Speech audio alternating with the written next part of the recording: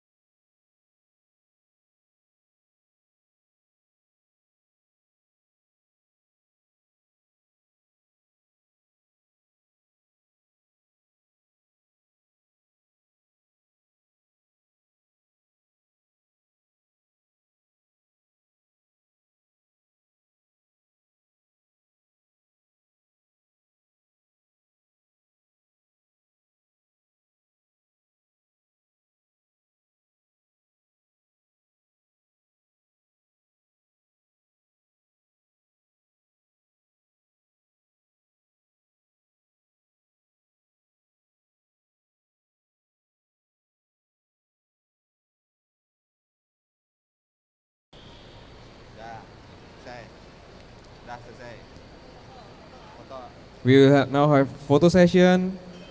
Geser. Thank you for the Ekadin and TUF North. You may all please be seated.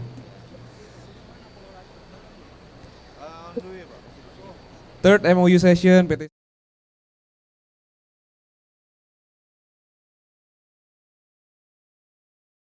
of Stackhawk. You may now sign the MOU.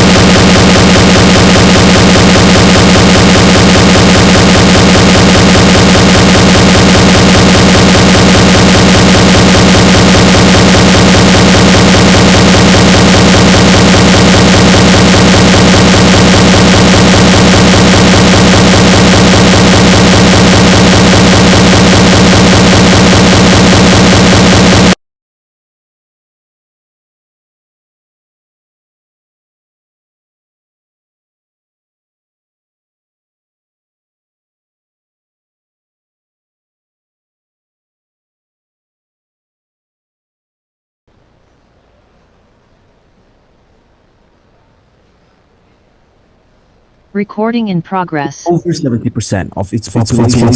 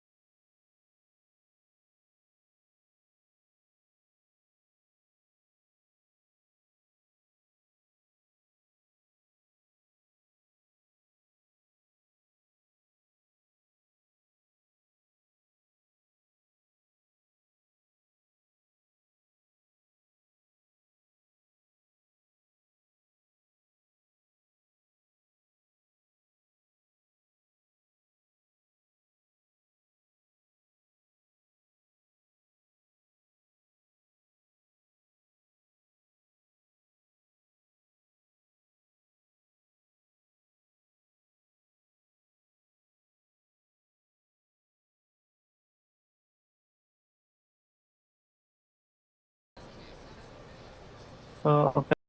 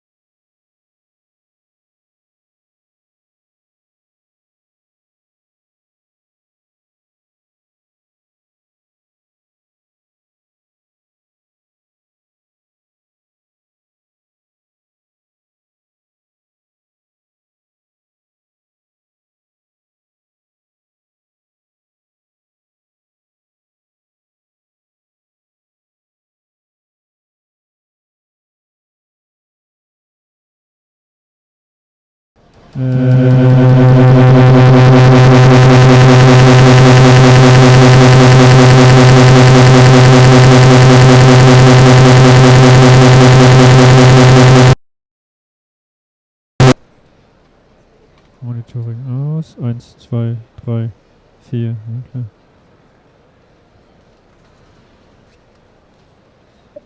Fünf, sechs, sieben, acht, 9, 10, 11.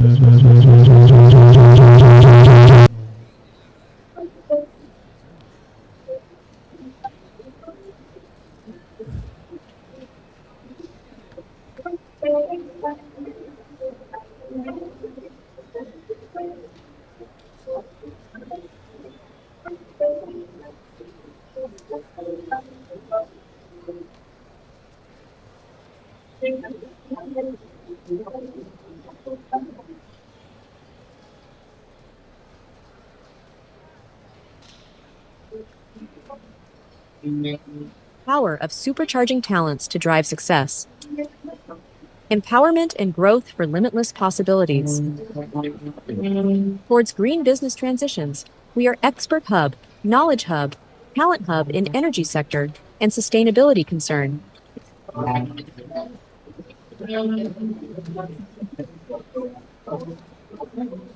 Bringing together the expertise and resources.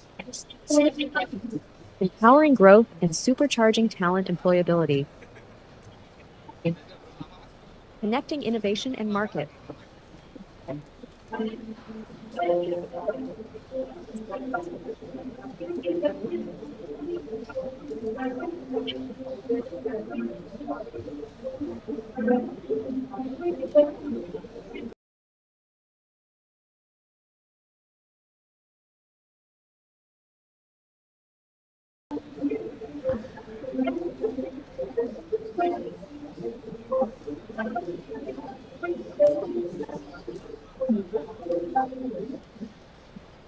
Indonesia, as an emerging economy, has undergone a remarkable journey, demonstrating solid economic performance. This significant development is propelled by the synergy of our abundant resources, both natural and human resources, embracing the spirit of making Indonesia 4.0. We are accelerating a strong synergy between humans and technological advancements that actively contribute to the implementation of the fourth industrial revolution in Indonesia. With over 70% of its population aged between 15 and 64, Indonesia is benefiting from a demographic advantage in which the population of Indonesia will be dominated by young and productive people. We also emphasize the transformation of technology systems to allow for the automation and self-replication for all machines in the manufacturing industry.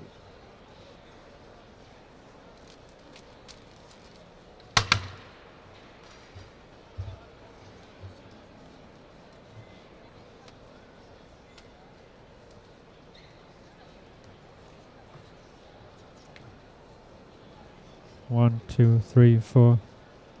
1, 2, 3, 1, 2. 1, 2, 1, 2.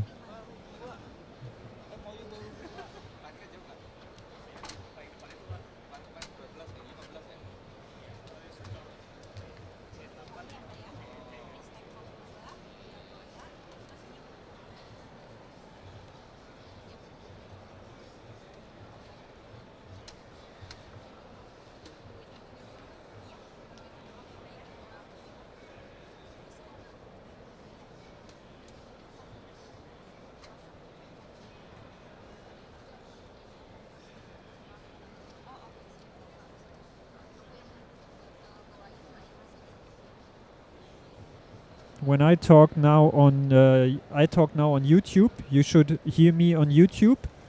Check, check, check, check, check, check, check, check, check, check, check, check. Talking on YouTube, talking on YouTube, talking on YouTube, talking, talking, talking on YouTube. Check, check, check, check, check, check, check, check, check. Talking on YouTube, talking on YouTube. Okay.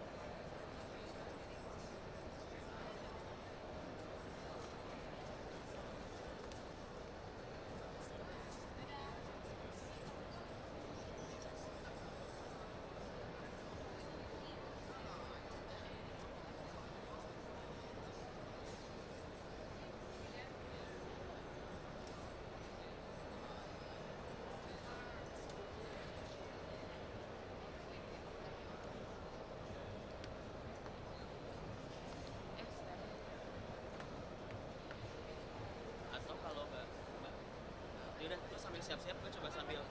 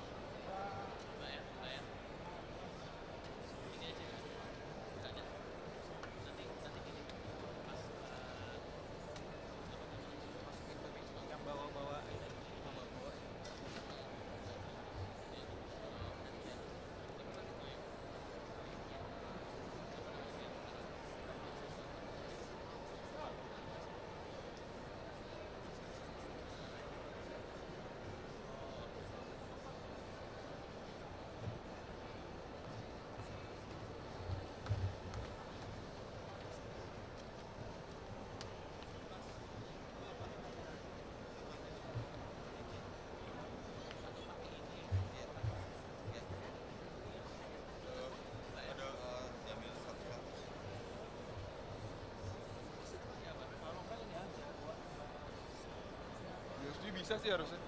Ada USB-nya. ada ya. Berapa?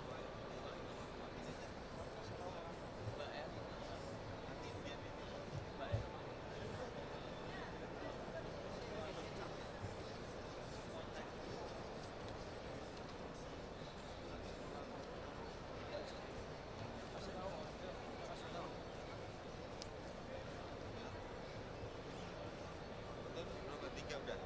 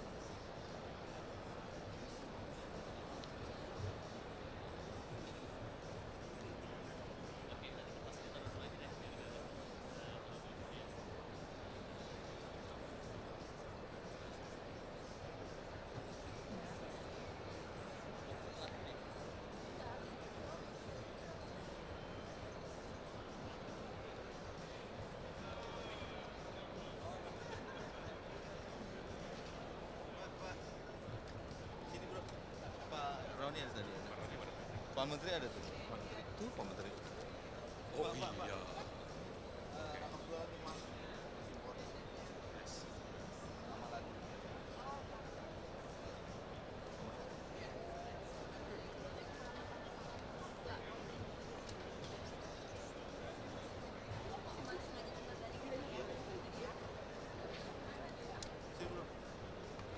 Suruh sini nih.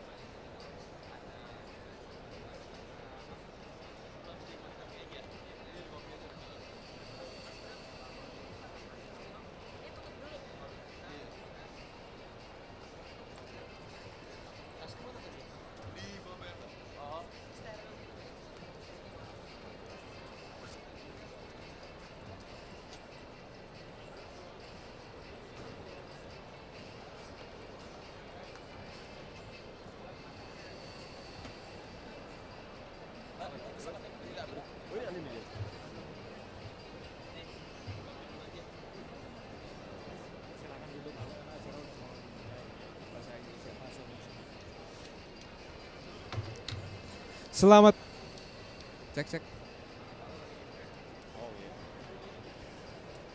Selamat datang. Selamat pagi kami ucapkan kepada para undangan yang terhormat yang sudah menghadiri Hannover Messe 2024.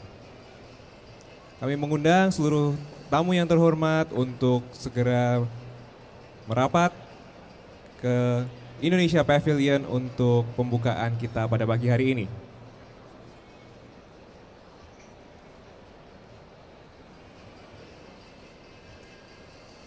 Ladies and gentlemen, distinguished guests and all the audiences that honorable to us. We invite you to join us at the opening ceremony of Indonesia Pavilion 2024 at Hannover Messe, supported by Ministerial of Industry of Indonesia.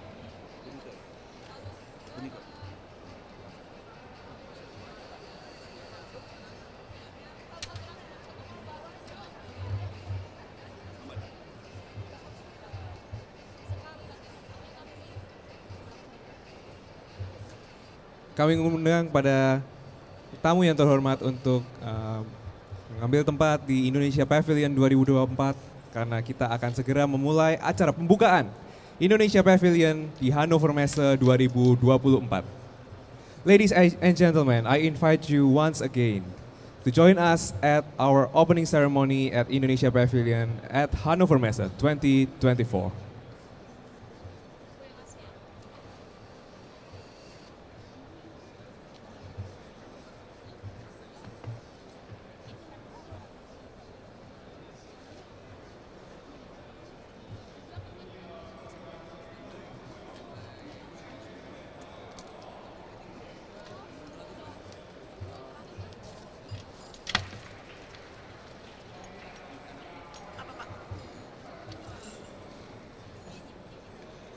Ladies and gentlemen, all distinguished guests and our esteemed speakers, good morning and welcome to the Indonesia Pavilion at Hannover Messe 2024, hosted by the Ministry of Industry, Republic of Indonesia. My name is Joy Handoyo. I'm honored to be your Master of Ceremony for today's proceeding. Before we get into our opening ceremony, I would like to greet some special guests that join us and present with us today. Here with us, His Excellency Minister Agus Gumiwang Kartasasmita, Minister of Industry of the Republic of Indonesia.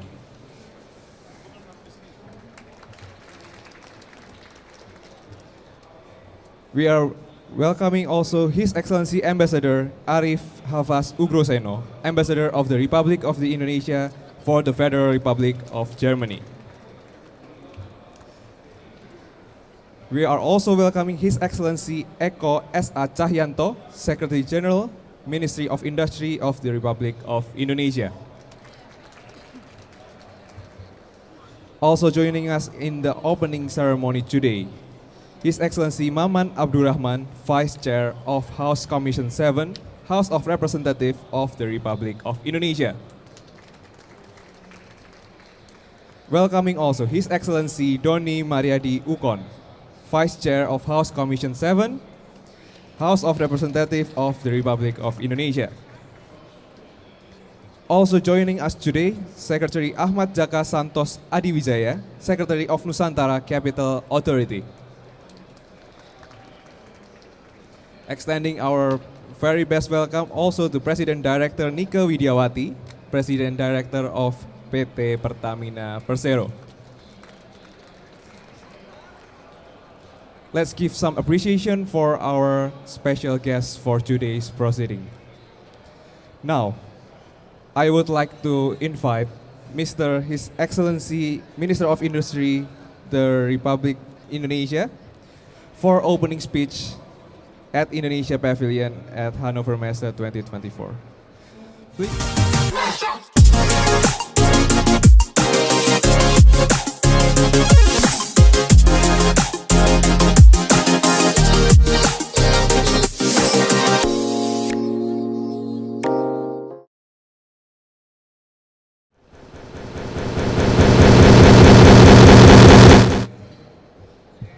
A very good morning to you all. Assalamualaikum warahmatullahi wabarakatuh. Guten Morgen. Selamat pagi and good morning. Let me start by expressing my heartfelt gratitude to our exhibitors for their hard work and efforts so that Indonesia can once again present our latest technological advancements and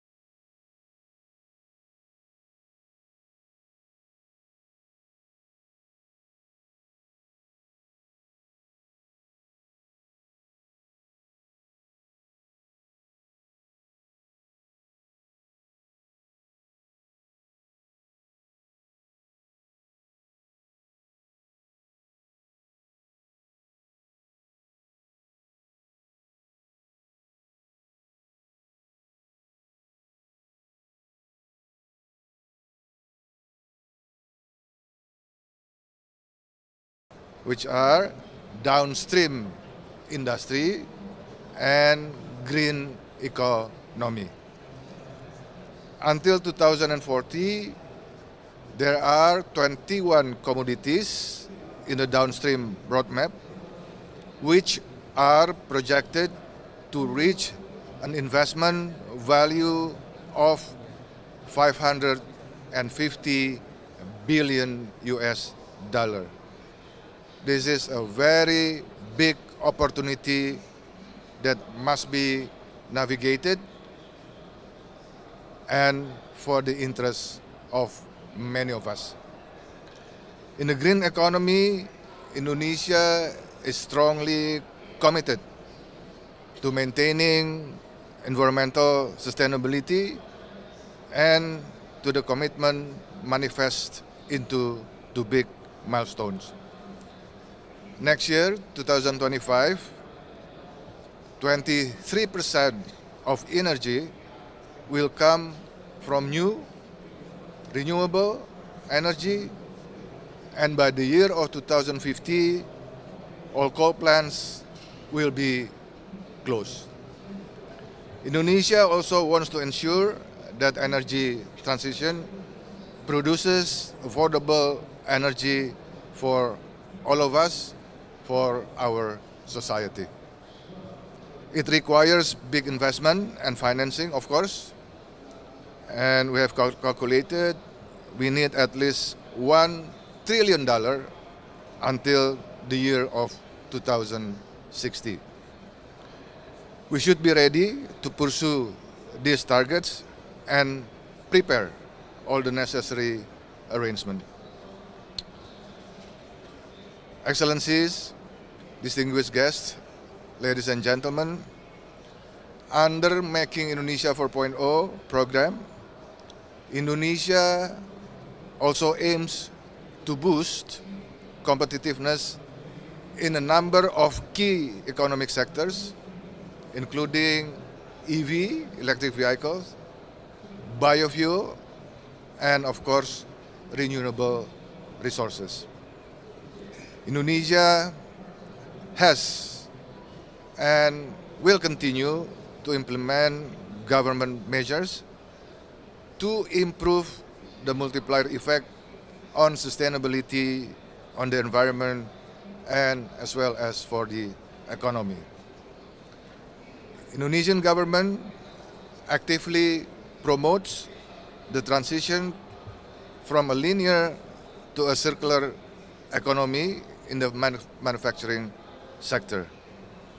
It is critical to ensure resource sustainability, renew raw material sources, and unlock our economic potential. Excellency, distinguished guests, colleagues, to create a smart and sustainable industry, we require a strong collaboration among a diverse variety of stakeholders, including business, private sectors, governments, campuses, and also communities. Strong collaboration strives to invest in R&D, this is very important, embrace cutting-edge technology, implement best practices, promote a culture of sustainability, and the continuation of advancement across industrial sector. The goals are to establish economic sectors that are not only environmentally and socially sustainable, but also to provide advantages to the future generation. Bapak Ibu sekalian, Excellency, distinguished guests, as we embark on this journey towards a more sustainable future, let us remember that the choices we make today will create the world of tomorrow. By embracing clean energy solutions, promoting energy efficiency, and fostering collaboration, we can pave the way for our brighter, greener, and for more prosperous future for the generation to come. Thank you so much. Assalamualaikum warahmatullahi wabarakatuh. Please join me one more time to give appreciation to the Minister of Industry of Republic of Indonesia. Thank you, Your Excellency Minister, for the opening remarks. Now we proceed with our opening ceremony. We will do ribbon cutting ceremony.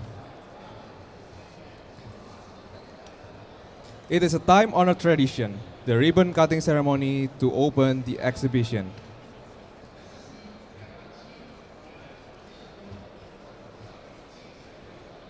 We gather around this symbolic ribbon.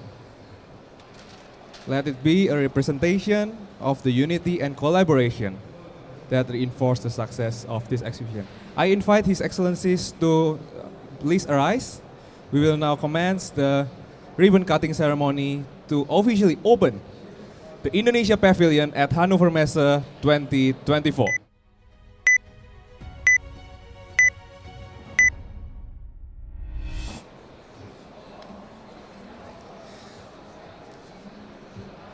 Okay, now we will officially open.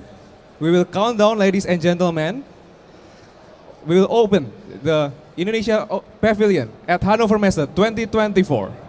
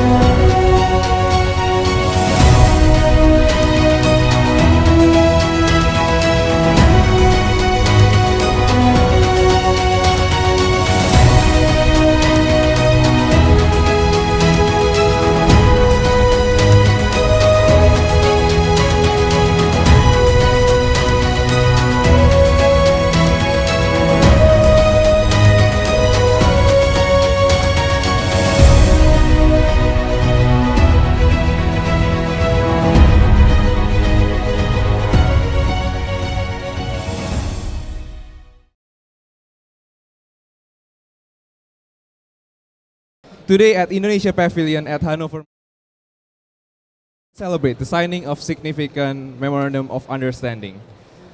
The first one will be, I invite MOU number 1, Kawasan Industri Pulau Ladi and Mars.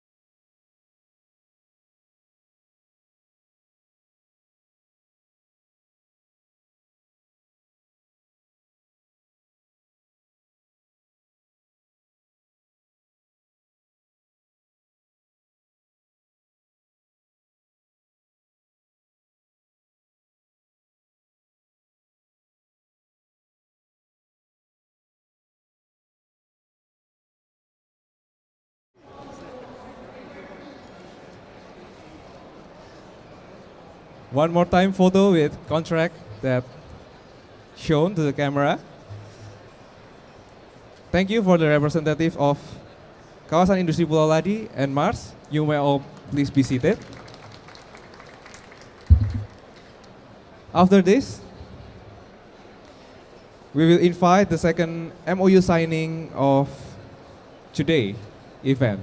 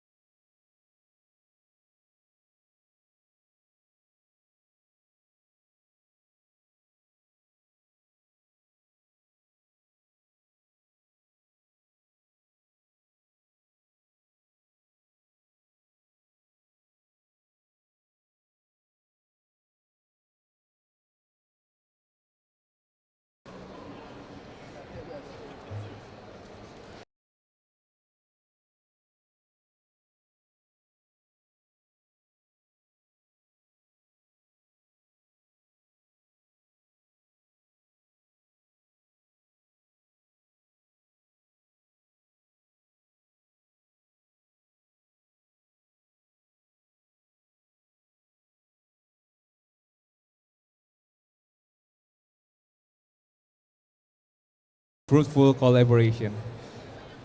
Please, you can hold the MOU for a photo session.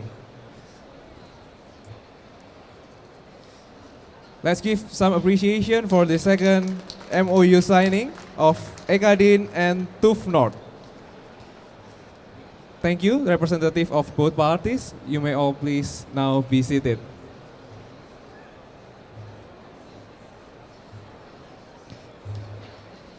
Now we will invite the third MOU signing of today between PT Stekok Robotika Indonesia and Backhoff Automation. I invite kindly Director of Mr. Malik Khidir to join us at the stage, and also Managing Director of Backhoff Automation, David Chia, to join us at the stage. We will now begin the MOU signing ceremony.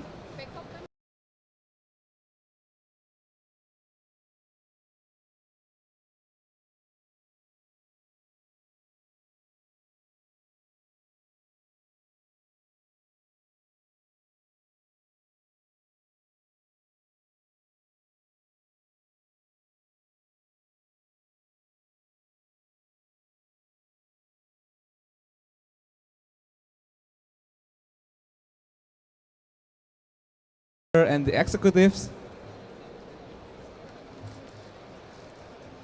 and showing the MOU as proof that they will work for a fruitful collaboration in the future. One more time photo signing.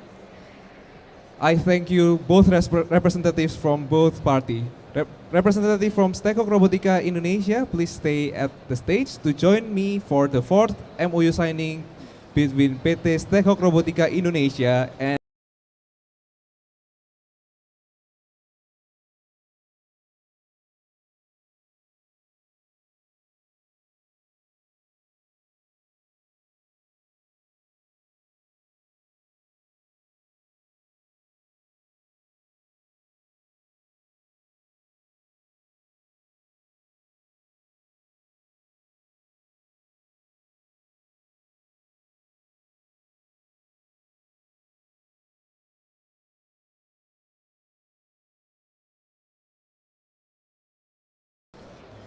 please join me for a photo session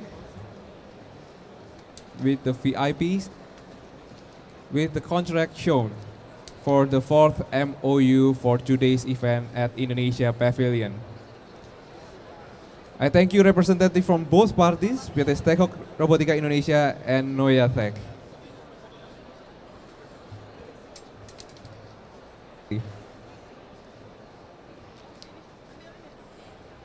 The final MOU signing of today, I invite representative from Atmi Igi and Solinatra Group BV to join me at the stage for the fifth MOU signing event of today. Here with us, PT Atmi Igi Center,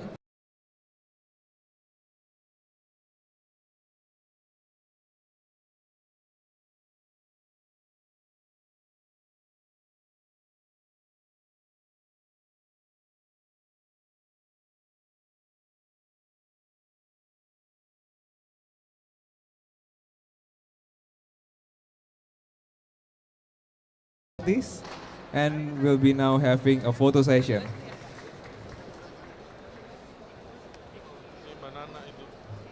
One more time photo session. With this fifth memorandum of understanding, we will now conclude the MOU signing ceremony of today at Indonesia Pavilion. Ladies and gentlemen, distinguished guests, please join me one more time to give a big appreciation for the MOU signing ceremony and the whole opening ceremony of today.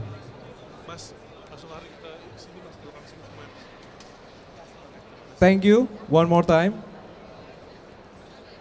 His Excellencies, you may now please be seated. Yeah. And we will now conclude the opening ceremony of Indonesia Pavilion at Hannover Messe 2024. I thank you one more time, ladies and gentlemen, that have been joining us and making this whole event happen. thank you one more time. And I wish you a very good exhibitions ahead. And that will be all for the opening ceremony.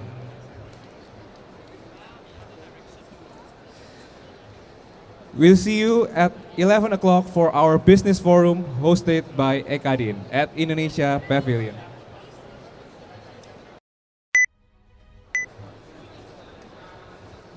Supported by Ministry of Industry of Republik Indonesia and sponsored by PT Pertamina Persero.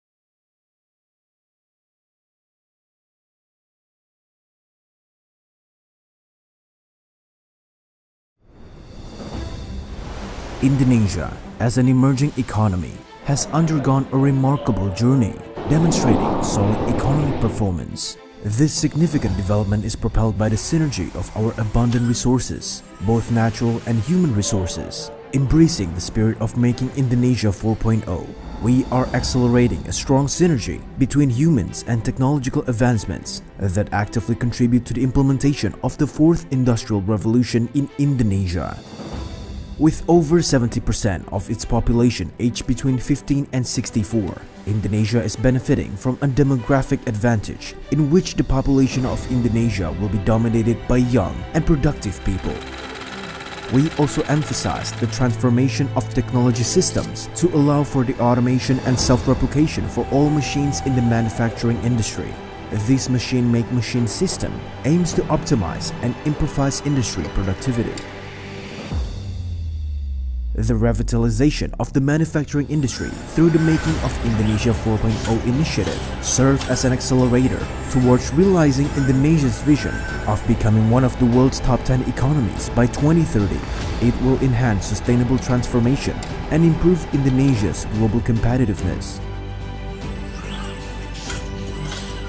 The Indonesian government has been proactive in working to create the conditions and necessary enablers to enhance sustainability transformation aligned with the country's development agenda. After being highlighted as partner country in Hannover Messe 2021, Digital Edition and Hannover Messe 2023, now in 2024, Indonesia will resume its participation and present its recent technological advancements to promote cooperation and investment in industrial technology. Indonesia will continue to further strengthen its reputation as the top 10 manufacturing countries in the world through its participation in Hannover Messe 2024. Indonesia is ready to energize and empower the fourth industrial revolution for a better future. Let's embark on our infinite journey.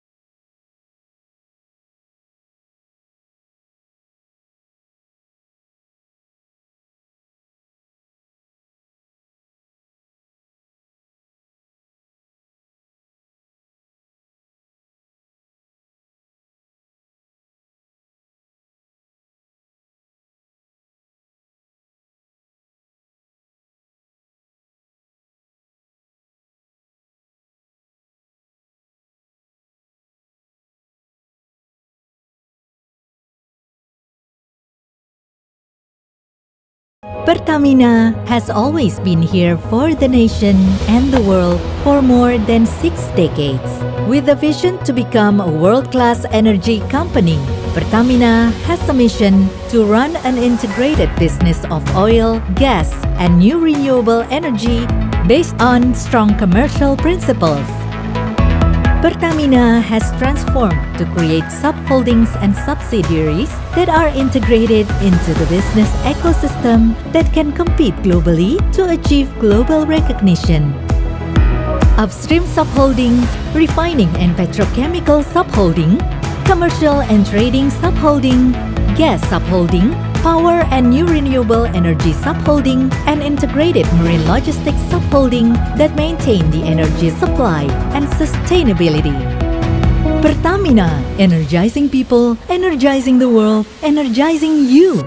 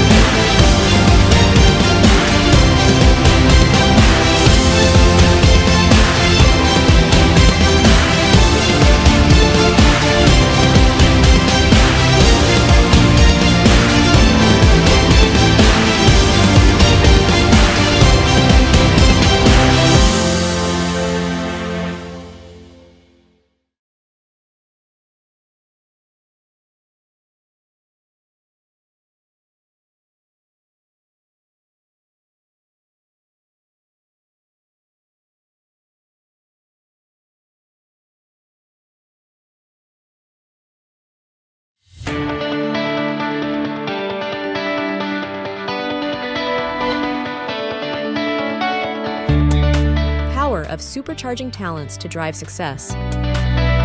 Empowerment and growth for limitless possibilities. Towards green business transitions, we are Expert Hub, Knowledge Hub, Talent Hub in energy sector, and sustainability concern.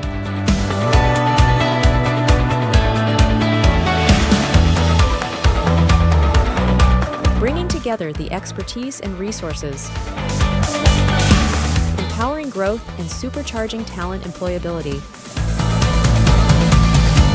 connecting innovation and market, enhancing capacity and building partnerships and networks to address communities' needs and aspiration. We support and empower partners in maximizing positive impacts, in unlocking potentials to grow towards a sustainable future.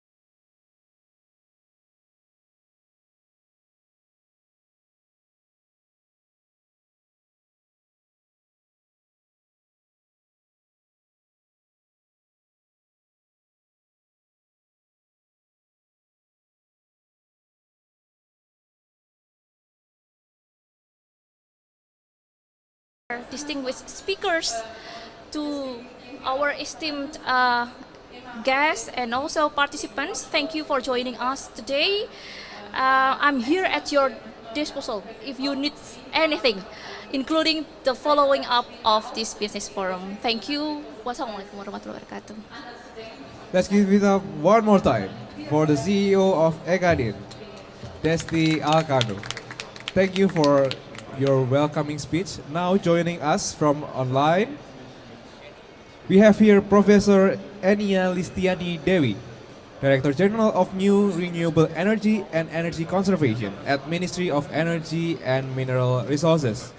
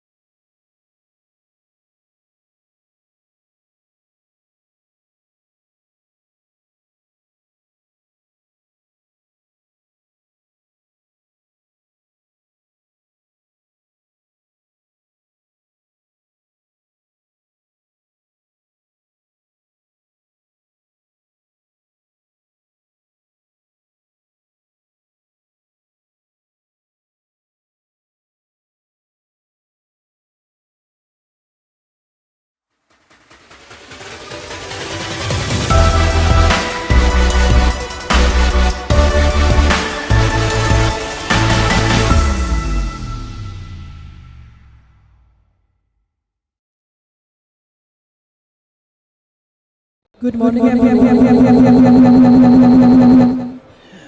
morning, everyone. Good morning, everyone. My name is Chandra Sri Sutama. I'm the Chief Operating Officer of Energy Academy Indonesia, ECADIN. I'm very honored here to be with the three of you for our first session in our business forum, Forging Smart and Sustainable Industry. I myself represent ECADIN. I have more than 20 years of experience in the energy industry internationally, in Europe, Asia, and Middle East. And it's smart and sustainable industry is currently our passion. So for everyone here, probably you know Indonesia as a beautiful country. It is a beautiful country. Everybody knows Bali and the beautiful nature. Of course, we have abundant natural and agricultural wealth, but as mentioned before, actually more than 40% of the gross domestic product of Indonesia is contributed by the industrial sector, compared to only 12% by agricultural sector. Therefore, it is obvious that Indonesia is today an emerging industrial country.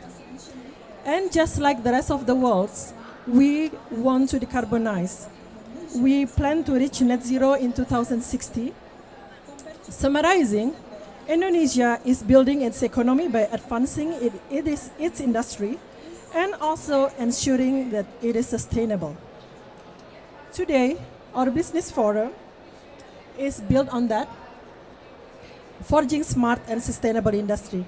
We want to build dialogue and build collaboration to forge smarter industry that is beneficial for the humanity today and for the future.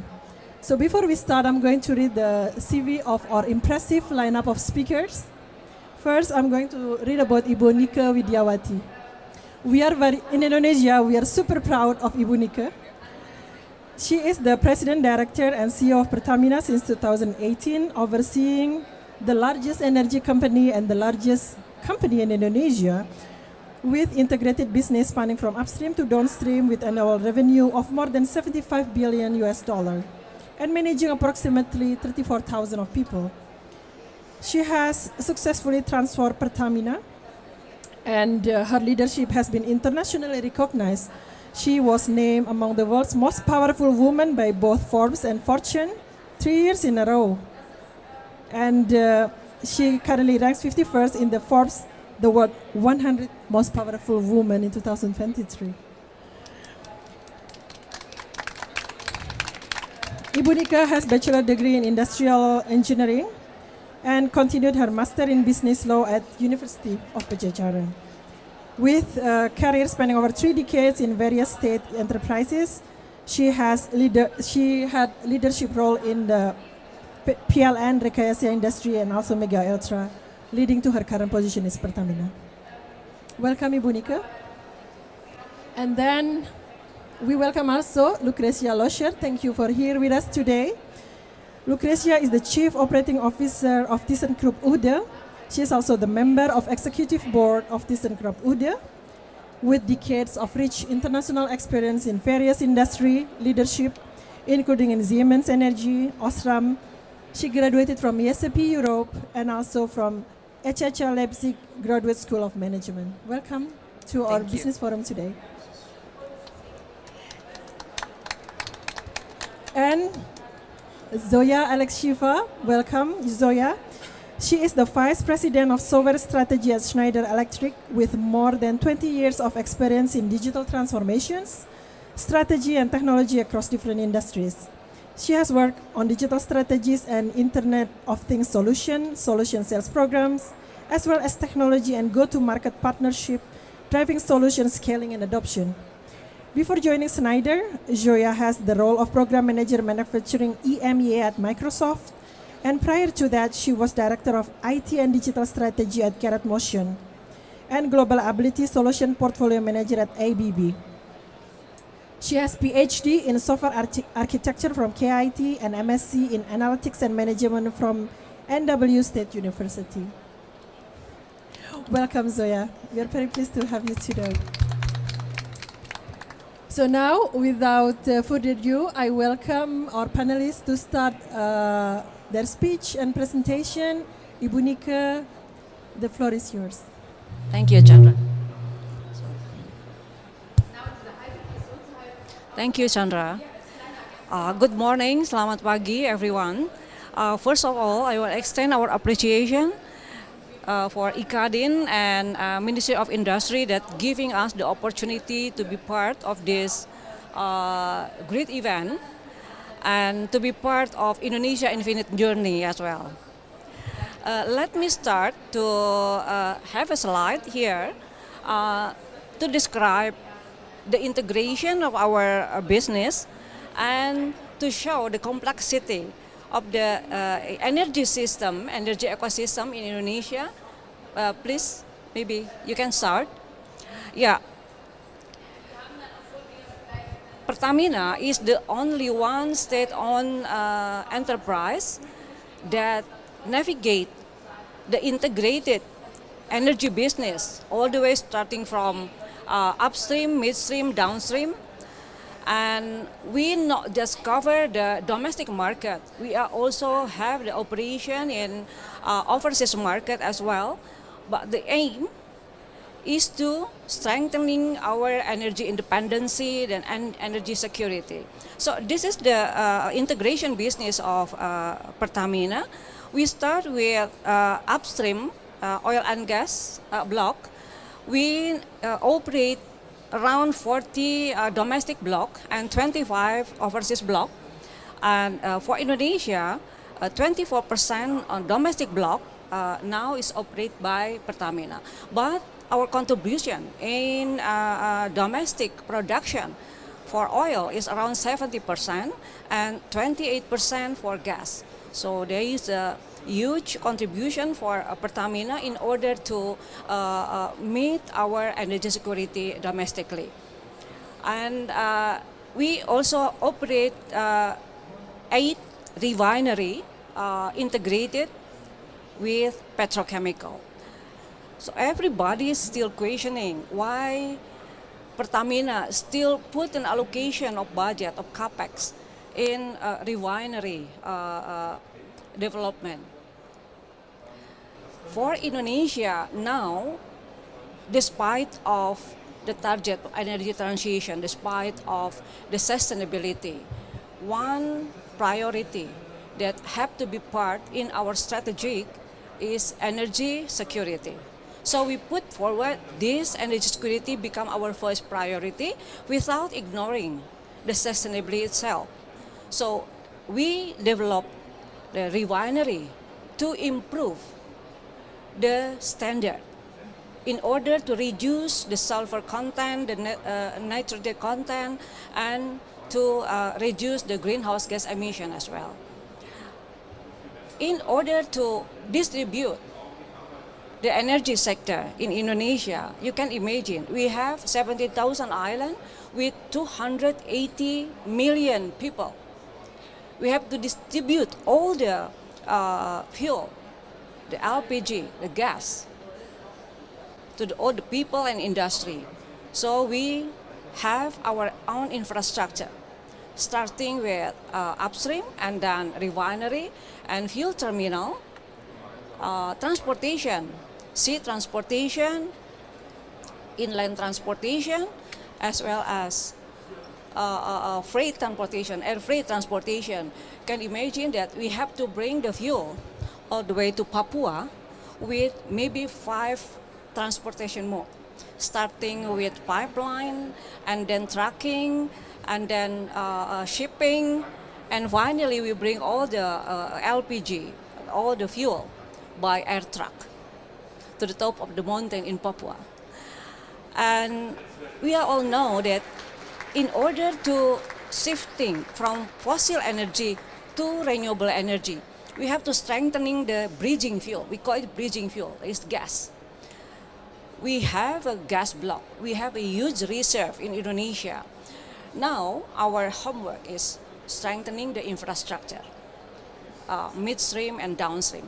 So we develop and operate, now is around 32,000 kilometers of gas pipeline distributing from upstream block up to the city gas, to the household.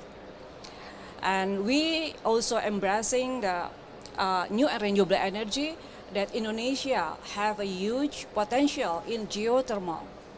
Now is still less than 10% of our reserve, geothermal reserve, is start to be operated. But we have still a huge reserve to be developed further.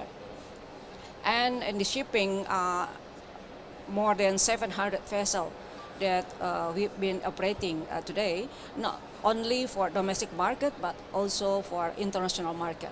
So this is a integrated value chains of energy that navigated by Pertamina, and it is more complex when, in particular for Pertamina, since as a state enterprise, we have a mandate from government to do a public service obligation to provide all the energy and bringing the accessibility to the people of Indonesia, to allow them to get the clean energy, the affordable energy, and the accessibility as well. So next slide. We fully understand that the global challenge for energy transition is more accelerated year by year. So Pertamina, despite of keeping the energy security, we also have a strategy to increase the new and renewable energy in energy system of Indonesia. So we call it dual growth strategy. We strengthening our legacy business in order to meet the energy security, energy affordability, and energy accessibility. But at the same time, we also do the decarbonization program for the legacy business.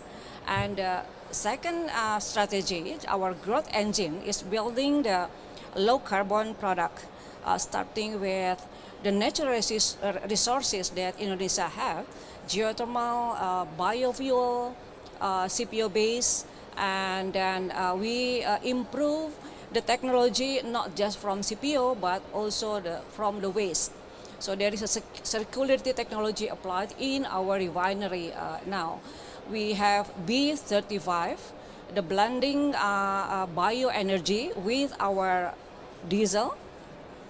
And from that program, actually last year we can reduce the carbon emission around 32.8 million ton CO2 from B35 program. And we start to produce also biogasoline, blending the gasoline with bioethanol, producing from sugarcane molasses, and we will produce more in our product as strengthening our scope 3 in ESG performance. We also understand that in our national energy policy, by 2060, there are still fossil energy in the energy mix. There are still coal, as well as fossil fuel and gas. And to achieve the net zero emission by 2060, we start to implement the carbon capture, utilization, and storage. We start with 2 blocks and successful to not just reducing CO2, but also increasing our production around 300%. And we will do more, especially for carbon capture and storage only.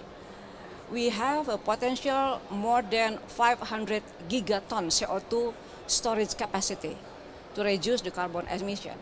And Indonesia is the 3rd biggest country that have rainforest, so we have an opportunity also to reduce the carbon by nature-based solution.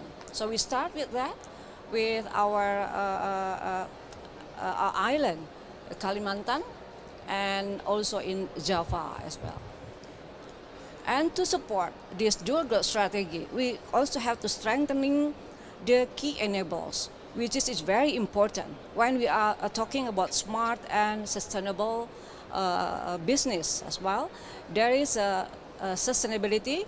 We establish new function in our organization. There is a sustainability and a digital transformation. Next slide. we start our sustainability journey actually 4 years ago. When we transform our organization from the big organization upstream to downstream, then we transform to become holding and subholding. All the operation is subholding level. And we focus on new and renewable energy, new business, and integrated all the operation. Next slide. So this is the aspiration, and we very proud to extend our operation to the team that up to last year we successfully reduced 35% of our carbon emission from internal operation, which is put us now is the first rank in ESG performance in the subsector of integrated oil and gas company. So we vote in that, and our commitment also shown in our budget allocation that 15% allocated for low carbon business, and the remaining is 42% is for downstream industry for gas and also oil. Next. Digitalization, we put as one of our strategic agenda. You know, the complexity, the wide range of our operation, we cannot do it by manually. So our digital transformation now is for upstream, midstream, downstream, all the way is linkage and interconnect, interfacing with our command center, so we can monitor all our operation.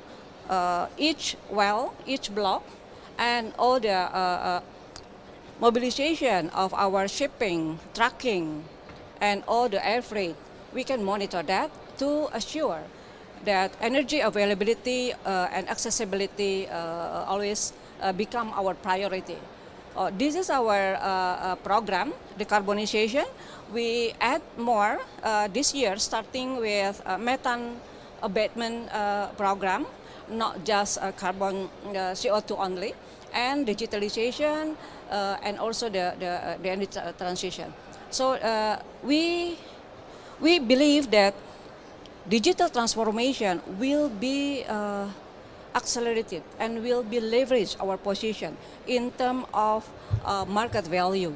So we more focus and allocate some budget and resources for digitalization. Next, 3 minutes left. Okay, now we develop the spoke and hub mechanism for digitalization. Since every minute we have to ensure the energy is available. We have 15,000 gas stations. We have more than 80,000 LPG stations. We have a program, One Village, One Outlet. So for each station, for each gas station and outlet, we have to ensure every minute there is an inventory sufficient enough to provide all the demand. And we have a projection through artificial intelligence from our database, especially when we come with, Idul Fitri, the mobilization. Next slide. Last month, there is 193 million people in Indonesia mobilized during Ramadan and Idul Fitri, and there is a huge increasing in demand, 10 up to 15% from the total 100 million kiloliter. So we have to assure, despite of geopolitical issue, and also the situation, increasing the ICP and the currency, but we have to keep this availability and affordability for all the people. Without digitalization, it's not possible for us, impossible for us to do this job, to do the mandate from the government. So, for Pertamina, not only to bring the company and the energy sector to more sustainable, but it should be also smart operation. So we put digitalization is one of our priority agenda in our sustainability journey. So thank you for all the participants.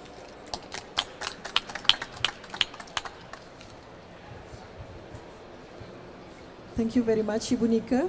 I would like to summarize shortly of what you presented. Very impressive of giving an overview how Pertamina is not just a company, but is essential part of Indonesia.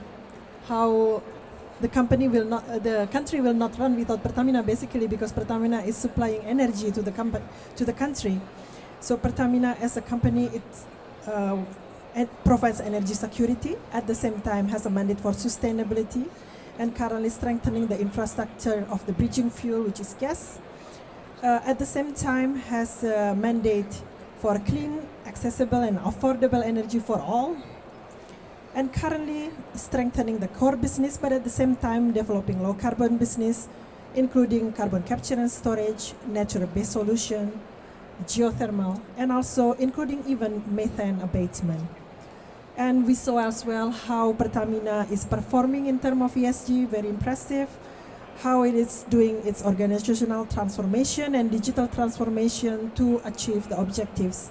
And last but not least, AI for business performance, including demand prediction, which an example of Idul Fitri event, which is the Christmas of Indonesia, which is this year was involving hundreds of millions of people, and that is not easy to supply energy to all of those.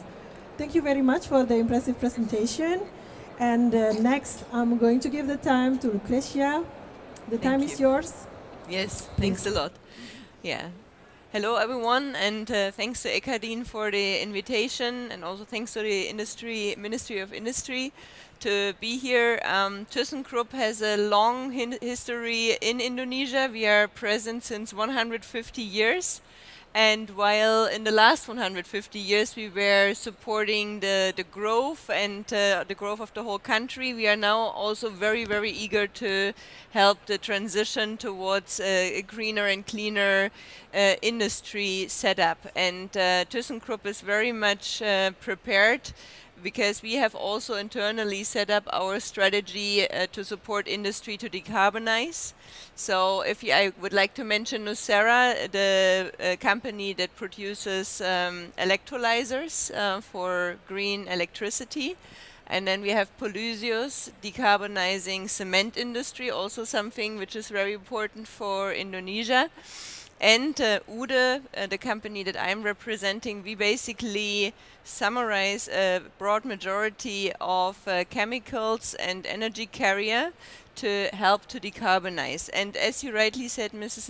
Nike, we have the whole portfolio of gray, blue, nice by basically capturing the CO2. Let me perhaps, if you go on the key slide, where I try to summarize a bit the full portfolio with regard to chemicals. Let me start with the ammonia, because that's probably the one that is a key element. Ammonia is a very good carrier for energy, because it's much more dense than hydrogen, and you mentioned that you need to ship it to all the different islands, and that's of course much smarter if you use ammonia instead of only hydrogen. So by us providing blue ammonia, we can actually capture 99% of the CO2, and then it can be stored, or it also can be used. I will come to the usage later on. And then you can use storage. We also provide ammonia storage to then afterwards use it for transportation via pipeline, or also very popular shipping. So we also see more and more companies preparing their ships also to use ammonia for the propulsion, not only to ship ammonia as such. And with regard to methanol is also a very interesting fuel where we create plants for it, because it actually can use CO2 emissions and convert it into a new syngas, which then can be used for other industries again. So basically you can capture CO2, and then you can convert it into methanol and can reuse it as a fuel again. And why is that of interest? It's also of interest because Indonesia is also an important provider for agriculture products, and there's a lot of agricultural waste.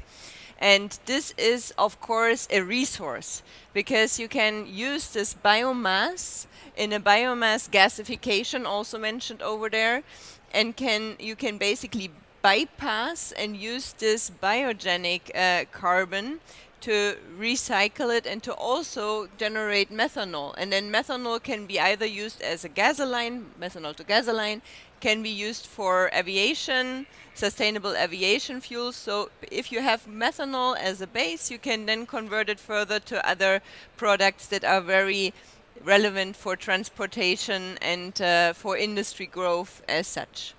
Let me quickly also touch the point of carbon capture and storage. I mentioned the cement industry. We now have the first projects in Croatia where we decarbonize cement industry through using the low carbon Polysius application and then also capture the remaining CO2 emissions and store it with our technology. So that all is possible. It's all, I think, needed as a combination.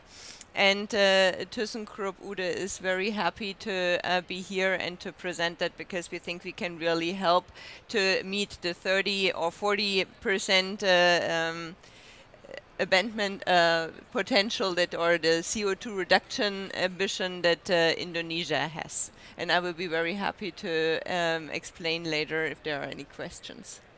So perhaps just to yeah, thank you. I think we can skip the last slide. Thank you. Oh, there it is. So that is just a reminder of the biomass gasification because I thought that's especially important for Indonesia to see that it is not only slides, but we have also already set up plants where we can use biomass to generate then further on methanol and to use that for the different synthetic fuels that we need. So this is real. This is located in France. We have also other plants in other locations. So, and I think the Indonesian delegation is going to visit Carbon to Chem in Duisburg tomorrow.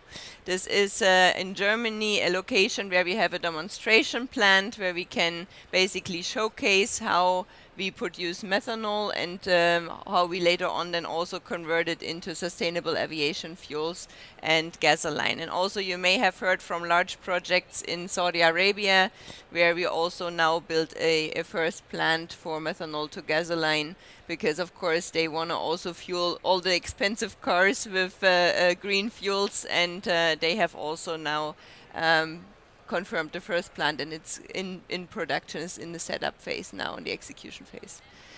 Thanks for this time, and happy to answer questions. Thank you, Lucrecia. So this is quite impressive because you mentioned about how you have a Nucera which produce electrolyzer for hydrogen, and how you decarbonize cement operation and cement production. And then we talk about how you work on ammonia as energy carrier and bridging by producing blue ammonia, in which process you capture 99% of the carbon dioxide. And my favorite part is how ThyssenKrupp have a process to process carbon dioxide to methanol and then to other fuel such as gasoline and SAF, and it is not just a dream because it already happened, and the facilities are there and have been producing. So it is very impressive, and we are really looking forward to see the real thing. Thank you for sharing with us. Thank you. Yeah. So the next presentation is going to be for Zoya Alexieva. We move a little bit to the Internet of Things. This is the hot stuff, digital. So we welcome, time is yours. Thank you so much. Can one hear me? Yes, perfect. Thank you so much. Really pleasure to be here today with you. Thank you so much to Engadin to inviting me. And of course, I'm really honored to share the stage with such powerful speakers and women leaders today.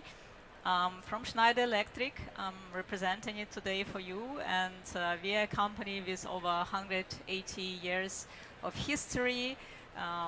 we say that sustainability is embedded in our DNA, and I will explain a bit later why.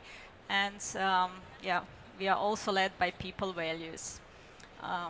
Maybe we can jump to the next slide. Thank you. So we are about 36 billion euro revenue as of last year, 150,000 employees in over 100 countries worldwide. And what is unique about us, we also have a very extensive partner network. There's about 1 million of people working for our partner organizations, into whose expertise we tap in daily to be able to deliver value for our customers. Our portfolio is focused on electrification and digitalization. And when we say digitalization, it's basically automation, industrial automation, and of course, software portfolio. So today I'm here more from the other side. So we are basically the solution providers on the sustainability journey to our customers. And of course, Indonesia is a very important market for us. So I'm really honored to be here. Yeah, so maybe jumping to the next slide. We Schneider Electric happened to have embarked on this sustainability journey already decades ago. We made it priority for ourselves and also the way we serve our customers. And we believe our portfolio is quite uniquely structured to be able to deliver value in this area, and I will explain a bit later why. Next slide, please. If you look around the world today, it's not a secret, it's becoming more and more clear to all of us that it's really important to be able to connect all moving parts and provide comprehensive digital twin to be able to enable sustainability by the digitalization journey for everybody. And why is it so? It's because if you look at energy production today or carbon emissions, you see that about 80% of carbon emissions are actually coming from either energy production or consumption, and we actually waste quite a lot of it, about 60%. So if you speak about 1.5 degree reduction for our pathway, it means we need to basically halve our emissions already by end of this decade. And actually it means that we need to increase threefold our commitment as compared to what we have today. So this is where this digital twin becomes really important, and digitalization portfolio and how we do it at Schneider Electric is on the next slide. We have our EcoStruxure platform at Schneider Electric, which is basically a comprehensive platform which combines our portfolio into one technology backbone. It is a collection of innovation around cybersecurity, connectivity, IoT, cloud. It's based on hybrid cloud solutions, but also on-premise data repository. In essence, it's open IoT-enabled system architecture and platform, and it provides both total horizontal and vertical integration. So when I speak about vertical integration, it's obviously coming from an edge, connecting connected products, edge control, software, apps, analytics, etc. All, of course, powered by cybersecurity and other technical topics. And you can think about it as our technology backbone, which we use to deliver value in our 4 target industries, which is industry, which is buildings, which is data centers, and infrastructure. And it means that we have our platform tailored for all these key industries. And on the next slide, I'm just going to pick up one example to demonstrate how we help our customers on this journey. I picked up industry because we are at Hannover Fair, so I picked up our customer, Roca, who is producing really beautiful products. They have about 76 factories worldwide. They're present in over 170 countries. They have over 20,000 employees. And Schneider Electric worked with Roca at global level. We have our climate consulting service. We helped Roca develop global sustainability policy and implement it with the help of our solutions, obviously EcoStruxure platform, but also Aviva. Now it's called Connect Data Services, Aviva Pi as well, EcoStruxure Resource Advice, and many other solutions. And basically, Roca was able to already reduce carbon emissions by 21%. They should be able to achieve almost 50% by 2030, and they are on a target to become net zero by, I believe, 2040 or something. I'm sorry, I don't remember anymore the date. But why I picked up this example, I think it's really valuable because it demonstrates how global digitalization of factories and implementation of this kind of digital twin combining electrification and automation with the help of digitalization helps not only reduce carbon footprint in this case, also become more sustainable, but also it helps to increase profitability because the factories are becoming more efficient in this case, and also the maintenance costs go down. And this is why at Schneider Electric we obviously like these examples, because they demonstrate that sustainability does not necessarily come only at cost, but it also brings value. So thank you very much. I would be happy to give you more examples. I'm here after the presentation. We have a lot of such examples, and yeah, thank you for having me here. Thank you very much.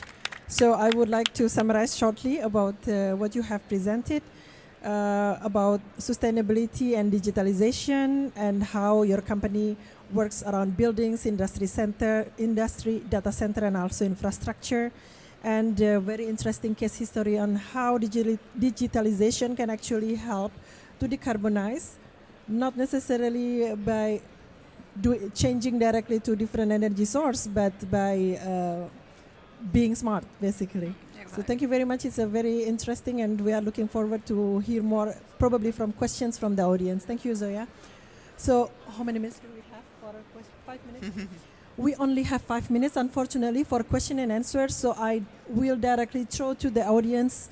If you, probably I will just accept one question from the audience.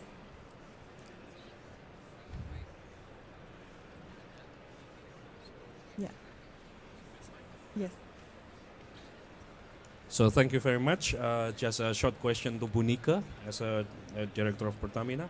So as an Indonesian who live in overseas, I'm very proud of your presentation. Just a short question about your company transformation. When the company decide to transform to be more sustainable company and so on, what's the biggest burden, and also how the competence or core competence should be mapped, and what's your company action to fulfill that requirement? Thank you very much. My name is Akmal from Ekadin. Thank you.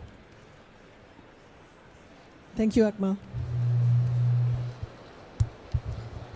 Yeah.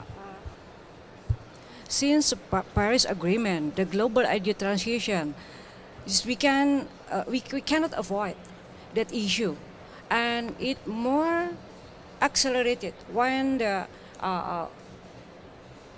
pandemic, the COVID pandemic happened, and the geopolitical issue. So for Indonesia, the energy transition is not only reducing the carbon emission, is a bonus, but the first priority is to strengthening our energy independency. Since now, 1/3 of our fuel consumption is still imported. So we have to reduce the imported energy with unleashing our domestic natural resources. So we start with increasing our blending in biodiesel as well as biogasoline. We have a huge reserve of CPO as well as the other biodiversity. So we start with that. There's the big push for us to do a transformation, and we start with transform our organization. It's very important when we send a message, a critical message to the people of Pertamina, that we have to change, we have to transform ourselves, we have to disrupt our existing business with the new business, and we cannot do in parallel when we operate all the existing business in one vehicle. So we have to transform to holding and subholding. The holding just integrated all the business, and the operational for each business is navigated by subholding itself. So we have a time, we have a resource and budget allocation more to develop a new carbon business and to improve our ESG performance as well, and prepare our human capital to be adapted and to be relevant for the future energy and our future business. From that transformation, now the result is very good. We can even increase our revenue and profitability higher in the history of Pertamina, and then continues growing. And we can also increase our growth in low carbon product, since each business now is more focused, and our in holding our roles is navigate all the new business and existing business, and make sure that the legacy business implement the decarbonization program, as well as mentioned with our speakers about the hydrogen, about the ammonia. Now we develop our first blue methanol and blue ammonia project in Bintuni. So we can produce the blue ammonia from our natural gas and using the CO2 to become methanol. So we can use all form of the gas. And Indonesia actually have a huge reserve of gas. And during the last 3 years, Pertamina executed, we call it seismic survey, for around 35,000 kilometers, and we found 5 giant new discovery, mostly on gas in eastern part of Indonesia and deep sea. So we still have the opportunity to increase our gas in energy mix in the form of more clean through blue gas and CCUS, and also producing the green energy from geothermal and also biodiversity. And if I can just add, the beauty is also that you can even use a normal gas turbine and fire ammonia in the gas turbine. So you can actually use your equipment and you don't have legacy problems with that equipment. Yes, I believe now the technology advancement allow us to use 50-50, ammonia and the gas, even though with coal, co-firing, co-processing, maybe further it will increase to more, for example, 70-30 and something like that. So I mean, in terms of technology of equipment, we believe that we do hand in hand to increasing the renewable energy, the green one in our energy mix. Thank you, Ibu Nika, and thank you for your addition. It's very insightful of what you mentioned.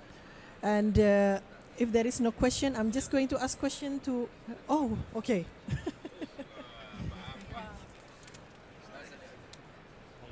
Thank you.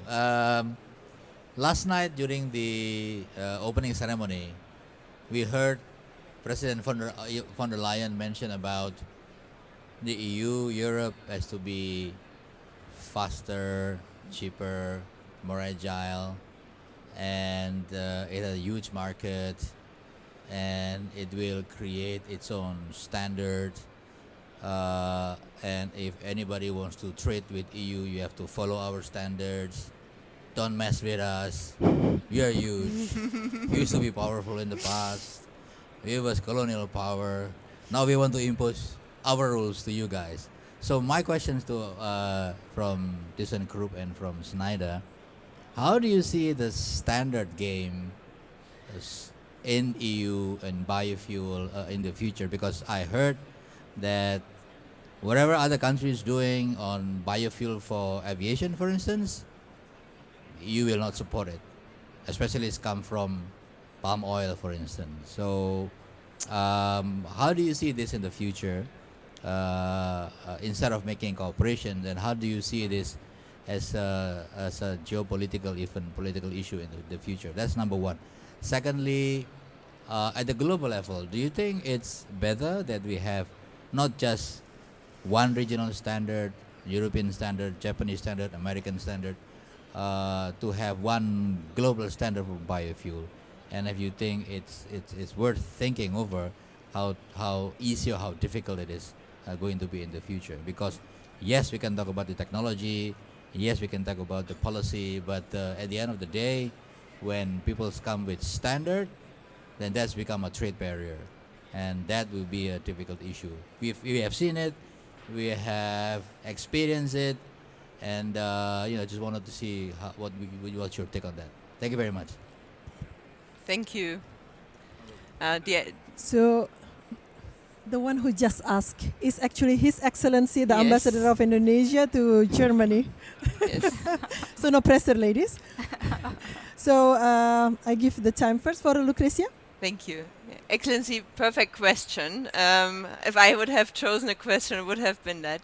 So I think, first of all, we are a global company, and if I would only supply ammonia plants to Germany, it would be a very small business. So in looking to your question, to be honest, I think with regard to sustainable aviation fuels, there will be a global quality level, because at the end you need to be able to fuel a airplane, and of course there needs to be a standard of quality so that the airplane can run globally, can be refilled. So for sustainable aviation fuels is a very simple answer, because that's the same standard that we currently have for aviation fuels. It's just then going to be sustainable. So that's a global standard. There are agencies globally that align on these standards, and that's a simple one. And then the EU will also not have a better standard than everyone else. It's a global standard. With regard to the actual climate crisis, I think we need to look a bit to what we have learned as Europe in the past. And we very much rely on these colors, like is it now green, is it blue, when is it blue, how much of the CO2 needs to be captured. The Middle East was smarter than us already a couple of years ago, because they started to speak about clean instead of talking about the colors. And clean in a sense that you don't emit CO2. Because that's the ultimate goal, right? You try to have less CO2 or greenhouse gases in the air to stop the climate crisis from getting bigger. And that's what we should measure ourselves towards. So no matter what kind of standards, every country is currently trying to set standards with regard to which projects are going to get a subsidy. So, but this is for the beginning, so that these projects get the money, so that they get FID and we can have the first projects, because we assume that over time the price for green ammonia, for blue ammonia, is going to go down. So we want the first movers to get a support, and then that's fine. But over time, the only thing that will count is that we reduce CO2 in the air, either through using it, carbon capture and usage, like with the methanol, or to not emit it, and that is then the electrolyzer and ammonia path. And both energy carriers will solve the same problem, to have less CO2 in the air. So to your question, I think at the moment the standards help to structure ourselves, and there are very different standards. If I supply to Australia or, for example, Japan and South Korea have different standards for their import strategy. So we have to, of course, look at it, because it may be that carbon capture of 60% in Japan is currently not as much appreciated as 99%, but that's a temporary topic, and we will see over time that it's all about the more CO2 you save, the better it is. Thank you. So up to you. Probably digital sector Yes. is less affected by standard, or maybe I'm wrong. Yeah, yes, it's a good point. It's maybe even worse indeed. But I think, I couldn't have said it better. I think also for us, we are a global company, we serve different markets. Indeed, depending which area or which segment, we're quite segmented in terms of standards, especially in automation, all the protocols, etc. But what we clearly see over years, and we see more and more initiatives, and V. Schneider also announced at this exhibition one of these initiatives, there is a clear drive towards more global standardization, because we cannot be a player just in one market and hope that it will improve everything for the planet. And the complexity is already crazy, and the more systems we are starting to connect, we are increasing number of data points exponentially, literally. We are reaching basically end of compute power capabilities as of today. Complexity is becoming very hard to tangle, and I think at the end the answer will be quite simple, that we will be drive towards standardization also from companies like us who are more suppliers or partners in this area. So I hope that answered your question, Pak. Thank you very much. I think we are running out of time. We will move directly to the next session. Thank you again for the panelists today. We really appreciate your sharing, very insightful and from different industries, so very rich. Thank you very much. We'll see you again in the next session. Thank you. Thank you. thank you.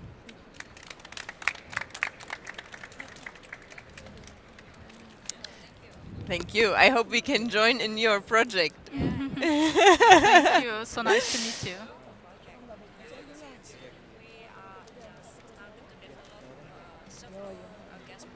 Yeah.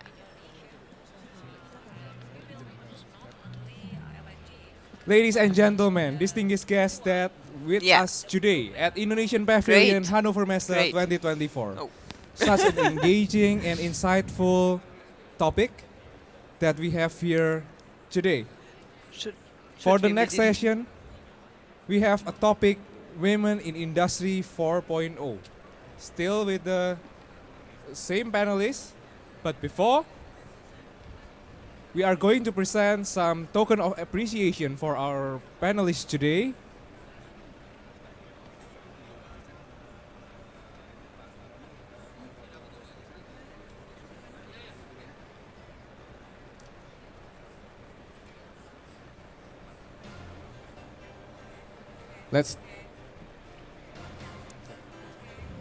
Okay. We are still going to continue our discussion in our second session with the same panelists and also moderator. But before, we are going to have our ceremony, some token of appreciation from Ministry of Industry of Republic of Indonesia. I invite the distinguished speakers to please arise for a bit for the ceremony.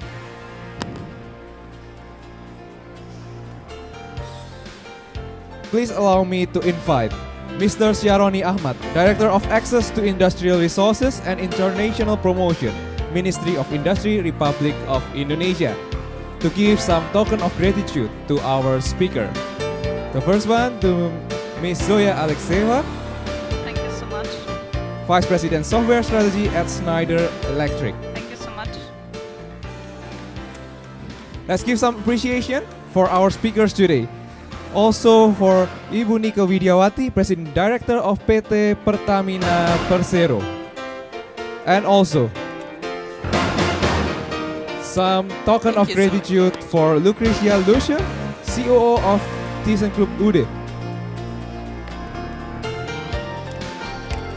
I also invite Madam Chandra, the moderator of today's discussion, to join us on the stage for the token of appreciation from Mr. Syaroni Ahmad, representative from Ministry of Industry.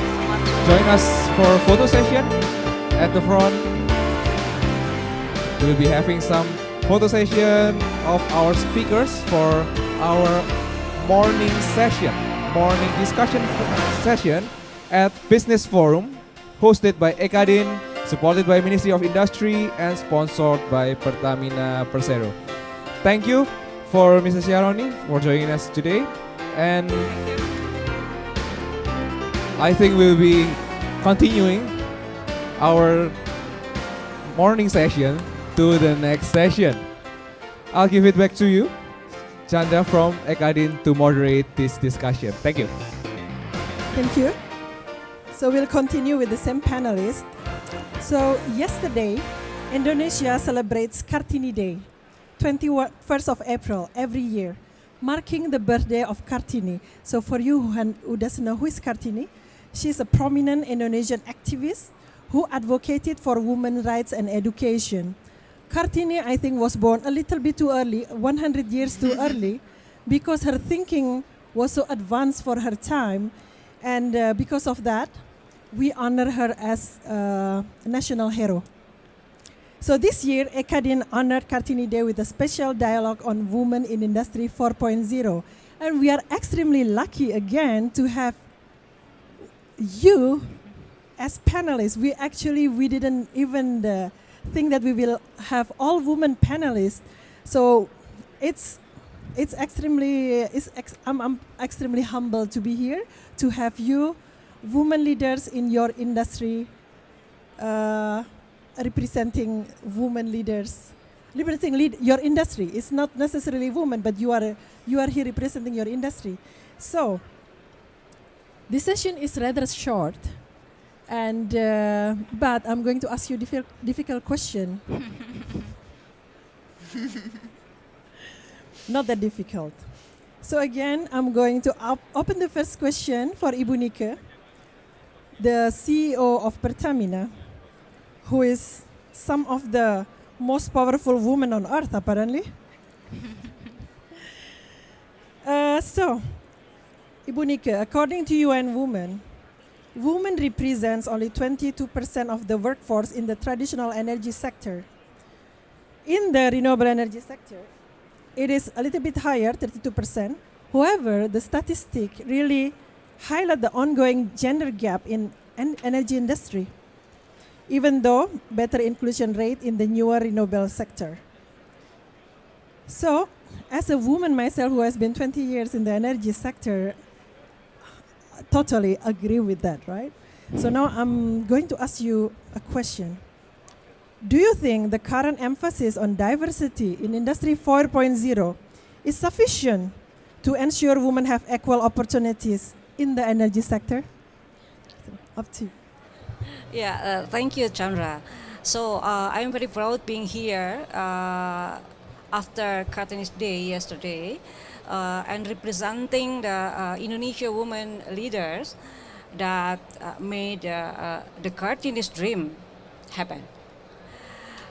Okay, and you're right that the participation in energy sector in particular for women leader is still less than compared to the other sector. And even in Pertamina, as well as our energy sector in Indonesia, now we're still struggling to increase the contribution, the participation. Why? See, I usually think about the holistic view. So I'm starting with the upstream side, the issue, with the education. Energy sector is heavily in STEM field, science, technology, engineering, and math. And the participation of the women and girls in STEM education is quite low in Indonesia. So, and more complicated when the girls that took the education in STEM, even though not choose the energy sector as their career, there is a gender stereotype and bias in Indonesia, especially when it comes to culture and social and religion. So we have to break this grass ceiling and change the perception that energy sectors is not only the male dominated. The women also can take a part in a very strategic role, not only in the supporting side. Now in Pertamina, for example, the women employee is around 18%, but mostly in supporting function. And in the top level, in the C-level, is around now is less than 20%. We have a target to increase to become 25% this year. As well as our state-owned enterprise have the same target to increase that participation. So we start with education, to educate, especially not only the student, but also the family. And in Pertamina, we have the community for empower women, our women staff. We have a coaching, mentoring program and specific program for that. Not only for the employee, but we have our university. We have a quota, certain percent that the student it should be girls. And we also develop the our environment, starting with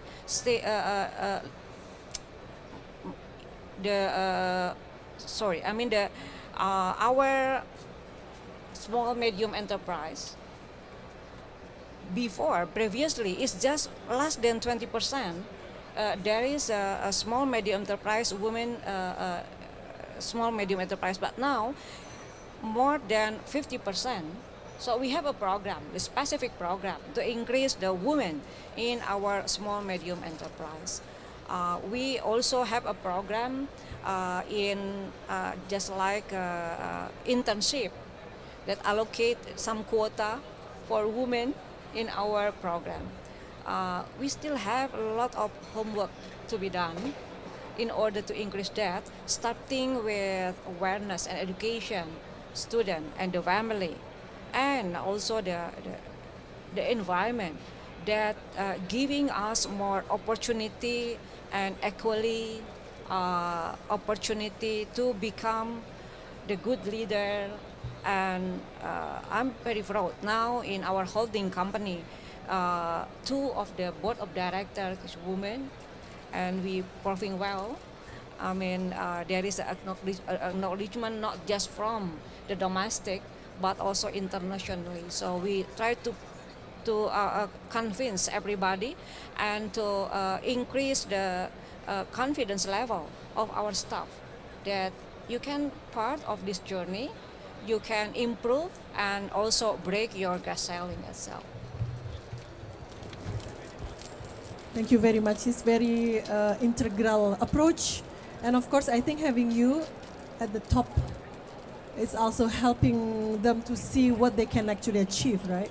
Thank you. Yeah. And in fact, the women, if we want to accelerate our career and come to the higher level, we have to, I mean, our extra effort is maybe more than twice, just to be equally with the others.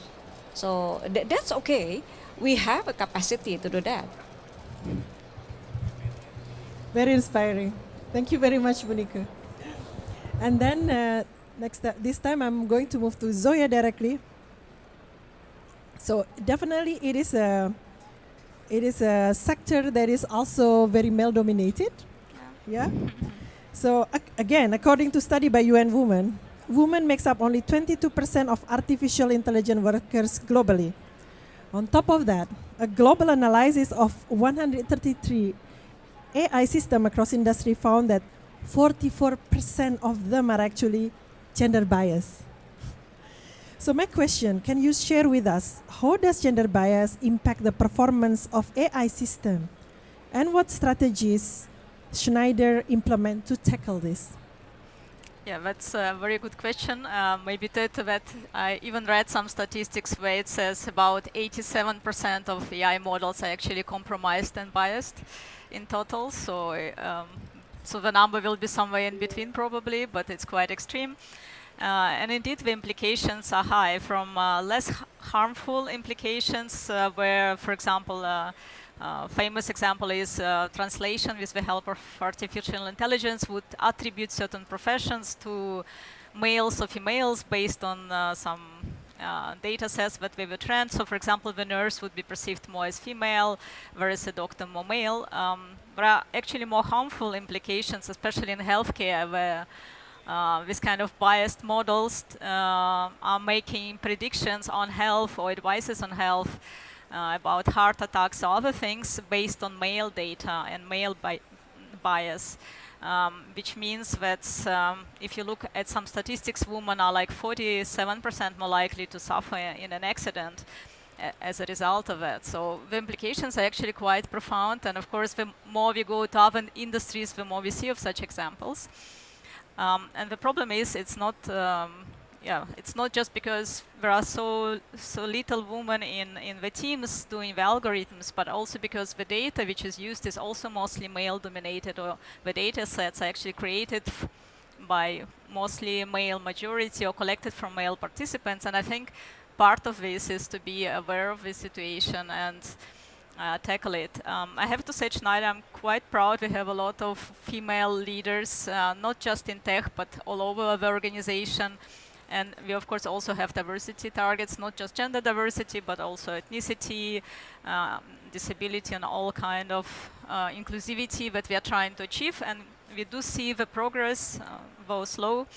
And we do invest a lot into education of our employees working in our AI hub, so big central team, but also in the Spock and hub model to make sure that they're at least aware of the bias, that when they use data to train the systems, that we take the data, which is including also other representations of ethnicity, of gender, etc. So the broader population, that there are some guardrails put in place for the way we develop algorithms, and of course also the way we interpret and work with our customers. So this is what we are trying to do. Thank you very much, Zoya. Keep fighting to make sure that the 51% of the world is represented in AI. Thank you, we hope. Then next to you, Lucrecia. Now it is also continuing to what Ibu Nika said, that there are not so many women in the pipeline in the industry, particularly in the STEM, in the school. And surprisingly, you thought that in Europe there are more women in STEM, but actually no. It's only 1/3 of the graduates in EU are in STEM. How do you see this impact your industry currently, and how do you want to see this for the future Industry 4.0? Yeah, it's an important question, because I think we have the same issue actually that we see in other parts of the globe. We don't have enough role models. And the stereotypes that are set, they then also influence the selection of the study, and natural science is probably not always the first choice because there are other stereotypes that indicate something different.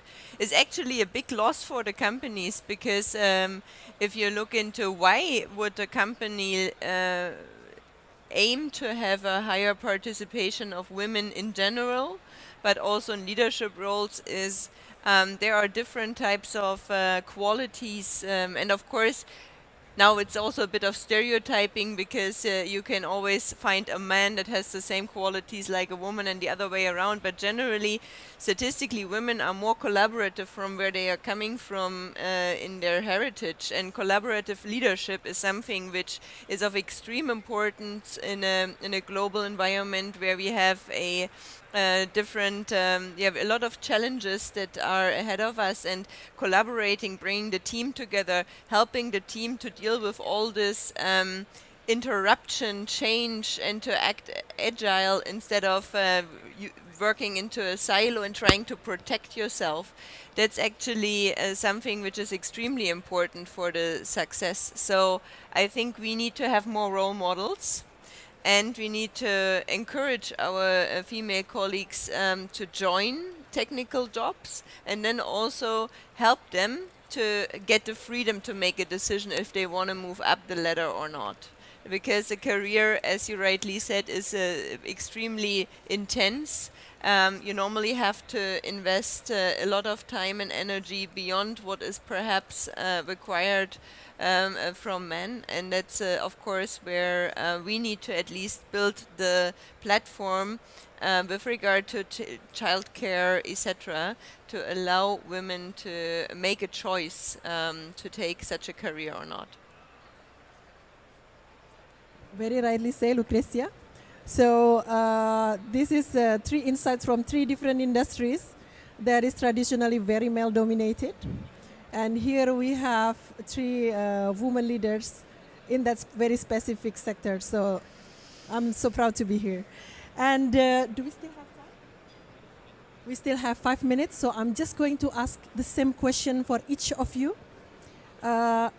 Now, representing your industry as a leader in your industry, what is your message for the leaders and the future leaders of your industry to ensure equal participation of men and women in your specific industry, and why it is important? So I hope you can answer it like 1.5 minutes, starting with you, Lucrecia. Sure. It's very simple. If you look into your families, normally you will find men and women, girls and boys in your family. And I would assume everyone loves their children equally, so you want to have equal chances. So everyone, no matter if you are a man or a woman, should encourage others to give equal chances to everyone. So that's the basis, right? We want to be treated equally, and that is also true in our business environment. And everyone should support this. So, and then we will have the best people taking the important roles, and that is independence of the gender. Ibu Nika. Thank you. There is 5 issue that we have to tackle. The first, there is still gender stereotype and bias. So I want to send a strong message to all the women that we have to proving ourselves that we are competent, that that bias and the perception is nothing than the myth. So back to ourselves, just improve our capability and prove to the others that we have a competency to be a global leader in this industry. The second is education. Still lack of STEM field for education. Now is on average just 19% of the graduation is STEM industry, STEM field. And then just 50% on that 19% is choose the energy sector. Against the education, the awareness, and the self-confidence should be improved and strengthening. And we have to try the new things. And I myself is more optimist about the future of energy sector that can more women participation in this industry. Why? Industry 4.0, the physical activity is will last. And there is a lot of new function related to digitalization, related to data analytic. And I think it's more have a room, the bigger room to the women to participate. And the third issue is work-life balance. You know, as a woman, naturally, we also have a strategic role as a woman and mother, and we have to make it balanced. But I think with the other mechanism that we can also, there is a education, that there is a support system that support us to balance that role. And the fourth one is the policy in the workplace. For example, in Pertamina, we have a policy that we have to respectful workplace policy. And we put the very strong message for any kind of bullying, any kind of harassment. And you know, there is more than 10 employees that already due to the harassment. So we implement and consistent to do that. And the last one is we have to also improve the environment, not just only ourselves, not just the company, but also the environment, especially to increase and to improve the perception in terms of culture, in terms of social situation. So there is 5 issues that have to be tackled to allow us to be able to improve ourselves, the women in Indonesia, and more participation in energy sector. Thank you, Ibu. Definitely comes from a woman with very rich experience from A to Z. One more thing, I agree that we need a role model, we need a mentor. So women support women is very important. Absolutely, absolutely.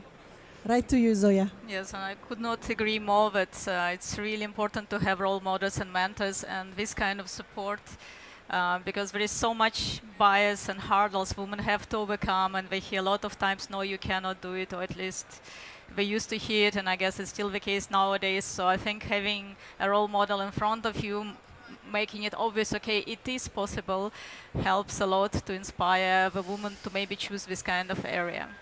And as to equality, I think it's also really important that we don't make assumptions about each other, but we actually listen to each other and try to understand the behavior without interpreting it from our perspective, because most likely we are all biased.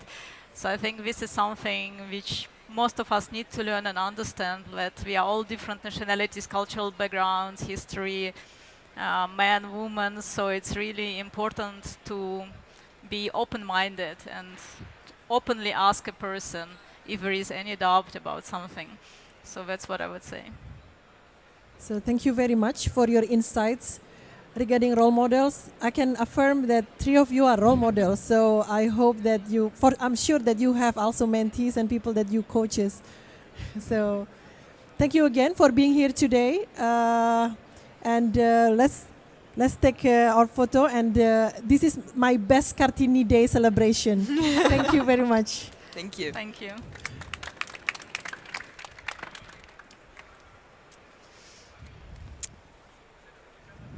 Picture. We'll be closing this discussion with a photo session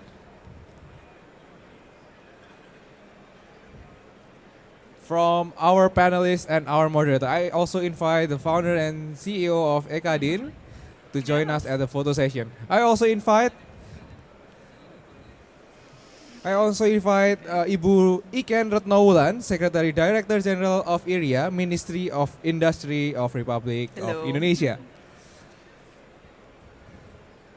This session will conclude our business forum at the morning session. Business forum today is hosted by Ekadin, Energy Academy Indonesia, supported by Ministry of Industry Republic of Indonesia, and also sponsored by PT Pertamina Persero. Thank you. One more time with joining hands, if you please. Okay. How does it? Okay. Okay. Okay. We join hands along with the team Women in Industry 4.0.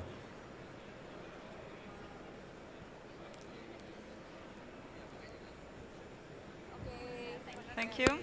Give it up one more time for our speakers and the Very nice to representative meet from you. Ekadin and also Ministry of Industry. Thank you very much. Nice meeting you. Thank you so you. much. Nice meeting you. We are Thank you here so at much. Indonesia Pavilion, Hannover Messe 2024. Nice meeting you. Thank you. Supported Thank you so by much for Ministry of inviting us. Industry Republic Indonesia and also sponsored by Pertamina Persero. We'll be having our break and we'll be back at Thank you for 13:30 doing this kind with of work. another session, afternoon session with still a lot more intriguing topics and speakers. Sure.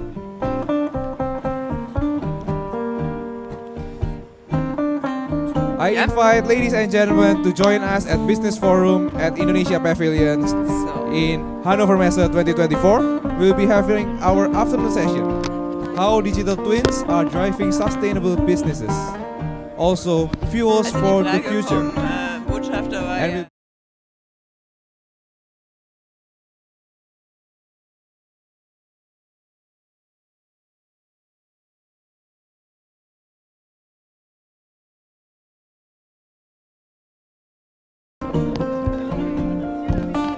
we'll enjoy your lunch break and we'll be back for our afternoon session.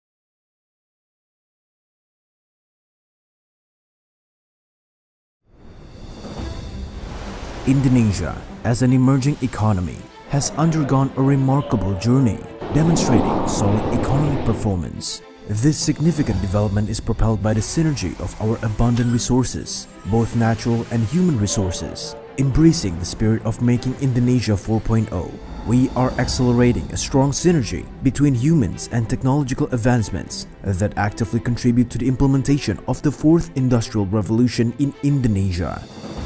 With over 70% of its population aged between 15 and 64, Indonesia is benefiting from a demographic advantage in which the population of Indonesia will be dominated by young and productive people. We also emphasize the transformation of technology systems to allow for the automation and self-replication for all machines in the manufacturing industry. This machine-make-machine system aims to optimize and improvise industry productivity. The revitalization of the manufacturing industry through the Making of Indonesia 4.0 initiative serves as an accelerator towards realizing Indonesia's vision of becoming one of the world's top 10 economies by 2030. It will enhance sustainable transformation and improve Indonesia's global competitiveness. The Indonesian government has been proactive in working to create the conditions and necessary enablers to enhance sustainability transformation aligned with the country's development agenda. After being highlighted as partner country in Hannover Messe 2021, Digital Edition and Hannover Messe 2023, now in 2024, Indonesia will resume its participation and present its recent technological advancements to promote cooperation and investment in industrial technology. Indonesia will continue to further strengthen its reputation as the top 10 manufacturing countries in the world through its participation in Hannover Messe 2024. Indonesia is ready to energize and empower the fourth industrial revolution for a better future. Let's embark on our infinite journey.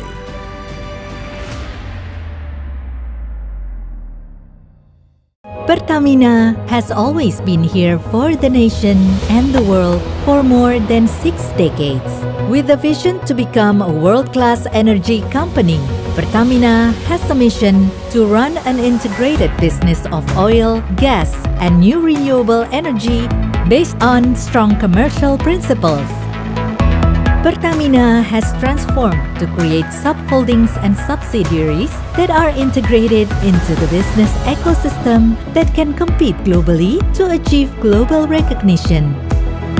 Upstream subholding, refining and petrochemical subholding, commercial and trading subholding, gas subholding, power and new renewable energy subholding, and integrated marine logistics subholding that maintain the energy supply and sustainability. Pertamina, energizing people, energizing the world, energizing you.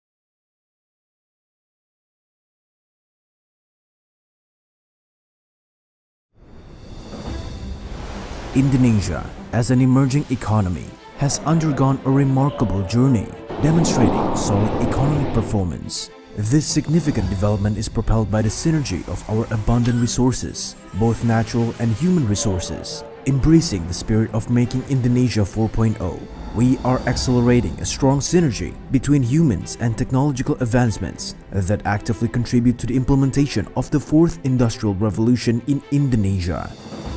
With over 70% of its population aged between 15 and 64, Indonesia is benefiting from a demographic advantage in which the population of Indonesia will be dominated by young and productive people. We also emphasize the transformation of technology systems to allow for the automation and self-replication for all machines in the manufacturing industry. This machine-make-machine system aims to optimize and improvise industry productivity. The revitalization of the manufacturing industry through the Making of Indonesia 4.0 initiative serves as an accelerator towards realizing Indonesia's vision of becoming one of the world's top 10 economies by 2030. It will enhance sustainable transformation and improve Indonesia's global competitiveness. The Indonesian government has been proactive in working to create the conditions and necessary enablers to enhance sustainability transformation aligned with the country's development agenda. After being highlighted as partner country in Hannover Messe 2021, Digital Edition and Hannover Messe 2023, now in 2024, Indonesia will resume its participation and present its recent technological advancements to promote cooperation and investment in industrial technology. Indonesia will continue to further strengthen its reputation as the top 10 manufacturing countries in the world through its participation in Hannover Messe 2024. Indonesia is ready to energize and empower the fourth industrial revolution for a better future. Let's embark on our infinite journey.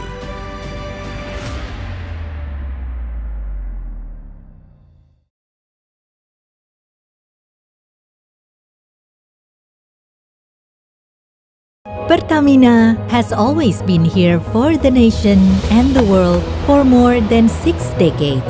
With a vision to become a world-class energy company, Pertamina has a mission to run an integrated business of oil, gas, and new renewable energy based on strong commercial principles.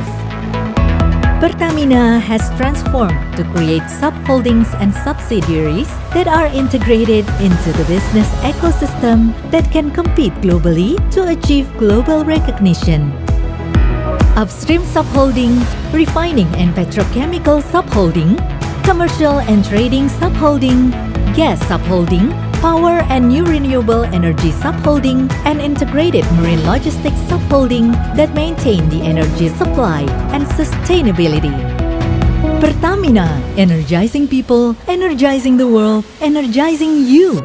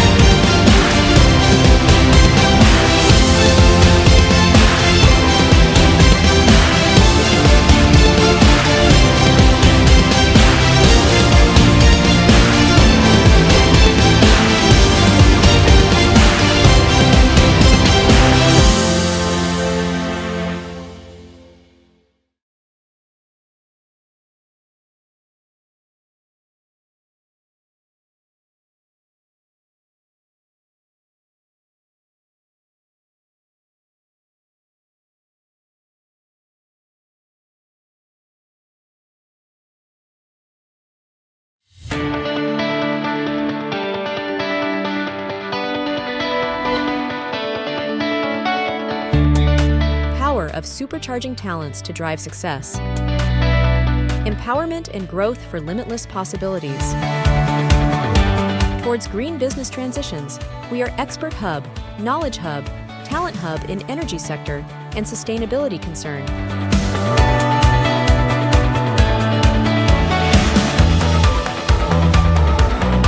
Bringing together the expertise and resources,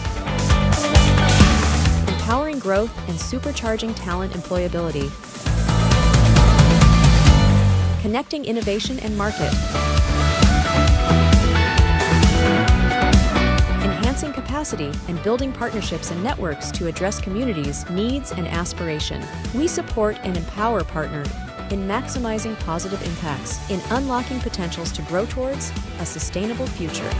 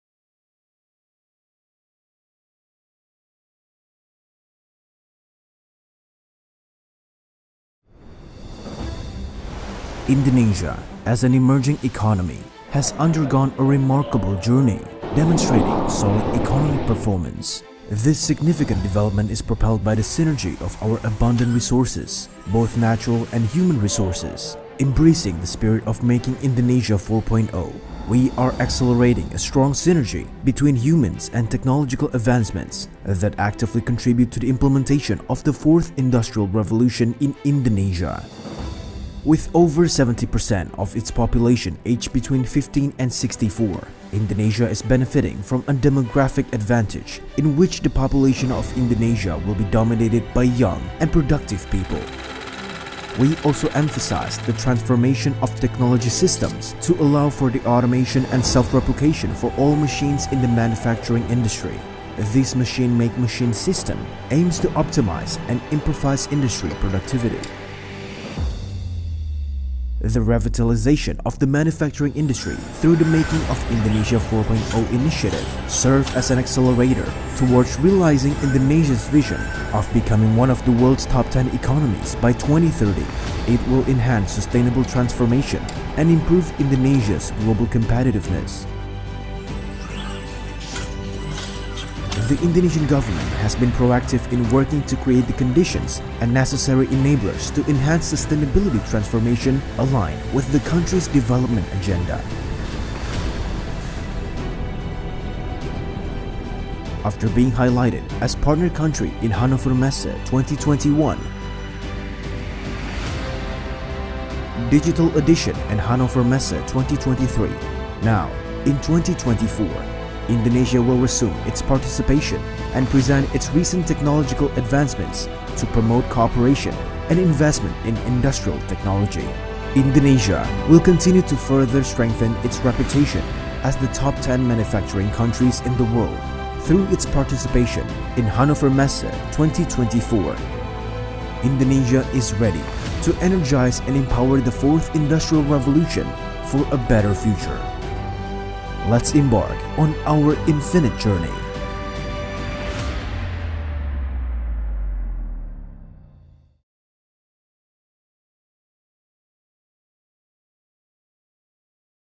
Pertamina has always been here for the nation and the world for more than 6 decades.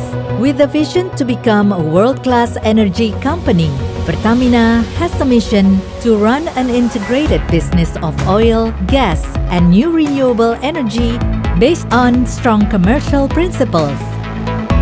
Pertamina has transformed to create subholdings and subsidiaries that are integrated into the business ecosystem that can compete globally to achieve global recognition. Upstream subholding, refining and petrochemical subholding, commercial and trading subholding, gas subholding, power and new renewable energy subholding, and integrated marine logistics subholding that maintain the energy supply and sustainability. Pertamina, energizing people, energizing the world, energizing you.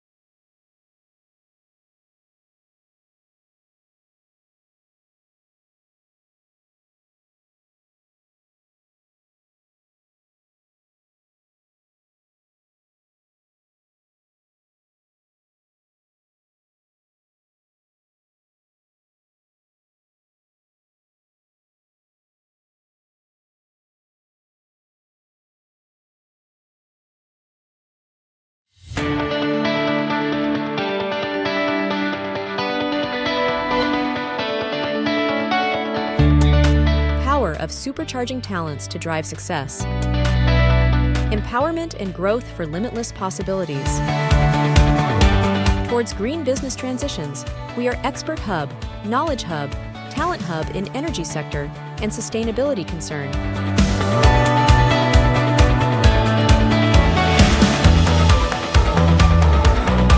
Bringing together the expertise and resources, empowering growth and supercharging talent employability, connecting innovation and market, enhancing capacity and building partnerships and networks to address communities' needs and aspiration. We support and empower partner in maximizing positive impacts, in unlocking potentials to grow towards a sustainable future.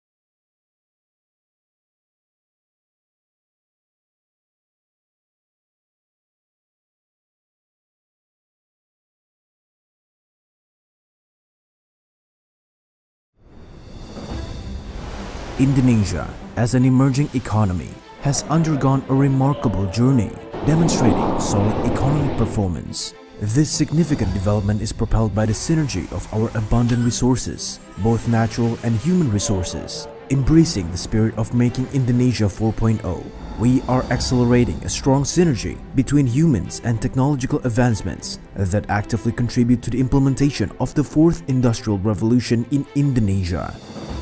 With over 70% of its population aged between 15 and 64, Indonesia is benefiting from a demographic advantage in which the population of Indonesia will be dominated by young and productive people. We also emphasize the transformation of technology systems to allow for the automation and self-replication for all machines in the manufacturing industry. This machine-make-machine system aims to optimize and improvise industry productivity. The revitalization of the manufacturing industry through the Making of Indonesia 4.0 initiative serves as an accelerator towards realizing Indonesia's vision of becoming one of the world's top 10 economies by 2030. It will enhance sustainable transformation and improve Indonesia's global competitiveness. The Indonesian government has been proactive in working to create the conditions and necessary enablers to enhance sustainability transformation aligned with the country's development agenda. After being highlighted as partner country in Hannover Messe 2021, Digital Edition and Hannover Messe 2023, now in 2024, Indonesia will resume its participation and present its recent technological advancements to promote cooperation and investment in industrial technology. Indonesia will continue to further strengthen its reputation as the top 10 manufacturing countries in the world through its participation in Hannover Messe 2024. Indonesia is ready to energize and empower the fourth industrial revolution for a better future. Let's embark on our infinite journey.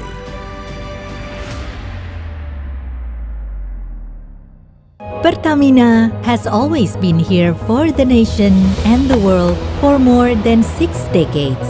With a vision to become a world-class energy company, Pertamina has a mission to run an integrated business of oil, gas, and new renewable energy based on strong commercial principles.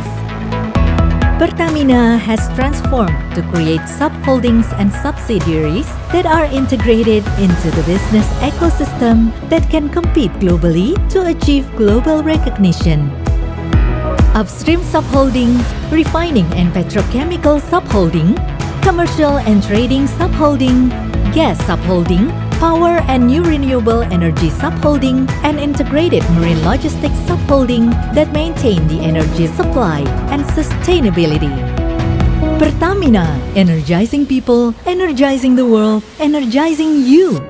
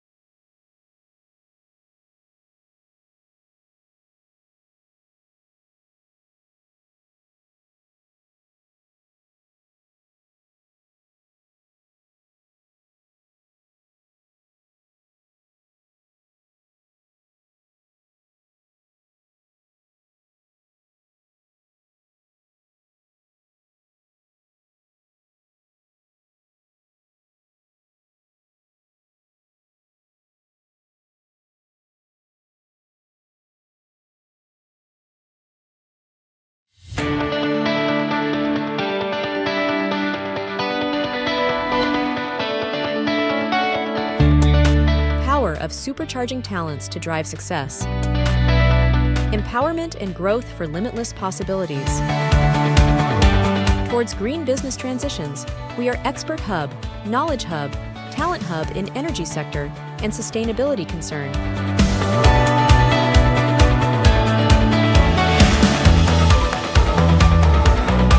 Bringing together the expertise and resources. Empowering growth and supercharging talent employability. Connecting innovation and market. Enhancing capacity and building partnerships and networks to address communities' needs and aspiration. We support and empower partners in maximizing positive impacts, in unlocking potentials to grow towards a sustainable future.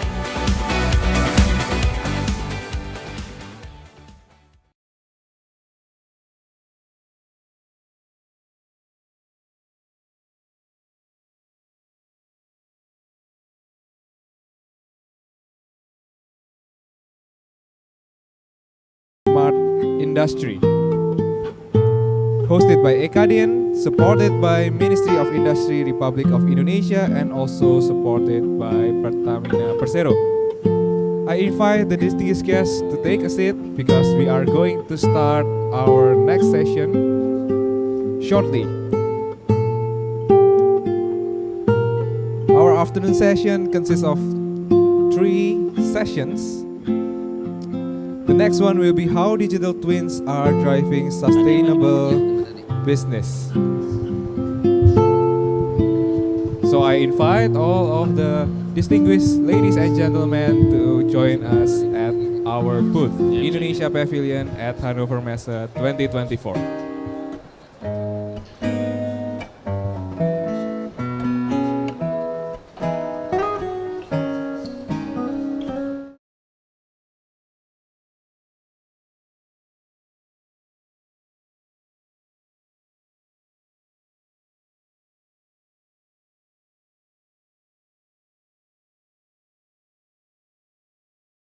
Me to invite His Excellency Ambassador of Republic of Indonesia to the Federal Republic of Germany, Ambassador Arif Hafaz Ugroseno, to deliver our opening speech in our afternoon session.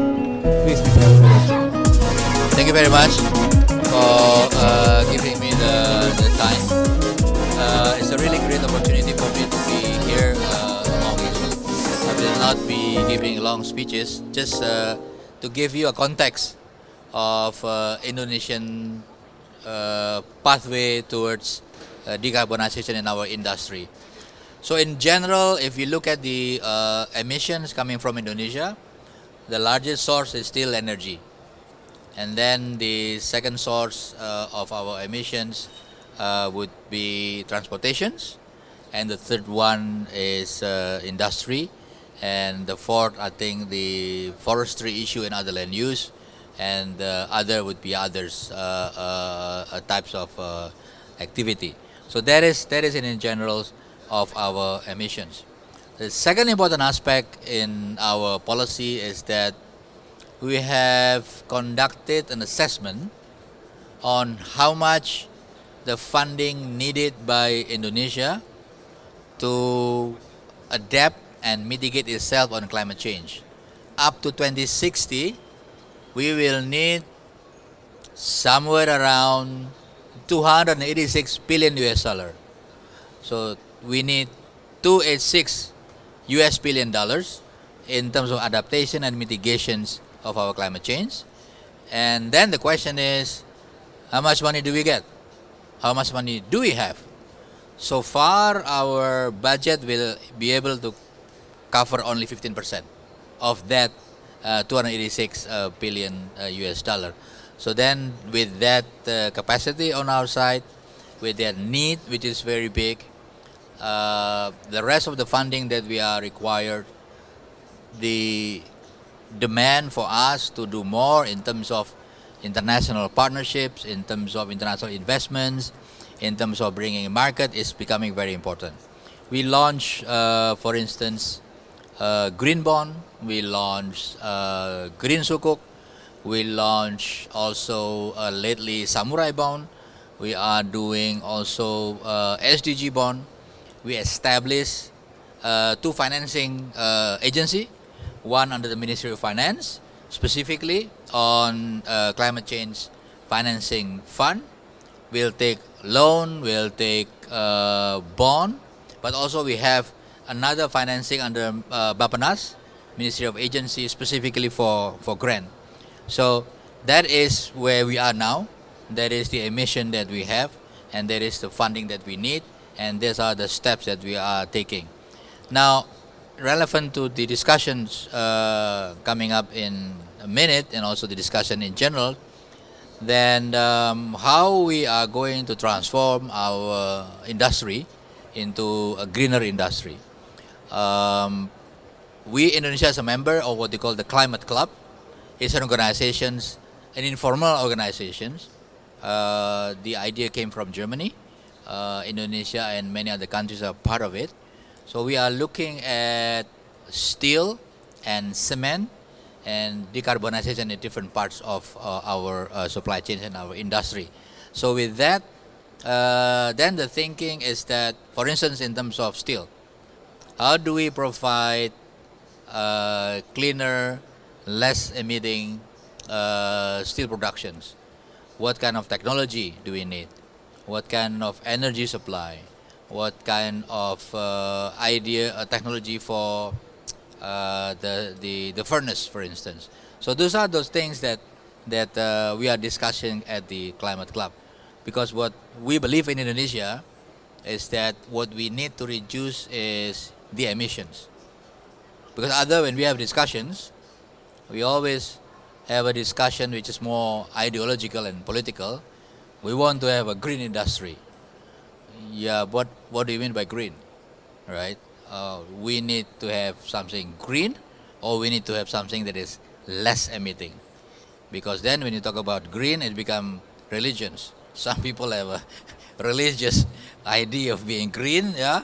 But the underlying issue for us is how to reduce emission as much as possible. Not necessarily green or blue or brown. There are tools. So the challenge that we have is huge. Financing, technology. So we hope that in the discussion today, there will be some recommendation coming up for governments in Jakarta, and also for us, embassy in Berlin. What can we do in Berlin to help establish a cooperation, partnerships on this particular subject.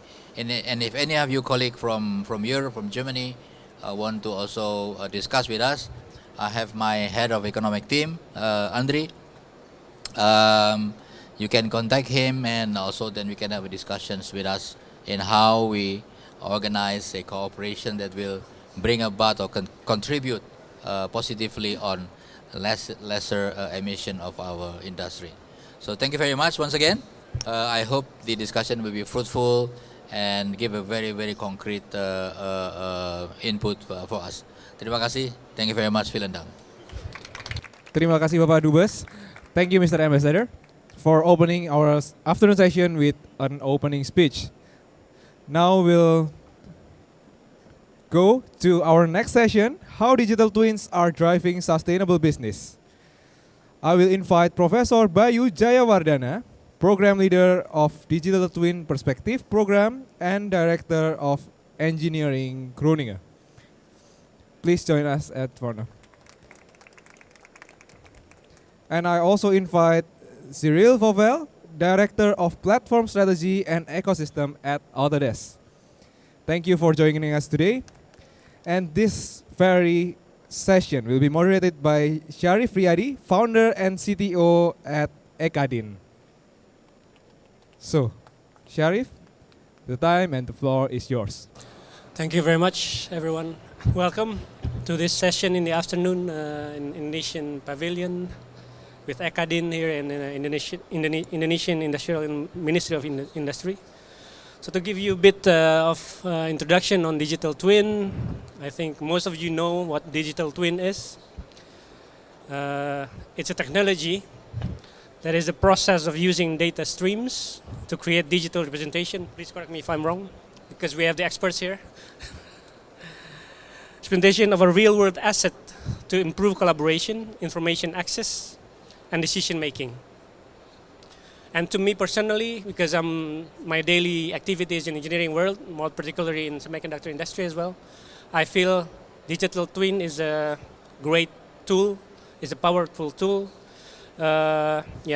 Because with advanced modeling and the feedback that you get from the field, the data feedback, you can improve engineering. You can do continuous improvement on engineering and new designs and everything. So with this session, I would like to give our first floor to Professor Bayu Jayawardana to give your talk.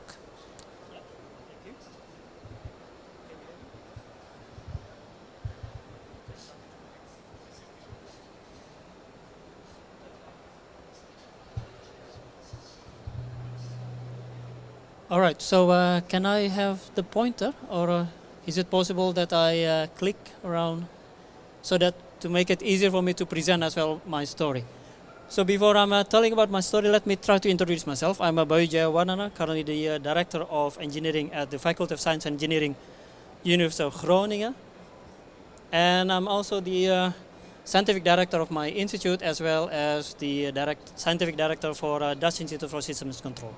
So what I'm going to tell you right now is about our ongoing program, which is going to end next year. And this program is about digital twin. And what Sharif has mentioned just now, it is perfectly fitting very well with our program, primarily because our concept of digital twin, as the title can be seen there, that it is actually an acronym of very long title. And in this long title, we combine two important things: data-driven and model-based. So that is appearing in the title, and that's precisely our concept of digital twin. Now, in order to give you a bit of flavor what it is, it doesn't work.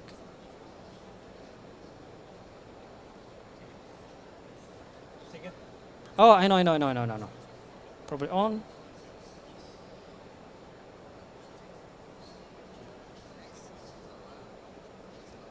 No, I'm going to go back. Can you go back to the beginning? All right, so let me try to, could you go to the second slide, please?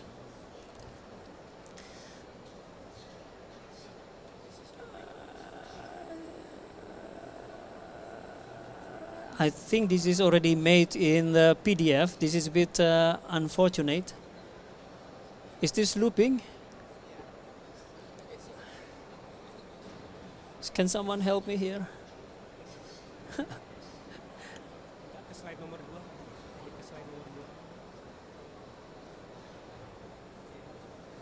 Sorry, there's a bit of glitch here. Nah, ini. Ini. Okay, good. So this is basically the way we see the value chain. So from a value chain, as my colleague will mention later about the product design, we typically start from a product concept, and a product concept goes along with it a digital twin of the product that we would like to develop. And from there, we can go to the model-based engineering design, and there is also the digital twin of it. And once the engineers are happy about the design that they are having based on the model, they can go to the production systems, and there is also digital twin of the manufacturing. And then it goes to the distribution system. There is also digital twin of the logistics. And when it comes to the customer on the rightmost, then there is also digital twin in order to monitor how the product is being used by the customer. And in our design, we try to see how can we put data back to the whole process. So basically, we would like to see how data can stream from the final product back to the model-based engineering design or back to the product concept, primarily because it will deliver value to the whole value chain. Particularly, we think that it could actually accelerate time to market, because if we are able to learn how the customer is using the product, then we can improve the product before it is being launched. And it is also allowing us to have zero design time on zero programming of your product as well. And not only that, by combining all data to the production process, we can also have zero defect, zero waste, and zero lead time that allows us to have more sustainable way in manufacturing items. And finally, if we combine data and the product at the final customer, then you allow yourself to design a way to maintain the product. So that is called typically now predictive maintenance, but in this case we can also do prescriptive maintenance. So that means how can you prescribe to operate your systems in order to extend the lifetime and at the same time allow you to plan the planning of the maintenance in the future. So this requires two elements. The first one is on the software, and the second one is algorithms. And in our program, we develop both of them, both the software as well as the algorithms. And let me try to tell you one of the use case that is being developed in our program, and that is on the Haisana process. So this is the productions of iron liquid pig for steel production. This is one of the most process that emit a lot of carbon dioxide. And with this Haisana, there is promise that it can reduce the carbon dioxide emissions by 50%. But the problem with this process is that it is highly complex, and at the same time they would like to maintain the safety of the whole process. So how do they do that? So they do that by building model, but building model is very expensive. So now the question is, if you are going to do with a model-based algorithms, then because it is very complex to develop, it may result into using a very simple model, and then at the end will lead to some failure in the process, as the movie has shown you. But if you are going to use AI, we cannot yet guarantee the safety of the whole process. And this is, remember, steel industry is one of the most conservative industry in the world. They wanted to have safety as one of the critical aspects, and that is precisely the question that we'd like to ask. How can we combine model-based and data-driven to get into a better digital twin that allows us to make decisions? And this is what we have achieved for the past 4 years. We are able to have a way to have a continuous improvement and learning of the models, and we allow to have mechanisms to enable us to have an autonomous product and process design cycle, and particularly importantly in the manufacturing process, how can we allow for automatic reconfigurations of the whole process. These are some of the breakthroughs that we have made for the past years. Primarily, we divided into two parts. The first part is more on the development of digital twin, and the last two are related to the way they are being used in decisions-making process.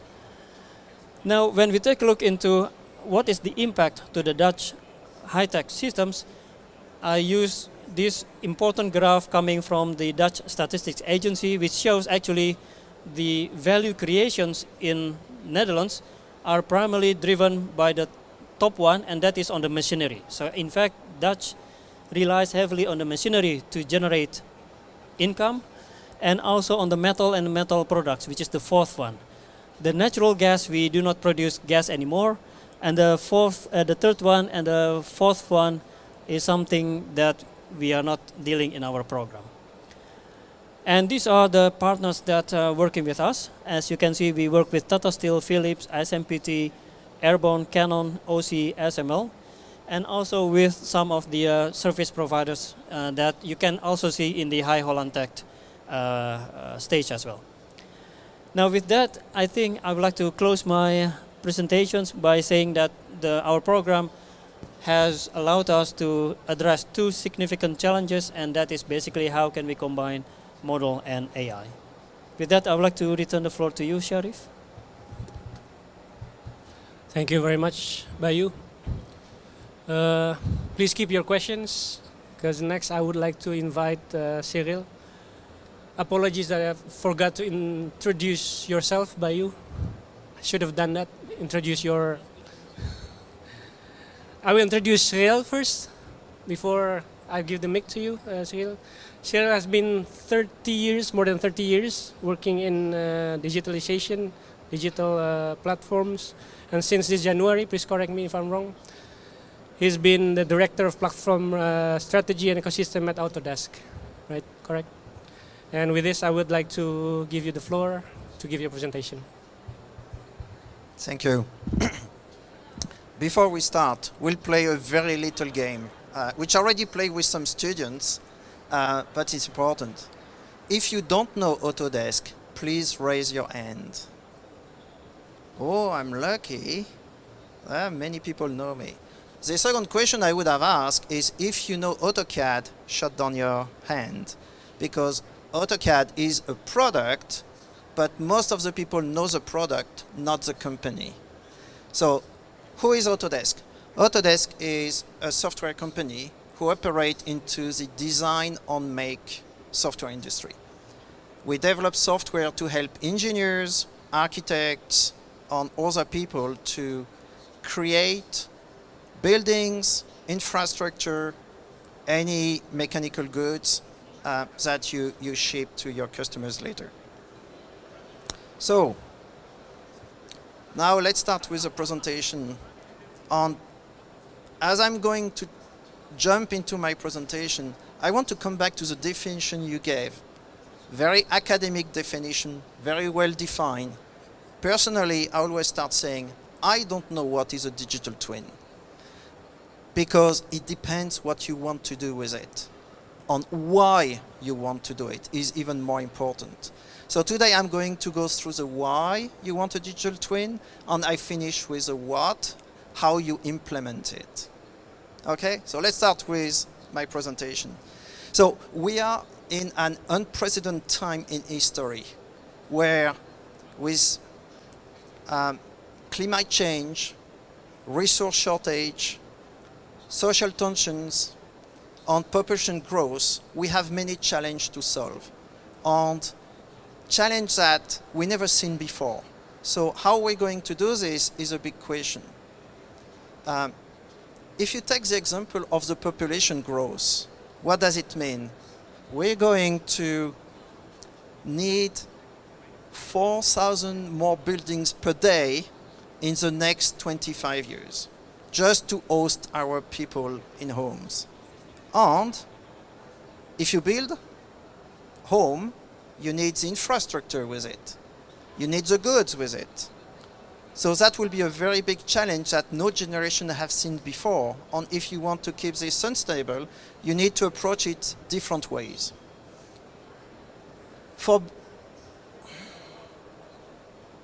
Okay, where do you press? Oh, bottom. So the ambassador, when he started, said, you know, what costs the most is power.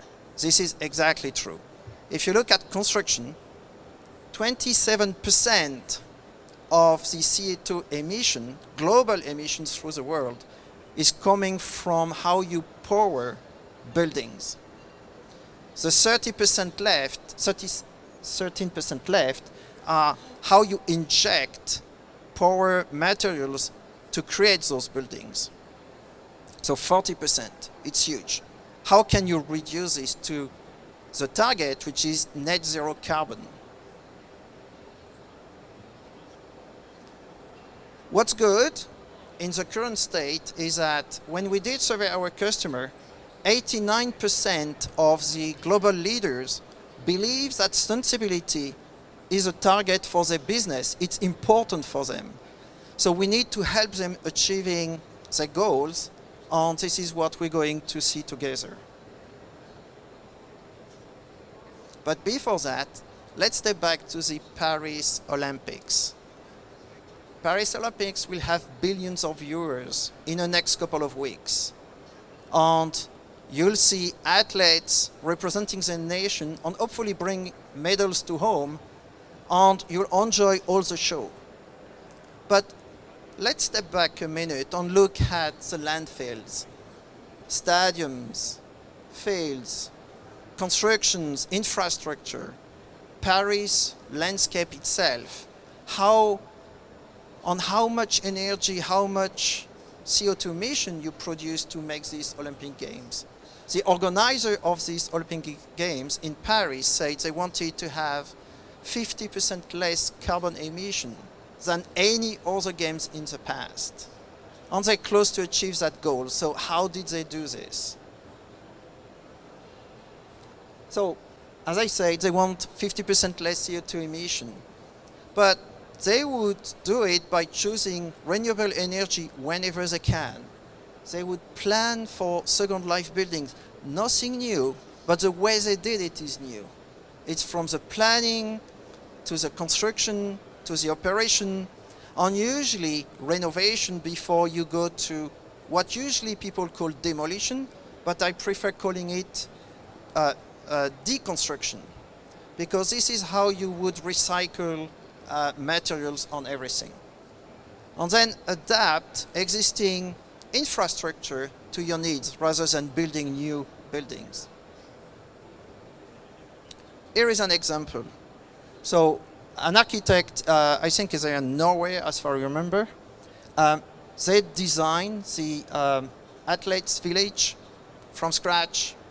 And the way they did it is very important, because the traditional way is very sparse and disconnected. You have the architect, let's say, doing the design, and then the handover to the construction and planning is sparse because the architect usually doesn't give all the information. And then construction company has to rebuild everything from scratch, and when they do the handover to the owner, same thing happens. They only give the required materials, documents. They don't give everything to the owner, etc., etc. We want to break this siloed organization.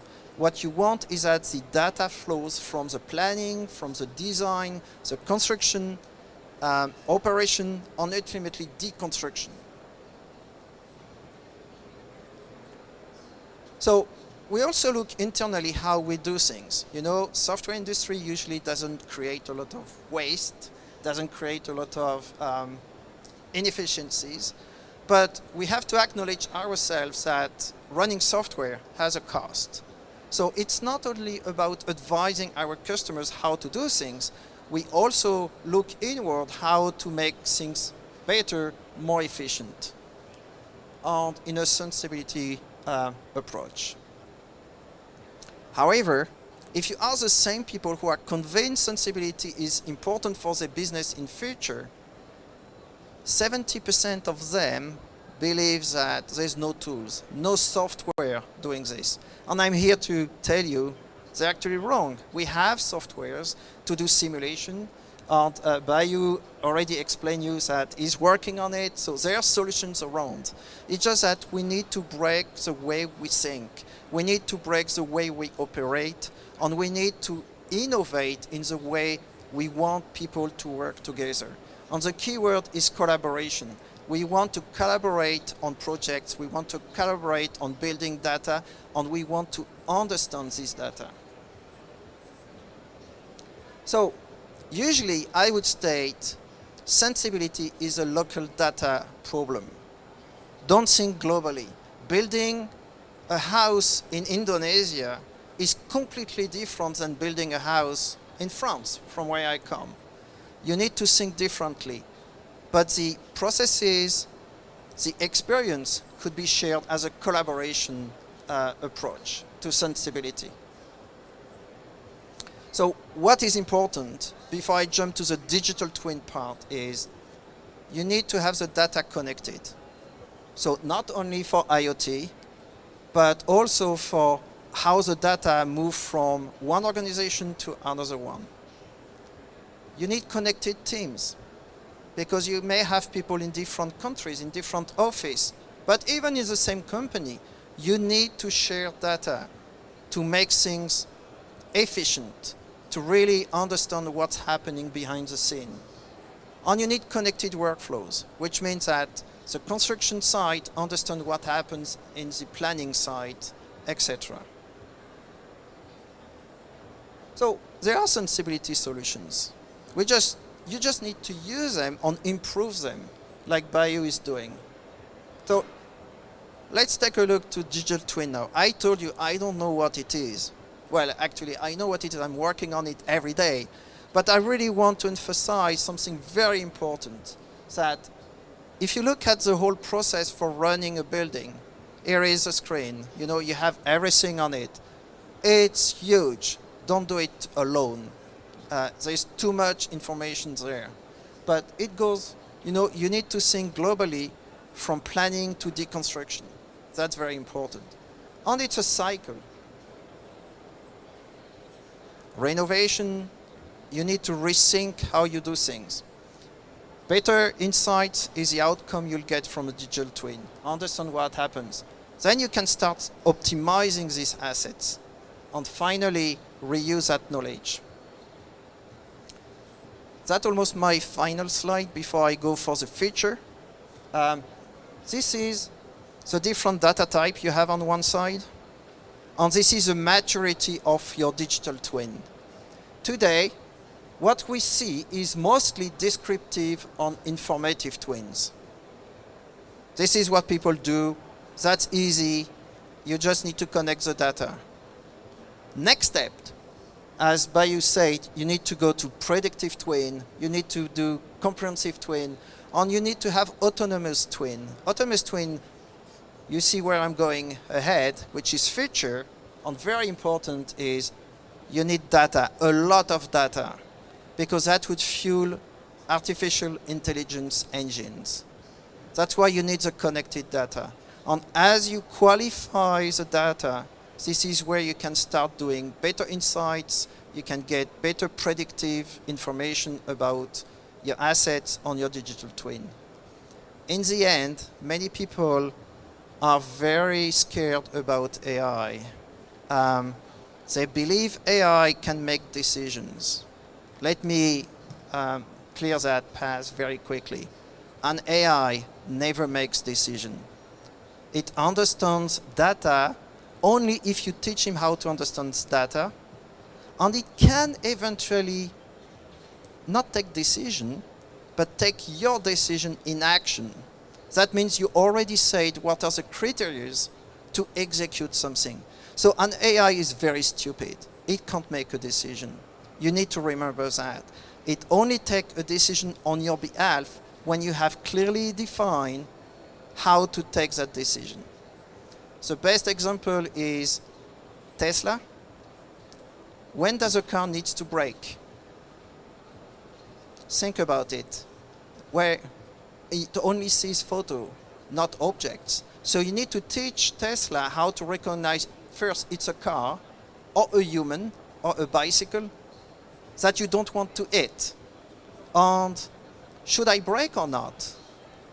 That's a decision to take, but it's a human taking the decision in the past for what happened in the present. So remember, a machine never take a decision. You do. Thank you. Thank you very much for the interesting talk, Cyril and Professor Bayu. Now I would like to give the floor to our audience if you have some questions.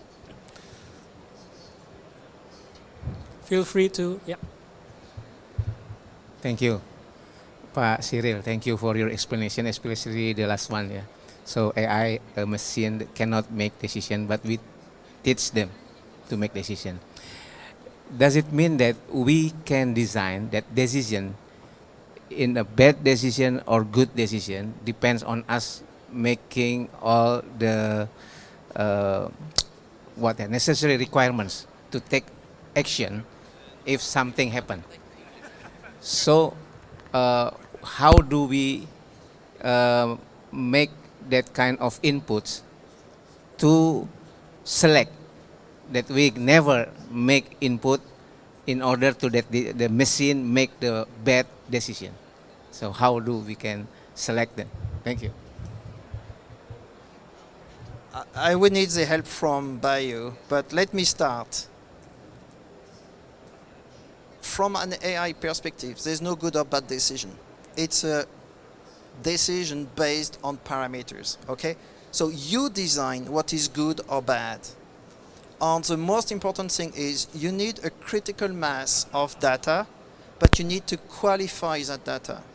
Most of the data you have is probably not qualified, meaning that it has information, but it's very hard to understand it. Okay. So you need to go through this data, qualify the data before you ingest it into the AI.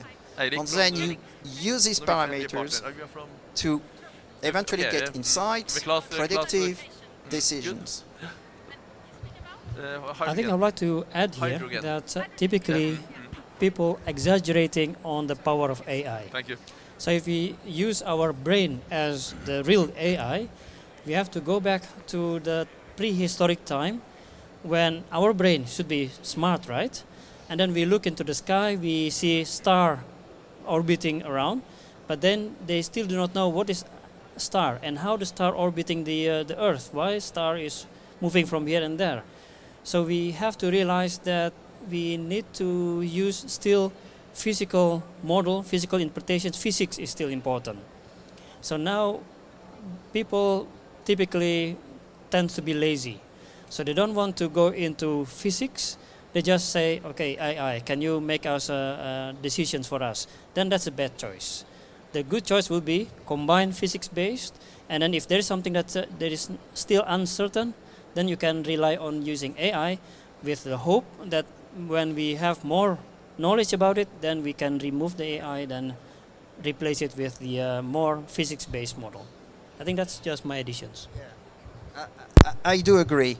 An AI, consider always an AI as an assistant. gut, That's wenn why Sie I das say sagen, bitte. co-working on my Okay. last slide. Yeah, okay. It only can give you suggestions, but you still make the final decision. Because let's say if I use generative AI, I would run machines Sit to in the middle, run, maybe? let's say, a thousands, I just millions sit here, that's of fine. No different problem. options.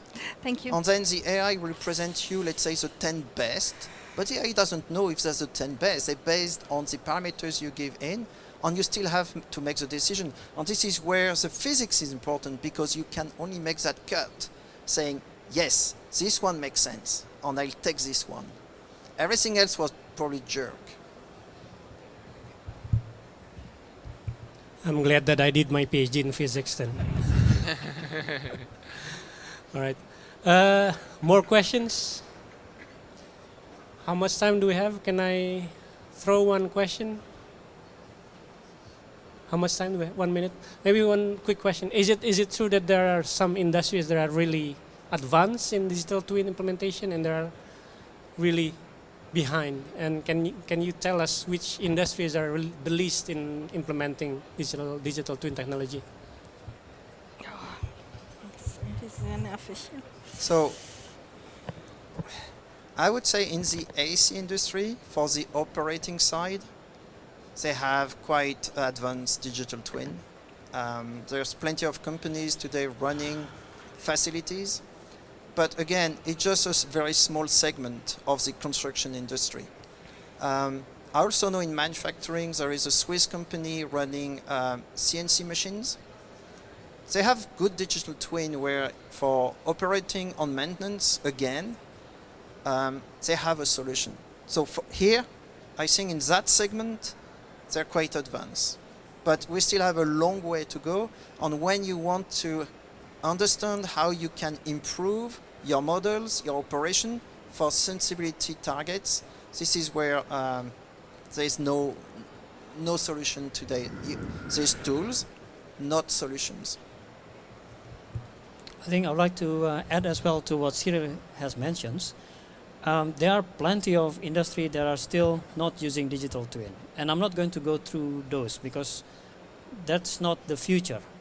And if we take a look to the future, I think it's already appearing in Europe that we will have digital passport. We will have, many products should have digital representations of it. And that is where we should prepare ourselves.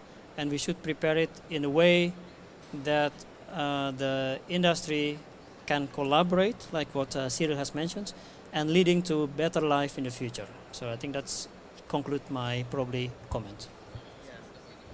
I want to highlight something Bayu said multiple times and I did not say, but now I'm going to. The physics part, the digital representation of the model is very important for people to understand the context where they can make improvements. And usually this is where Autodesk can help because our software does a physical design, a virtual design of eConnect was founded. anything. And then you need this design to have the context to understand the data. That the human brain needs to have a context to understand from where the data is coming, to make sense of it. So thank you, Bayu. Thank you very much, Cyril and Bayu. With this, I would like to close this session and we'll move on to the next session. And thank you again for your contribution to the talk. Thank you, Cyril. Thank you. Thank you. Just stay at our stage. Join us at our stage for one more minute. We are going to take a photo of the station. I invite Mr. Moderator Sharif to join us at the stage and also Professor Bayu.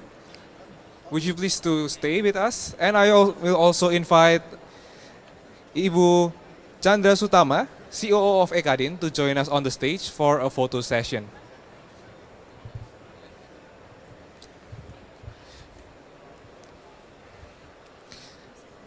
Join us for the photo session. Maybe take one step to the left.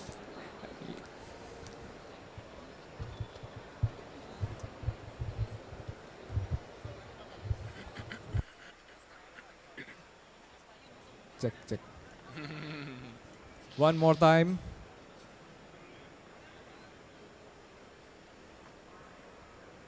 That will conclude the first session of our afternoon session of Business Forum.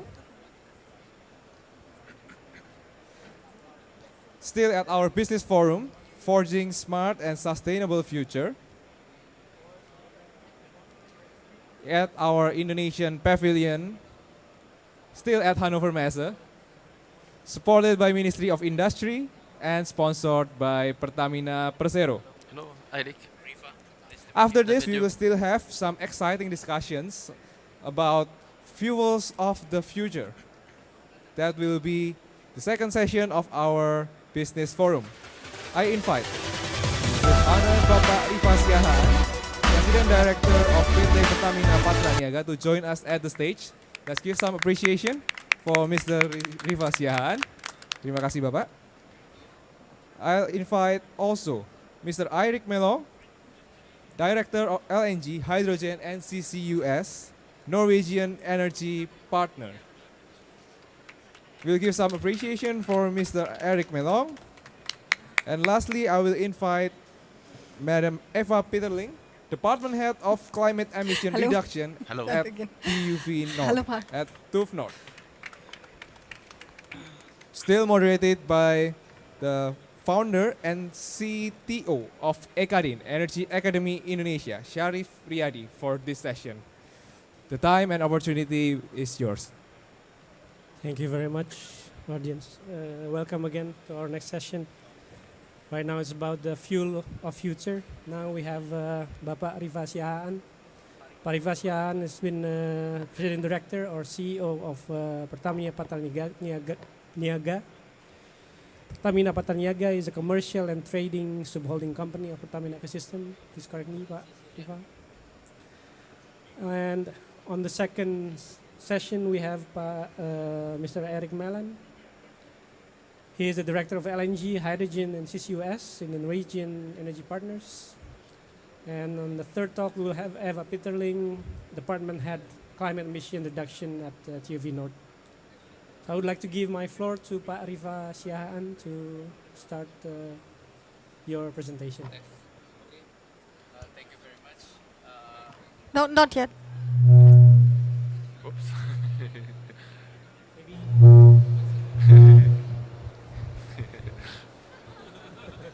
Test. Well, it sounds like I'm becoming the MC for the whole event. so, okay. Thank you very much. First of all, again, I would like to say thank you to EKADIN and Ministry of Industry, and for the opportunity given to us to present and inform all of you in regards to what we are doing in Pertamina, especially in our subholding, Pertamina Patraniaga, subholding commercial and trading. So, ladies and gentlemen, before we start, this morning our CEO, our group CEO, Ibu Nika, had already explained about the divisions of Pertamina Group to become 6 subholdings. So these 6 subholdings actually has separate and different tasks and assignment to support the business strategy of Pertamina. And if we are talking about supporting business strategy of Pertamina, of course, it's also support our government policy and government objective to reach the net zero emission in 2060. So next. Okay, this is about Pertamina, and these 6 subholdings consist of Pertamina Upstream. Downstream, we have Pertamina Patraniaga, which is my subholdings, and then also Integrated Marine and Logistics. The CEO is also here with us, and later on he's going to say something about CCS and CCUS strategy, and also refinery, gas for natural gas, and new and renewable energy. So from the name itself, it already reflects the task and assignment of each subholdings. And for Pertamina Patraniaga, the reason why it's very important to me, to us actually, to mention about what we are doing in supporting this strategy, because Pertamina Patraniaga as subholding commercial and trading is one of the subholding that is affected and then impacted due to the strategy of doing clean fuel strategy, due to the carbon neutrality. So that's why it's very important for us to give information about what we are doing. Next. Speaking of Indonesia, Indonesia plays very important role in the region because we have almost 280 million populations, and then if we can capture about the emissions in Indonesia, 24% is coming from transportation. And then if we can go to Jakarta, which is the capital city of Indonesia, 44% of the population is coming from transportations. This is important. Why I'm focusing on this transportation? Because Pertamina Patraniaga, the subholding commercial and trading, we do business in making sure that the energy is, distributed from eastern part of Indonesia, from western part to Indonesia to eastern part of Indonesia. And then the biggest volume in our business is related to transportation. And then the second big volume in Pertamina Patraniaga business is of course the fuel as well, but it's for industry. And then we have also business in petrochemical. And one of our tests is also to balance the requirement for domestic. So we can do balance import or balance export. And looking at this picture about Indonesia, there are a lot of strategy that Indonesia is trying to do in 2050. If we take 2050 as the mark, if we want to check what is going on. So in coal itself, we plan to reduce the usage of coal from 30% to 14%. And then for the hydrogen, later on I will explain a little bit about what we are doing in this hydrogen, is to increase the usage and the distribution and the commercialization of hydrogen from 0% to 2% in 2050. And if we make an average, the plan of Indonesia through Pertamina that going to support in this energy transition, we are going to switch and then to increase the mix of energy, the clean energy, from 9.2% nowadays to 17.7% in 2030. So before we go to this 2050. Next. And in Pertamina, so if we are talking about Pertamina as a whole, there are 8 strategies in Pertamina. The first one is the green refinery. The second one is the bioenergy or biofuel. The third one is new and renewable energy, which is solar, wind, and economical carbon, the circular carbon economy, which is the CCU and CCUS and CCS. And the fifth one is geothermal, hydrogen, battery EV, and also gasifications. So out of these 8 strategy or pillars in Pertamina, there are 4 really related to Pertamina Patraniaga, the subholding, commercial, and trading. So that's why just now when we've been interviewed with Ibu Nika and Pak Yoki about why Ibu Nika asked Pak Rifa and Pak Yoki to come to Hannover Messe instead of other subholdings.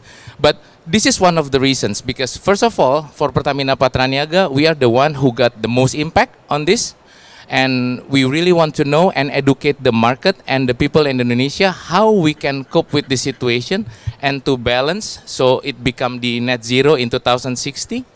So this is one of the reason. So out of these 8, next, 4 of them that really close to Pertamina Patraniaga business, subholding, commercial, and trading. The first one is electrifications. So through electrifications, we develop cooperation and join with companies to develop the battery packaging for two-wheelers. And then the second thing in battery, we are also using our network, our gas stations, to place the swapping station to support the two-wheelers battery operated. And this we located this swapping station in most of areas in Jakarta, Jawa Timur, in East Java, and Bali. And the next thing is the low carbon fuels. And for low carbon fuels, Pertamina Patraniaga, currently we have distributed biofuel since 2015, which is the biogas oil. Now, the mix of a biofuel itself, it's already B35. And then in 2023, we have reduced the emission based on the data and information, also calculation that we were doing. We have been able to reduce 32.7 million CO2 in 2023 itself when we increase the 30% biofuel to 35%. And then implementation of bioethanol. This bioethanol, Pertamina started to distribute the Pertamax Green. We call Pertamax Green, which consists of 5% ethanol in Jakarta, started last year in July 2023. And this is start very small because we would actually, the reason why we launched this product because we want to be able to become the first that introduce this green product or clean product to the market in Indonesia. And in 2023 itself, we have distributed to 17 gas stations in Surabaya, East Java, and Jakarta, and it will be increased to 100 in 2024, both in Jakarta and Surabaya. And then aside from that, for sustainable aviation fuel, we are together with one of the state-owned enterprise whose business is airlines, Garuda Indonesia, to do flight tests back in 2023 using 2.4% SAF.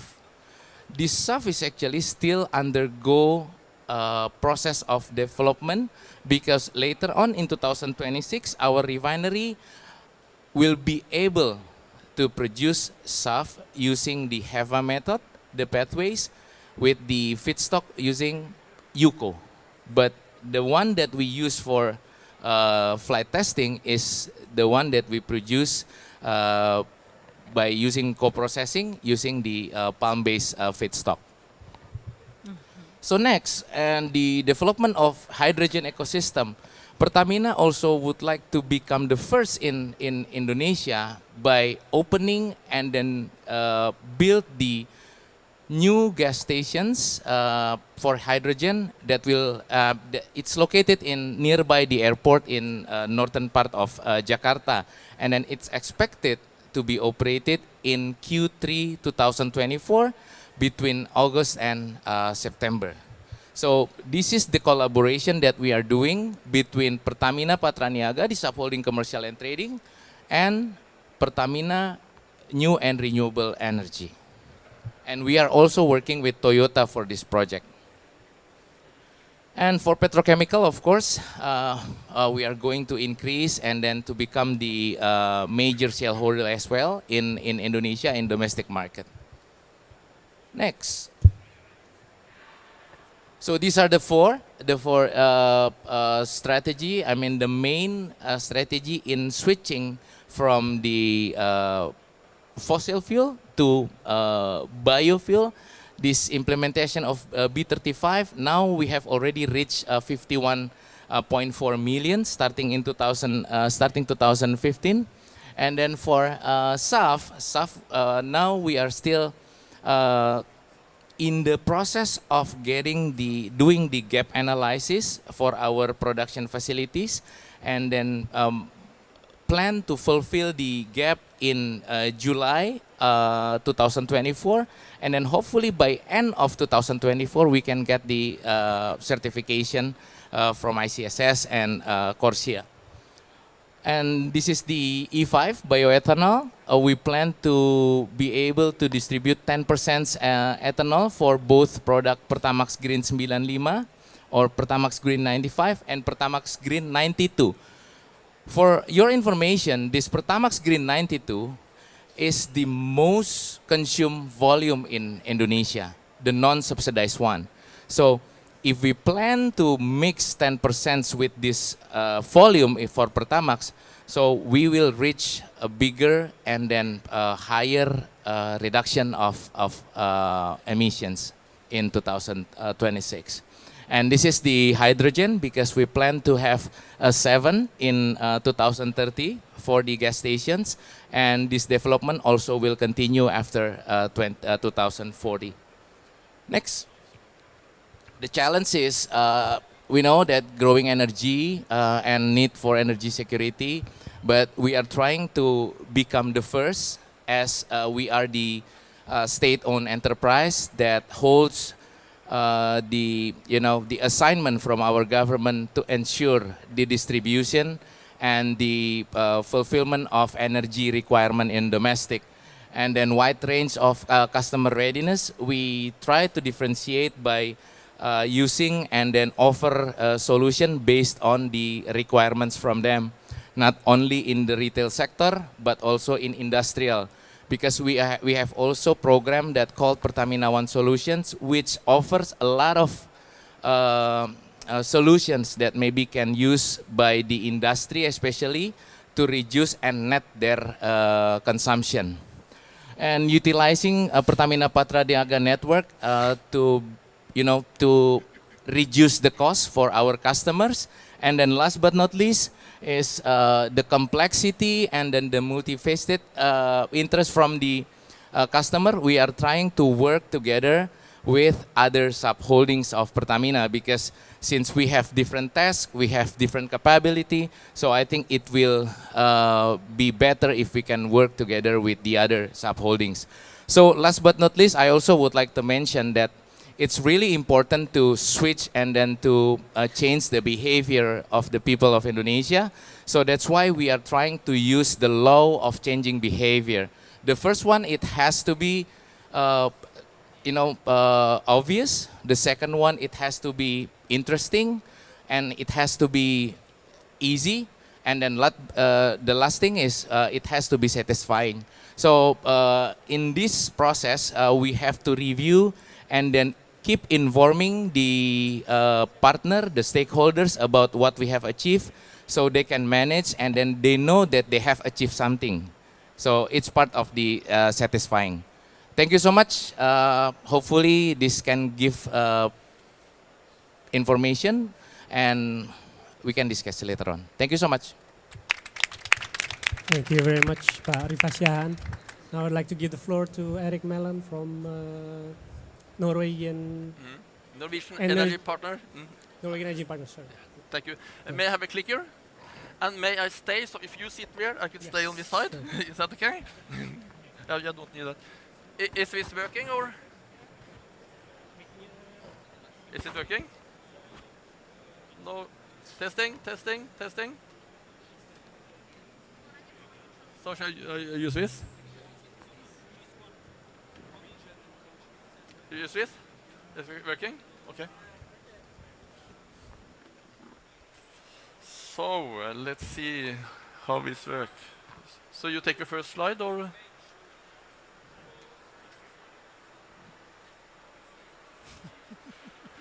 I could start. So my name is Eirik Mellon. I'm from Norwegian Energy Partner, NORWEP.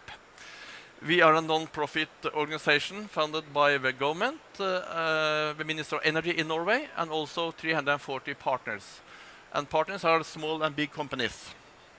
Let's see. Yes. So we have very big, important organization behind us in Norway, including 3 ministries. And we are also, our main task is to support Norwegian export industry, working with energy. And we do that, we connect them, the Norwegian company, to international opportunities. And hopefully they get contract internationally, and in that way create job in Norway. So what we do, we are mapping the competence of Norwegian company, try to understand what they want to offer to market and what are their ambition. And when we connect them internationally with our energy advisors sitting around the world, we have about 25 energy advisors. And we arrange about 100 events every year. If you look at the Norwegian hydrogen policy, so my presentation will be about what happened in Norway on the hydrogen side. The government want to establish in parallel production, distribution, and also usage of hydrogen. They want to produce hydrogen locally for filling the demand in Norway, and in that way also reduce emission in Norway. They want to use hydrogen in the different sectors like marine, transportation, industry, and such thing. And they want to contribute to develop the hydrogen market in Europe, and hopefully also produce hydrogen in Norway and export it to Europe and also the rest of the world. And we want to facilitate the production of blue hydrogen in Norway. And the keyword are low emission, safety regulation, cost, and value creation. Norway has a very long history with hydrogen. We started with ammonia in 1905 for fertilizer industry, and we got our first electrolyzers in end of 1920. And that was with the company Norsk Hydro, and Nel electrolyzer is a spin-off of this here. And the reason is why this happened in Norway is we have a lot of hydropower. 98% of our electricity is from renewable sector. So, what do Norway want to do? They want to produce hydrogen from fossil or from hydrocarbons. I want to produce hydrogen from renewable. We want to export it as energy, both hydrogen, hydrogen derivatives, and also e-fuel. And we are building a lot of competence, and we want to export the competence and technology. And we want to work with the end users, so we create a demand. So Norway has a lot of strategic partnership for energy supply and decarbonization, and a very important one is what we have between RWE and Equinor. We supply a lot of gas with pipelines from Norway to Europe. Maybe we cover nearly 30% of gas demand in Europe today. And hopefully in the future we could replace that with piping going from Norway to Europe with hydrogen. And it could also be production of hydrogen along the pipeline with offshore wind, hydrogen production, and it could be sent into a pipeline. And we also try to work together with Europe how to create the demand for hydrogen. To get the price down on hydrogen, you need to create that demand. You need to scale up. Norwegian Hydrogen Forum has calculated that it was about 180 hydrogen projects in Norway end of 2023. And large part of is research and development. It's test plant, prototype, but we also have large number of production plant, technology developer, and also consumption end users. And it's spread along the coast. If you look at how the hydrogen will be produced in 2025, we will produce about hydrogen from 700 megawatt. Most of it is renewable. But if you go to 2030, it will be produced about 12,000 megawatt of hydrogen. And it's split between renewable and low carbon hydrogen based on natural gas. And today it's 29 projects looking at this. Some are in operation, some are on the PowerPoint, but it's a lot of activities here. And we also hope to create more jobs in the future on hydrogen. To show you some facilities here, two projects. One is called Stord, one at Kaupanes. Each of them are producing 140 ton pressurized hydrogen today. It's not a big amount, but it's a good start.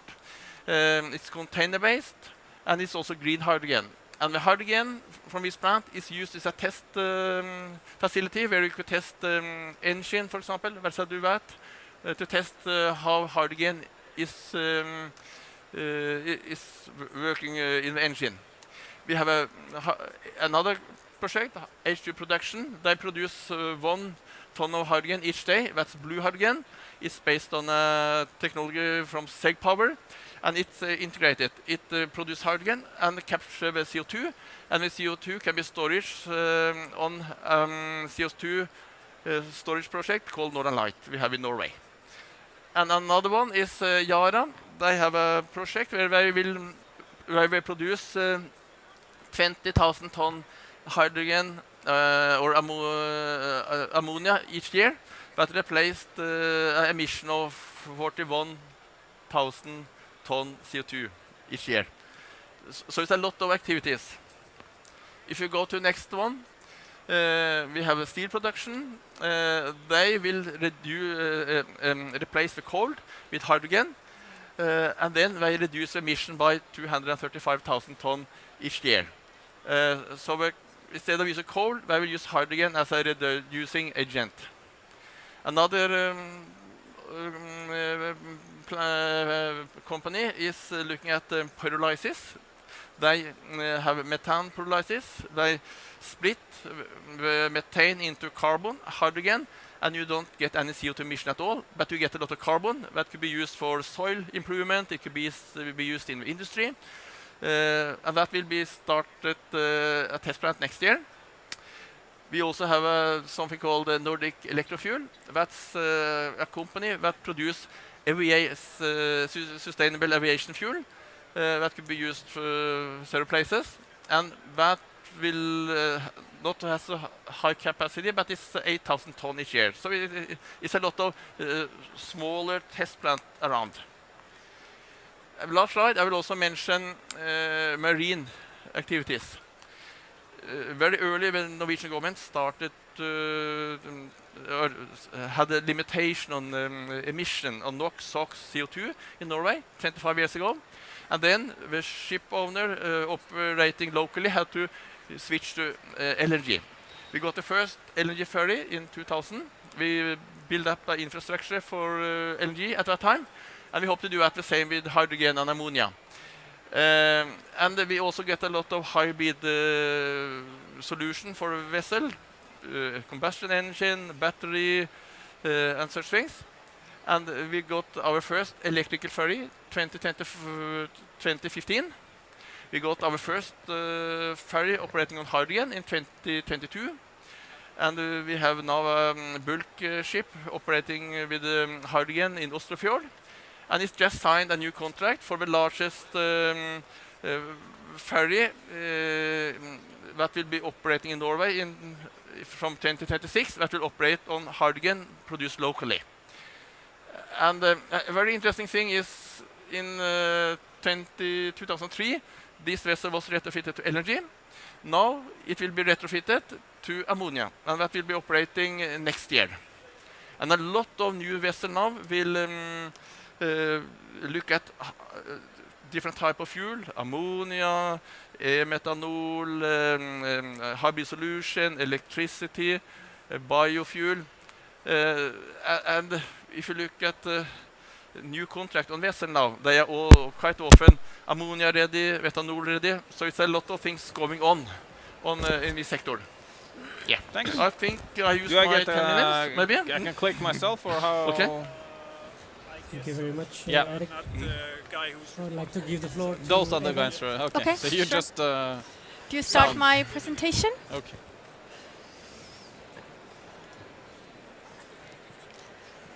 I think this is already working. Okay, talking about trading hydrogen and developing hydrogen, I think certification is a very important part of Hi. this world. Mathias, hyggelig. So that's why I'm Den är jag. presenting Du är i on Connect? certification Ja, for riktigt. renewable hydrogen. Jag tror jag har sett We're not talking about ansiktet, green hydrogen because there are too many different Ja, ja. terms around. So we're talking about renewable hydrogen as it is Dere har stemt claimed på in norske the Renewable programmer, Energy eller? Directive. Ja. So Jeg gikk så vidt videre i briefly, stad, så... for myself, if Ja, I'm jeg så pretending, det, jeg I'm visste det working ikke selv, for for jeg TÜV kom Nord egentlig bare CERT, for which det is the her. certification branch of Men the TÜV Nord Group. jeg så vi hadde noen, And hadde en I'm liten active in del i the en business hjørne unit på, eller på andre siden av sustainability. dere. My Så special jeg var topics borte og are møtte på. the EU ETS, the European Det er jo Emission ikke Trading helt Scheme, vår messe, and also egentlig. international climate projects. And hydrogen is the new baby that has been developed in the riktig. past 2-3 years as a både Tyskland og Norge, da. certification topic. Så det er litt derfor. Takk. Before det er på that, høy I think måte, da. certification always Nei, vi is har the den andre. last Nummer to. thing you think about, Det er because to, first you have to seriøse. have Vi har production, accelerate. you have to have transportation, and then certification always comes Men den er oppe og at går the nå? end of the Nei, ikke ennå. product chain. Vi er holdt på å installere nå. So briefly Jeg er i about TÜV Nord sluttfasen av CERT, we installasjonen nå. are active in Nå er det 40 hektisk. countries.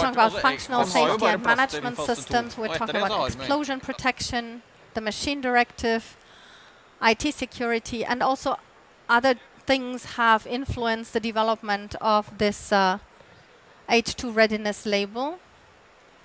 So there will be 3 different certificates coming out. One would be for the product, for a specific product, for the planning. So have a certificate of the design, planning and storage, and or have a certificate for the finalized project. So this was one label. The other label we call the certificate of renewable hydrogen. This is the one. Why do I have this twice? Okay, forget it. So the TÜV Nord H2 label, that's a certificate that is compliant with the Renewable Energy Directive under the category C. So category C is linked to an ISCC certificate compliant with RED 2. Additionally, we have for the voluntary market the category B, or for the additional sustainable hydrogen, we have a label called category A. So clients can choose between all three, but to be honest, most people are looking at the category C, are looking at the mandatory one, because this is the one that is needed to import hydrogen to the European Union from any other places in the world.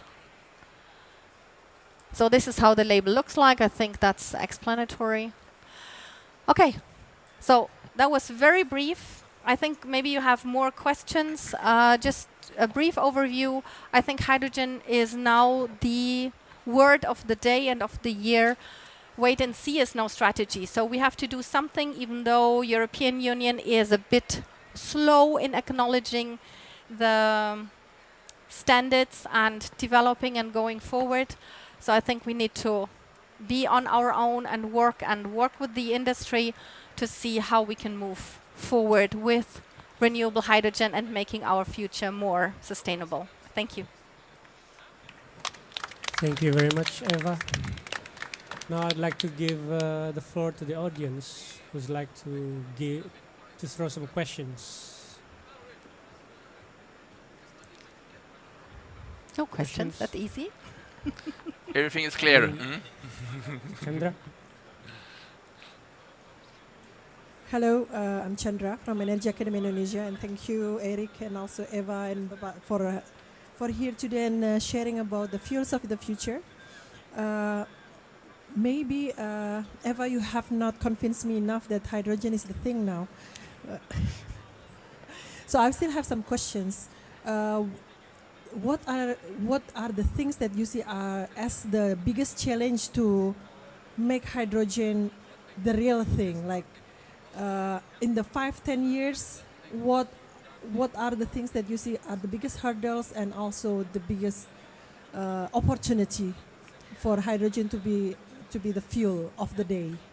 I think Riva will be the best person to answer this, because I think one point is definitely still the price and still the difficulty of hydrogen to easily substitute other gases, because it's much more aggressive and more difficult for the pipelines and the infrastructure to be used. So I'm only on the certification side. So talking about challenges of the ramp up of the market for hydrogen, I think we have somebody here. Well, thank you so much, Eva and Bu Chandra. Hydrogen is one of the clean fuel that we are trying to offer to the market. Like I mentioned earlier, that biofuel, hydrogen, and also petrochemical is things that we develop in Pertamina at this moment to give options to the customers, and at the same time we are educating them, because as we know, the culture and behavior in Indonesia, it's a bit hard to change. So that's why we have to start slowly. And these hydrogen gas stations that we develop in Jakarta, we develop because we want to not only becoming the first, but we want to show to the market in Indonesia that there is this hydrogen that you can consider as the future fuels that can give cleaner emissions.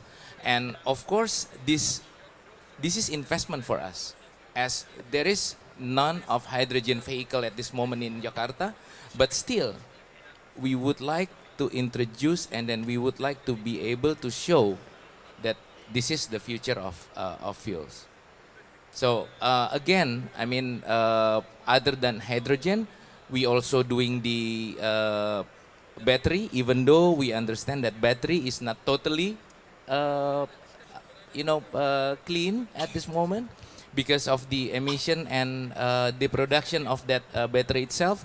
But and again, the electricity. yeah, So the question is, where's the electricity Yeah. coming from Yes. for the Yeah. battery Yeah. and also for the hydrogen? So Yes. I think if we're talking sustainability, we need to talk about renewable energy to Produce them. to produce the Yeah. electricity. But also, Yours is is it not working? working. It's working? Okay. I think the challenge is also the infrastructure. I mean, earlier we had petroleum, and now we had LNG. We used 20-25 years to get LNG in the marine business. And now you had compressed hydrogen, liquid hydrogen, you have ammonia, you have so many type of new fuel. And if you have to make infrastructure for all of them around the world, it will It's take crazy. time, it will be very expensive. And in addition, you have the CO2 that maybe you will want to catch on each vessel. So you need to have also a system on the shore to handle that. Yeah. And it takes time to develop a different technology. Like for liquid hydrogen, you have to scale it up.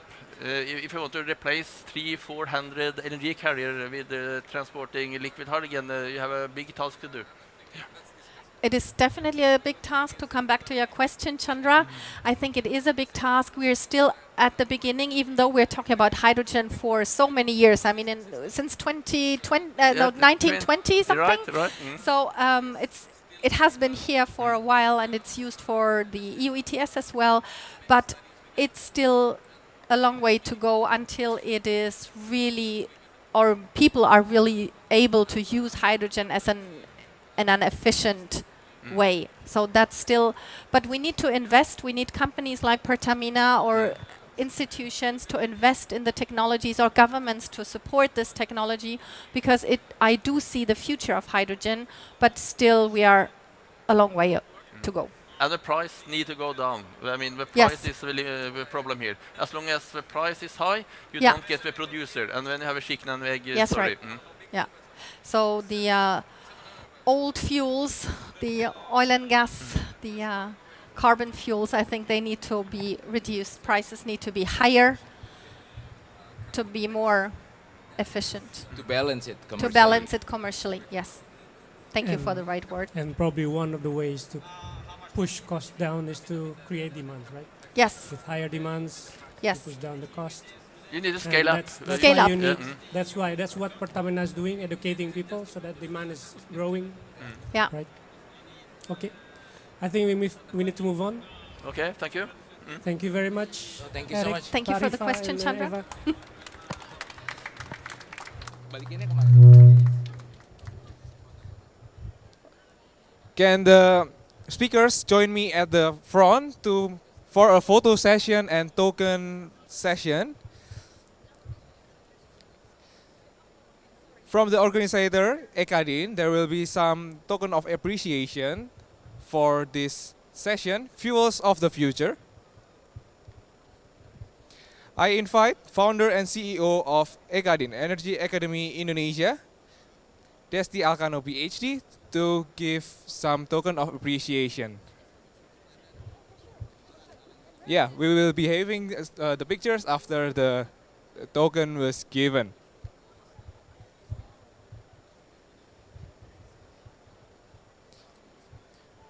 Thank you all the distinguished guests for joining us until this session, Fuels of the Future. Still at Business Forum at Indonesia Pavilion, hosted by Ekadin, Energy Academy Indonesia, supported by Ministry of Industry of Republic of Indonesia, and sponsored by PT Pertamina Persero.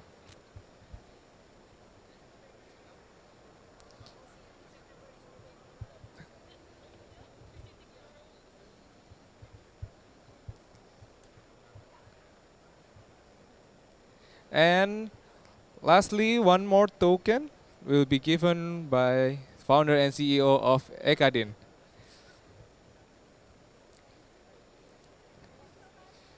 We will be having one more photo together for all the speakers, the moderator, and also Madam CEO. Please give some appreciation for our speakers for Fuels of the Future.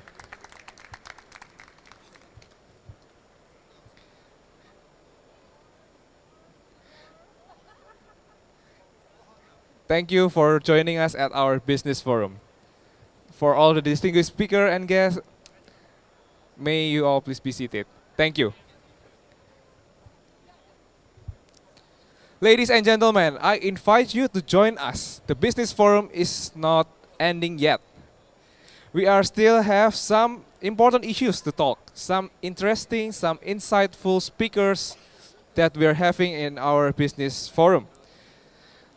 After this, we will have a discussion, decarbonizing industry through carbon capture and storage.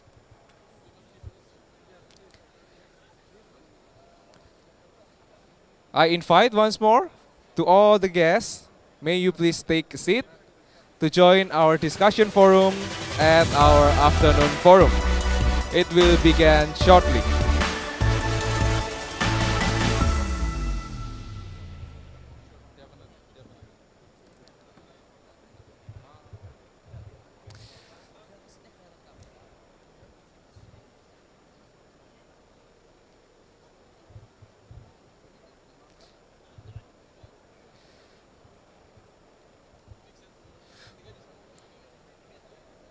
I invite once more, ladies and gentlemen, to take a seat, join us at our business forum at Indonesia Pavilion at Hannover Messe 2024, supported by Ministry of Industry.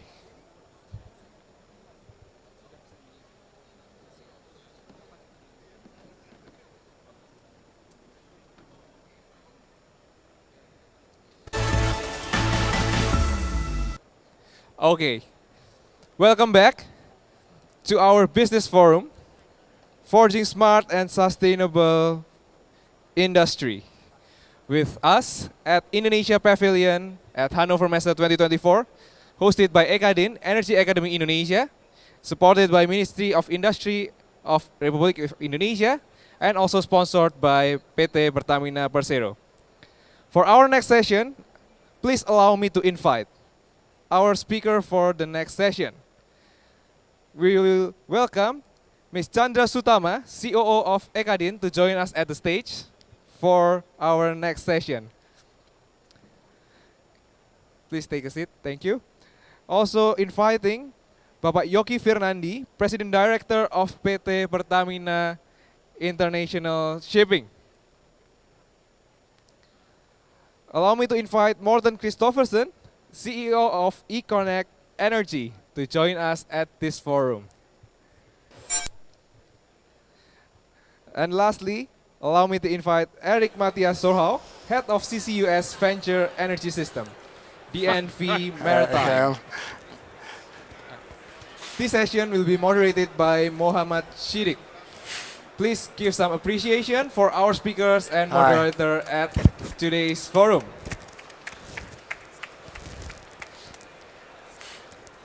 To Mr. Shirik, the floor is yours.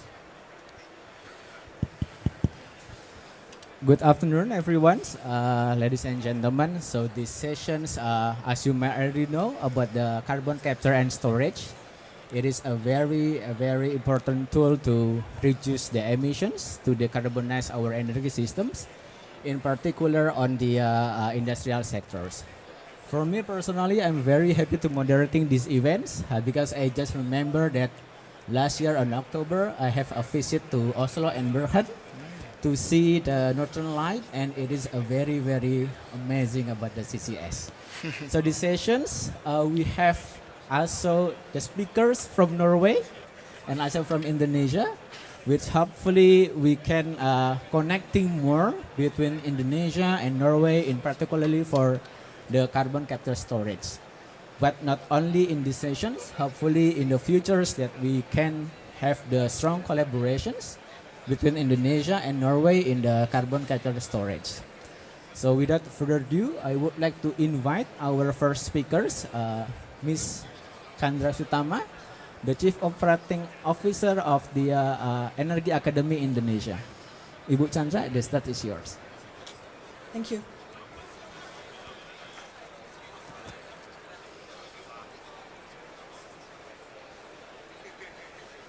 Good afternoon, everyone. So I'm just going to set a stage for this session by sharing a little bit about what is happening in Indonesia in terms of carbon capture and storage. There are a lot of things happening in Indonesia right now in the sphere of carbon capture and storage, and I want to let you know about it because we are quite proud about what is happening. Next slide. Before, I'm just going to share a little bit about who we are, Energy Academy Indonesia. We are a center of knowledge, talent, and expertise in the energy sectors and sustainability. Our mission is to create a greener future by accelerating energy transition and promoting a just sustainable growth. Our activities are for Indonesia, but our experts and us are around the world, mostly in Europe, but also in the US, in Middle East, in Indonesia, in Australia, and everywhere else. We are more than around 70 experts across 12 countries with different expertise in energy and also technology.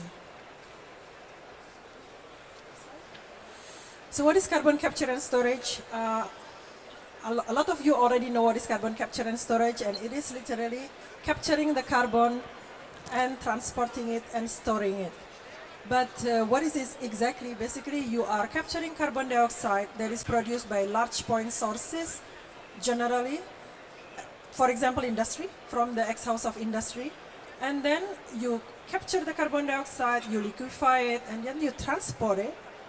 And then you store it in underground storage. And we are not talking about underground storage 100 meters below the ground, but it is geological storage. 1 kilometer under the ground. You are not expecting it to leak. Just like you are storing oil and gas under the ground, you are not seeing it really leaking unless you have catastrophe, right? But it is not the norm, it is exception. So sometimes you also hear carbon capture, utilization and storage, or CCUS. Sometimes you interchange the usage, but this is the whole idea. So carbon capture and storage, a lot of us here and a little bit pessimistic, or a little bit cynical even about carbon capture and storage, because we think that carbon capture and storage is just another effort from the fossil industry to prolong their operation. But actually, if you see all the net zero roadmap, either from International Energy Agency or even from IPCC, you will see carbon capture, utilization and storage in the roadmap. It is not the only thing to decarbonize, but it is one of the efforts to decarbonize. So this is, for example, the emission changes by mitigation measure in net zero scenario by IEA, the latest one in 2023. You will see that CCUS is there. It is not the only one, because then you will have activity, behavior, efficiency, renewable energy, etc. And carbon capture and storage is there.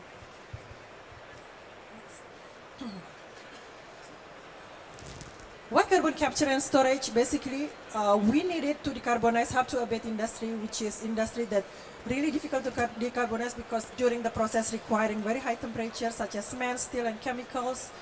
And also, we needed to produce hydrogen, just like from previously. We talk about green hydrogen, blue hydrogen. Blue hydrogen is the gray hydrogen plus carbon capture and storage, basically how to produce hydrogen and lowering the carbon dioxide emission from that production. So CCS is not something super new, but we have seen the explosion of CCS projects in the past years. So this is the latest data. You can see from 2018 to 2023, you see a huge increase in the development of carbon capture and storage projects all around the world. Of course, you will see that the epicentrum of carbon capture and storage projects are in the US that have been using carbon capture and storage for oil and gas as well, enhanced recovery. But now they are moving not to recovery, but only to storage, and also, of course, in Europe. But with all of that, we still need a lot of carbon capture and storage if we want to go to net zero scenario in 2050. This is what we have in 2030 and what we need to have in 2050 based on net zero scenario. So there are a lot of, the analysts are quite wild when they are talking about carbon capture and storage. What is the business of carbon capture and storage going to be? Some people say it's going to be 3.3 billion. CAGR 7.6 to 19%. It's wild. And Exxon is the happiest about all of this, and they said that it's going to reach $5 trillion business in 2050. That's a lot of money. So now let's see about what is happening in Indonesia. So Indonesia has a huge geological storage capacity. It means that underground capacity to store carbon capture and storage is huge, 400 to 600 gigaton. And this you cannot create. You cannot have a country and say like, look, I have a lot of geological storage. Like, it has to be there. And we are quite lucky to have it. So far, we already have 15 carbon capture and storage projects all over Indonesia, most targeted to be on stream before 2030. And we also have the most mature carbon capture and storage regulation in Southeast Asia based on Global Carbon Capture and Storage Institute. With the latest regulation allows 30% of the storage for storing carbon from overseas. We also have a regulation on licenses for carbon storage and transport as a separate license. So companies can actually have a storage license, companies can actually also have a separate transport license. So this is the story, right? So Indonesia have 400 to a huge geological capacity, and we see the industrial countries around, Japan, South Korea, Singapore. I'm just going to take 3 examples. Japan with 1,100 MT CO2 equivalent per year, top 5 globally, and they already have a CCS long-term roadmap. They want to store 240 MTPA carbon dioxide by 2050, not only in Japan, but also out of Japan. And they are very actively promoting overseas CCS projects, especially in Southeast Asia, including in Indonesia. That's pretty much the case of South Korea as well. They are top 7 global carbon dioxide producer, and they plan to reduce 40% carbon dioxide, and so strong collaboration and initiative currently in Indonesia. The same story with Singapore, which even closer to Indonesia and already signed a cross-border CCS LOI with Indonesia in 2024. And here I'm just imagining the shipping line that pretty much already happening with LNG, that can also happen with carbon capture. And those are some of the carbon capture storage hubs that are probably happening in Indonesia in the next few years. And internally as well, nationally as well in Indonesia, the industrial carbon dioxide sources location match quite well the geological storage basin. It means that the geological storage basin that are needed to store the carbon capture are matching quite well with the location of the industry. So actually, their carbonizing industry in Indonesia with carbon capture and storage is very viable. This is our study that we are doing for Pertamina with the support of USAID. So that's my short presentation. We have a short article on carbon capture and storage way forward. Feel free to download it by flashing this barcode. Thank you very much. Thank you very much, Ibu Chandra, for highlighting the Indonesian potential on the carbon capture storage, which has several potential of geological storage for carbon capture storage. So for the second presenter, I would like to invite Mr. Yogi Frinandi as the President Director of Pertamina International Shipping. Bapak Yogi, the floor is yours. Well, thank you. Good afternoon, ladies and gentlemen. First, I'd like to thank ICADIN and also Kemenperin for this opportunity. So in this short opportunity, I'd like to explain about Pertamina's initiative towards the CCS program in Indonesia and Pertamina. Next. So you can go to the next slide. So yeah, Pertamina already set the NZE pathway by 2060 or earlier, which is aligned with the government commitment to achieve net zero emission by 2060.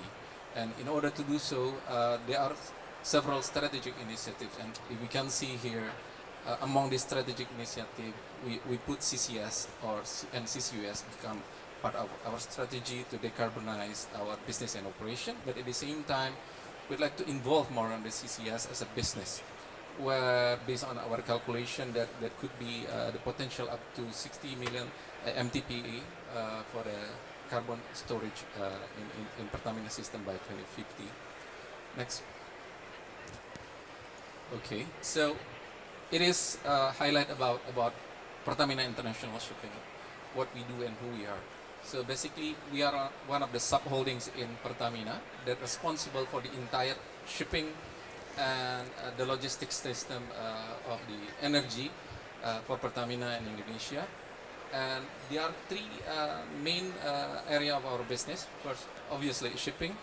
So we've been part of the Pertamina for many decades to distribute energy across Indonesia and into Indonesia, where now we are the net importer for the energy, for the oil and gas. But at the same time, we've been developing our business outside Indonesia. About 20% of our business, our revenue coming from the international business. About 60 of our ships servicing outside Indonesia. And the second line of the business is marine services, where we operate the port and terminals across Indonesia. There are more than 100 ports that being managed by us. And also at the same time, the last one is the logistics, which is the terminals, fuel terminals and gas terminals across Indonesia. Now we operate more than 114 oil and gas terminals across Indonesia. And going forward, in terms of the CCS, we'll be taking a huge role for allowing the CCS business to happen in Indonesia, specifically for the shipping and the logistics system for the CCS. Next. So, aligned with the regulation, the greenhouse gas regulation by the IMO, where about 40% of the emission needs to be reduced by 2030. We are trying to set our goal to achieve the NZE pathway by 2060. And there are plenty of works being done by us, basically how to make our operation much more efficient through all the initiatives which align with the regulation, for instance like EXI, EDI, and also the improvement on the current ships that being operated. But at the same time, how we accommodate the alternative fuel, alternative fuel as the source of energy for our ships. So yeah, even though we haven't seen a lot from our initiative, but it is projected by 2030 that we can reduce up to 1 million ton of CO2 from our operation, which equal to 33%. And we believe the carbon capture and storage, particularly the carbon capture technology in the ship, will help us to reduce the number of CO2 being emitting by our operation. Next. So I think Chandra already explained a bit about the CCS potential in Indonesia, and Pertamina as a group already quite active to do some studies with our partner to see the opportunity for the storage of carbon across Indonesia. And based on our latest data that we already quite sure that until now there are 7.3 gigatons within Pertamina system, and one of the biggest based on the latest study with Exxon is the Sunda Astri Basin, where the capacity of the storage for the CO2 could be up to 3 gigatons of CO2. And last year Pertamina already signed an MOU with Exxon to jointly develop the Sunda Astri Basin to become one of the CCS hub in Indonesia. Next. So how can Pertamina International Shipping involve more on the CCS? I can say it is still in the early stage, because we just got the Presidential Decree number 14, 2024, where the CCS business can be started, where Ibu Chandra already mentioned about 30% cross-border can be done, which is the dilemma for us, how to translate the 30% given the domestic CCS industry is not available yet, right? Or even though the scale is just too small. And we know that the neighbor country, for instance, like Singapore or Japan or Korea, there are plenty of opportunities. So if the 30% becomes the limitation, then this is something that we need to advocate the government of Indonesia how to manage this challenge, because the domestic volume is not there yet, right? So for us, now we see plenty of opportunities for Pertamina International Shipping to involve more on the CCS business. The most obvious one is the ships, the transportation, right? Where we perhaps we can provide some transportation for the CCS within Indonesia or the from the neighborhood country, and we just appointed by the government to be the to be the aggregator for the transportation for the CO2 in Indonesia. So it is a privilege for us, but definitely this is something that could be a challenge as well for us, because the government would like to see we start moving right towards some initiative to fulfill the transportation, and there could be a plenty of infrastructure or vehicle as well that can be provided, for instance, like temporary storage, floating barge for some location in Indonesia, and also the LCO2 injection vessel, where, for instance, like the Sunda Asri Basin will be an offshore operation for the CCS. And last but not least, definitely the receiving terminal or the aggregation terminal that can be provided by Pertamina International Shipping Group. Next. So this is the last slide. So what we do now, as I said, it is still in the early stage of our CCS initiatives. So that's why plenty of study, plenty of meetings with our partners. Basically, how can we develop the technology of the CCS, the technology selection as well for the ships that we are going to build.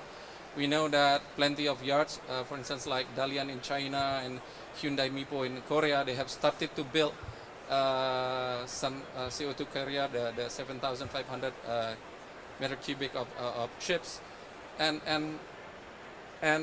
looking at the Northern Light project, CCS could be one of example where we learned a lot from what being done by the Norwegian, and in the long term, definitely we are strong believers that CCS could be a huge business for Indonesia and Pertamina.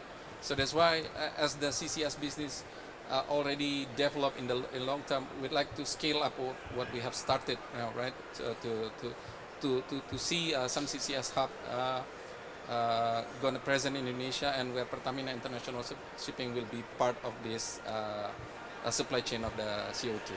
So that's all from me about Pertamina International Shipping and all the initiative on the CCS. Thank you so much.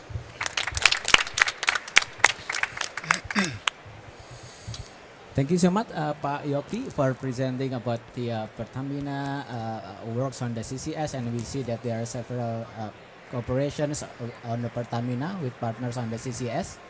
And for the next for the third and fourth speakers, we will have the speaker from Norway to discuss what are the Norwegian works on the CCS.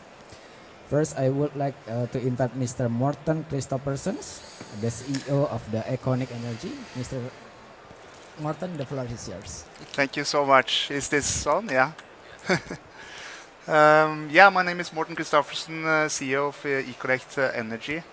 I'm going to talk about how we enable the infrastructure for the CCS value chain, and how we focus on clean infrastructure for the clean energy and the clean projects as well. At Econnect, we believe that clean energy should be both accessible but also affordable for everyone worldwide. And we're trying to achieve this by using our cutting-edge technologies to reduce the investment costs of building marine infrastructure, but also the time.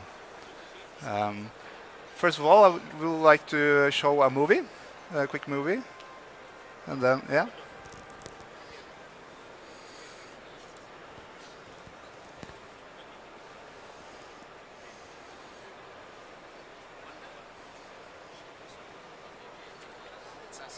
Yes. Econnect was founded to make clean fuel available to communities around the world by simplifying the transfer of energy from ships. That was the genesis of the jettyless Ike.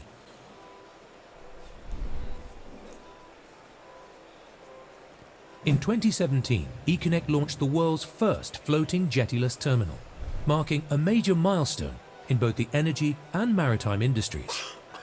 Since then, the company has also focused on low-carbon energy solutions, with a technology portfolio for renewable fuels and emissions mitigation. From offshore LNG and green ammonia export to ammonia bunkering terminals and carbon capture efforts, eConnect is now engaged in projects across the globe. Today, eConnect is delivering 2 IKEs to New Fortress Energy's fast LNG project in the Gulf of Mexico. And in Germany, TESS and eConnect Energy are delivering fast-track energy import to Wilhelmshaven to bolster Germany's energy security. We have some very exciting products coming up and solutions across the value chain. And we're also working on some very interesting projects. For instance, we started a project in Africa in methanol export. That's a new area for us. We are also working very hard with our clients to evolve our solutions. Additionally, eConnect's joint venture Azane Fuel Solutions is receiving significant investments to continue decarbonizing shipping with clean ammonia bunkering. Looking forward, eConnect has further developed the IKE solution for various applications, including regasification and renewable energy transfer. The IKE Fast Track Regas Terminal, that's our platform system, which we have combined with a smart, elegant regas system, which we call the IKE R-Class, which you can connect to any type of LNG ship. And then in essence, you have a floating fast track system, which brings in the gas to shore in record time. The eConnect team and a shared motivation to simplify energy accessibility will bring the company into the future. With staff from around the globe with multidisciplinary expertise, the team works together to solve the world's energy bottlenecks. I think we've shown that we have a track record in the LNG business. We have a spin-off in the ammonia space with Azane Fuel Solutions. Now we're also heading straight into the carbon capture space. So the best is not yet seen of eConnect. We've grown organically since our inauguration in 2012. And we've gained a position in which we're financially robust in terms of being able to deliver on the growth ahead.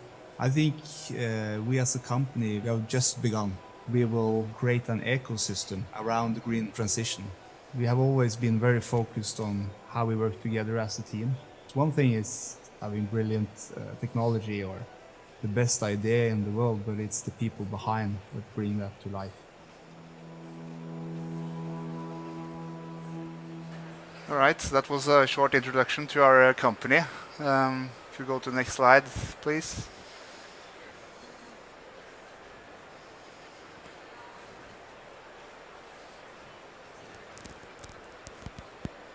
So in essence, what we're trying to do is to remove these heavy, time-consuming, costly CO2 emitting jetties, right? So how we enable the marine infrastructure. If you go to the next slide, by thinking differently, we call it in the jettyless space, our technology portfolio called IKE. Different types of products, but they are all very, very fast to install and a lot more cost efficient than building these heavy infrastructures. And talking about CCS, we will need a lot more jetties and port infrastructure to ship all those CO2 around the globe. So it's important that we try to reduce the investment cost in all the different stages of the value chain in order to enable the CCS going forward.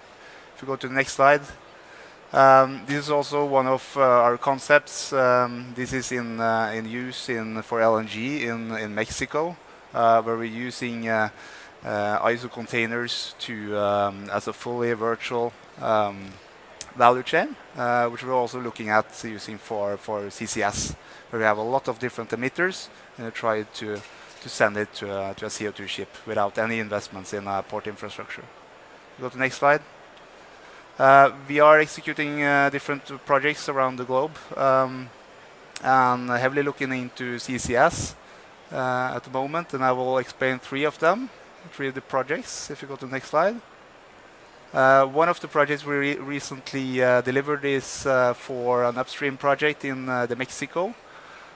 This was, and our client calls it the fastest project on the planet. So it was a very difficult project for us, but well executed. Next one. And the one in Wilhelmshaven here in Germany, we are working with the hydrogen company TESS and ENGIE, where we are working on a project where we are delivering a terminal in a record time to provide energy security to Germany. And this facility is very interesting because in the next stage it will be converted to a hydrogen or ENG terminal where we are exporting CO2 in the same system. So in this project we are taking kind of the investment decision on the CCS kind of value chain. So very interesting project. And the next one. So this is some of the pictures from where we are now installing everything on site, and we plan that to be in full operation later this year. Next one. And then on the ammonia side, we have sold a pre-order with the Yara Clean Ammonia for a network of 15 different fuel stations, which we will place along the Scandinavian coast and Northern Europe. Also a very interesting initiative on that side. Next one. Yeah, that concludes my presentation. This is my lovely colleagues, so please reach out if you have some more questions. Thank you. Thank you very much, Mr. Morten, for your presentations. And our last speakers will be Mr. Erik Mathias Sorhal. He is the Business Development Director of the CO2 shipping at the DNV Maritime. Mr. Erik, the floor is yours. Thank you, thank you. Is it working? Working now? Very good. Is it better? Closer to like this.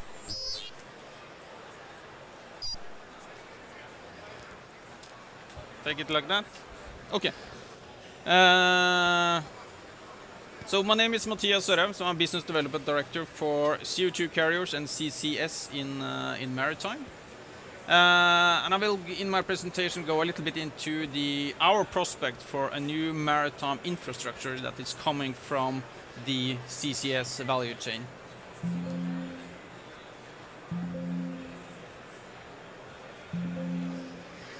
Anything happening?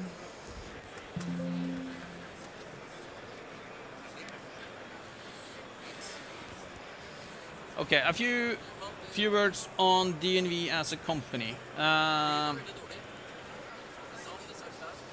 is it better? Yeah, okay. DNV as a company, we are about 15,000 employees, located in more than 100 countries. In the ship and offshore industry, we are first and foremost the world's largest classification society, but we also provide advisory to the same industry.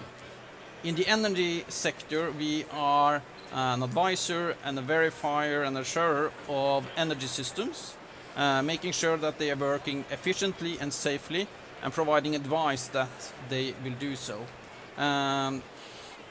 In addition to that, we are a global leading provider of management system and certification and value chain or supply chain product service provider.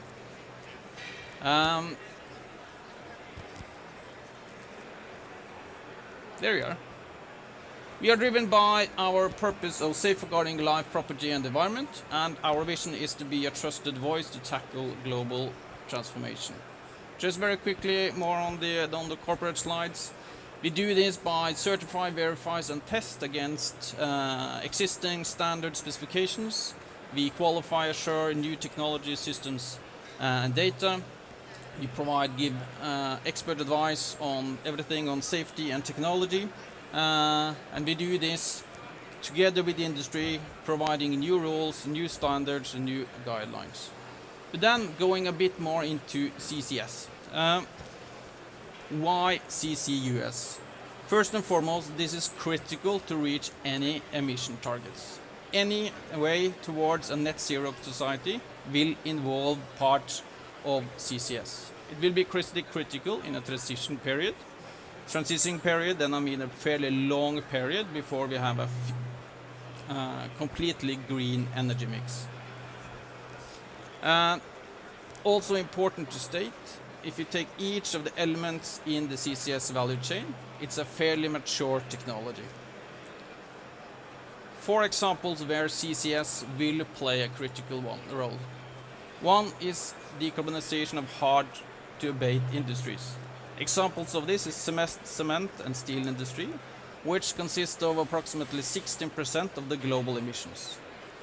That emission is not only coming from the energy mix, it's also coming from the process itself.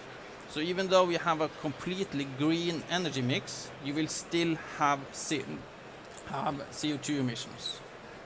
CCS also provides the possibility of low carbon hydrogen at scale. In most cases, blue hydrogen, meaning hydrogen provided by natural gas with the carbon capture, is a cheaper solution than green hydrogen.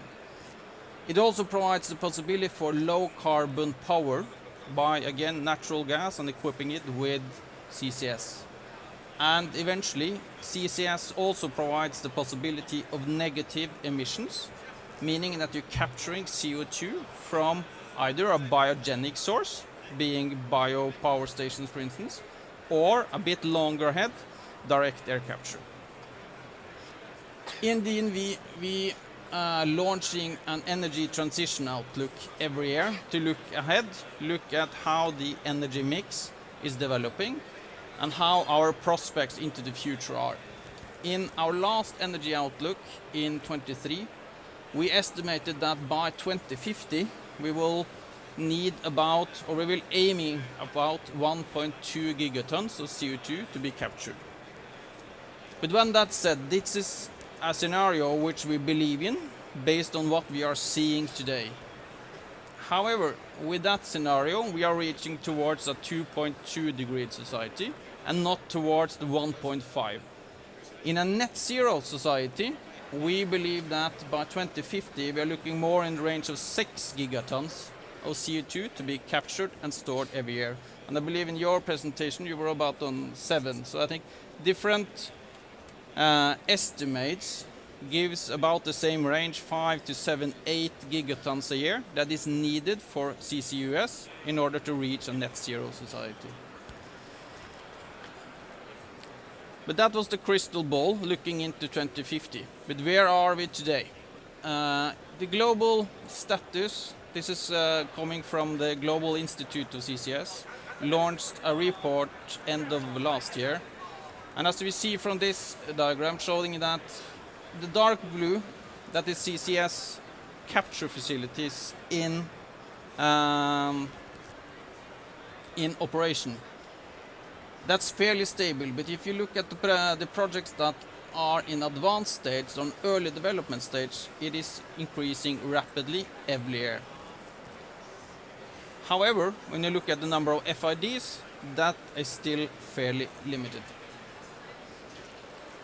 But regardless if you look at a 2.2 degree society or a net zero society, regardless, it's huge volumes of CO2 that needs to be transported. And for the maritime infrastructure, this is a huge opportunity. It's not only about gas carriers transporting necessarily CO2 between one shore-based terminal to another.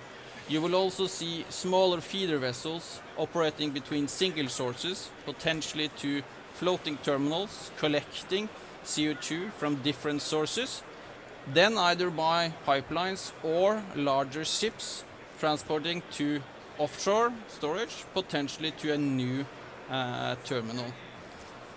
And it's difficult to grasp what 1.2 gigatons of CO2 means in terms of number of vessels. But if you're looking at short term, up to 2030, it means maybe a 50, 60 number of vessels. If you look into 2050s, our predictions say between 200 to 600 vessels, of course, depending on size of vessel, the trade, etc.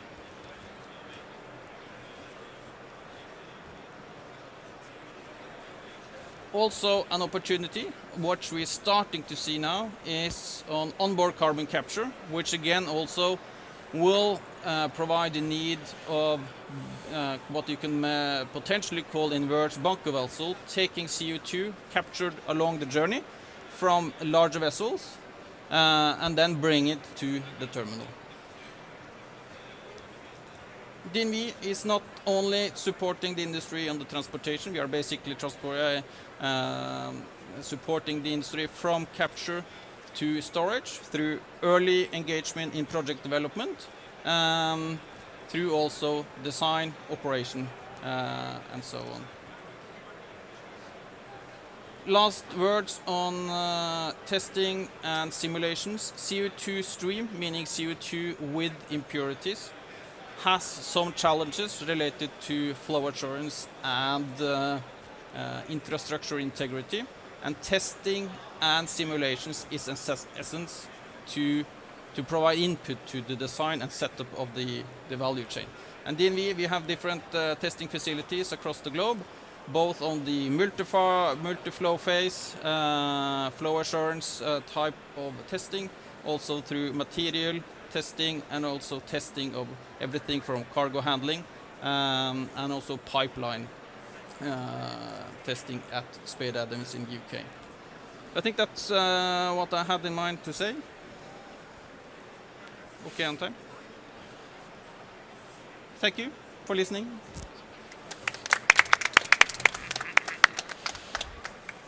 Sorry.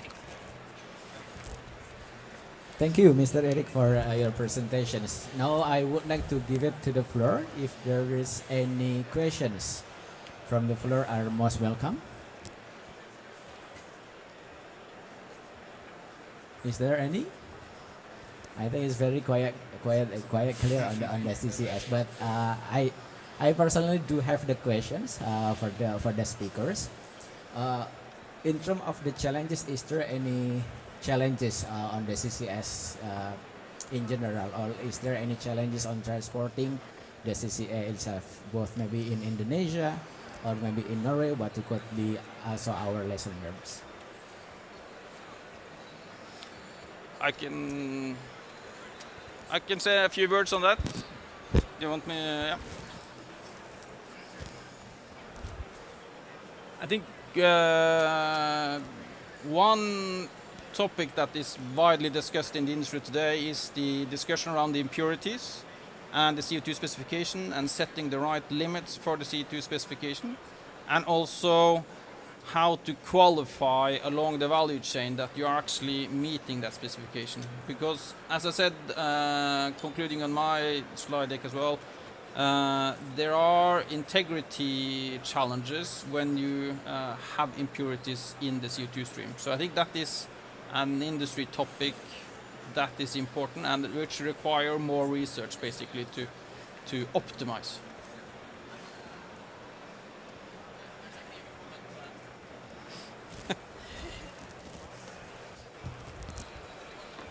Also, the technology today is based on oil and gas production, so it's maybe too advanced and too expensive and too complicated. So how to find a cheaper solution? If not, it will be maybe too expensive. Any comments from Pak Yoki or Buchan? Yeah, I'd like to add a perspective from Pertamina in Indonesia in general. I think, as I said, we are in the early stage of the CCS program, which is good.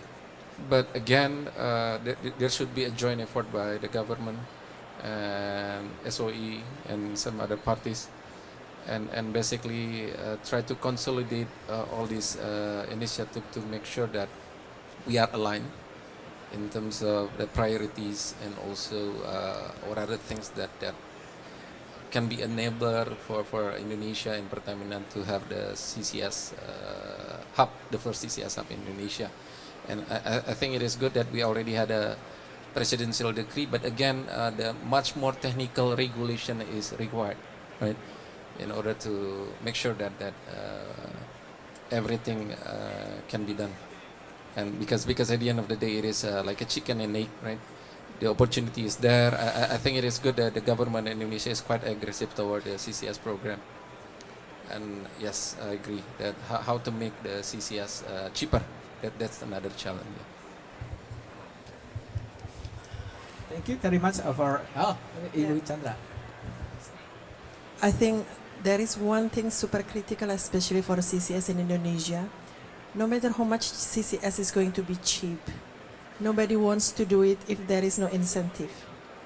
So there is the paramount importance, and it has nothing to do mostly with technical issue, but it is policy. We have seen that everywhere in the world where CCS projects flourish, it's because of policy and incentives. So, voila, that's my point. Yeah.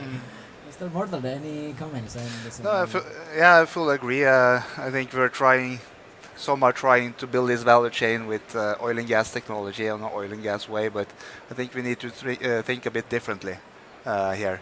We need to think more simplistic. We need to think that we don't have the kind of the high costs that we can afford in oil and gas space. Yeah. So I think that's very very important. And also, is there a way to kind of make CO2 valuable, use it for something? And I think personally, e-fuels, renewables, LNG is very interesting there, where you use CO2 to create LNG, and you're using the same value chain as you are used to. I think, can we look at some way to make the CO2 valuable in some way? Yeah. Thank you for again. I would like to follow up your question. I mean, in Europe you have a CO2 tax, and you have a lot of ambition, you have a lot of plans, you have deadlines. So how will you finance your project if you don't have an incentive today?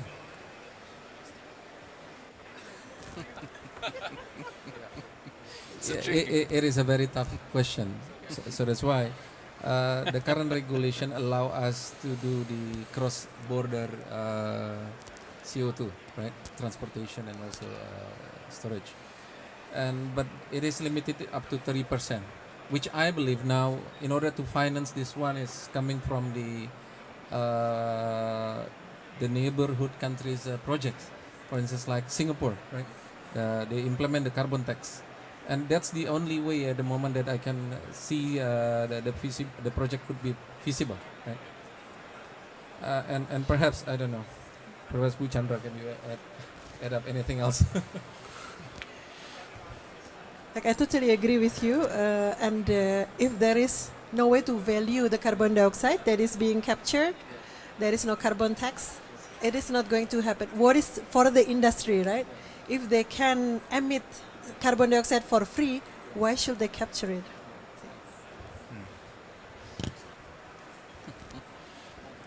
Hope that answered your questions. So, is there any other questions from the floor? Okay, if it is not, I would like to close these sessions. And once again, thank you for all of the four finalists. And I would like to close the sessions and by hand it over to our MC. Yeah. Give a big applause for all of us. Thank you, Siddiq, for moderating our last segment of today. Also, I invite ladies and gentlemen to give one more appreciation for our speakers that have been with us, also sharing some insightful discussion for today's event. Lastly, I invite all the distinguished speakers to rise because we are going to have our last ceremony, some token appreciation ceremony.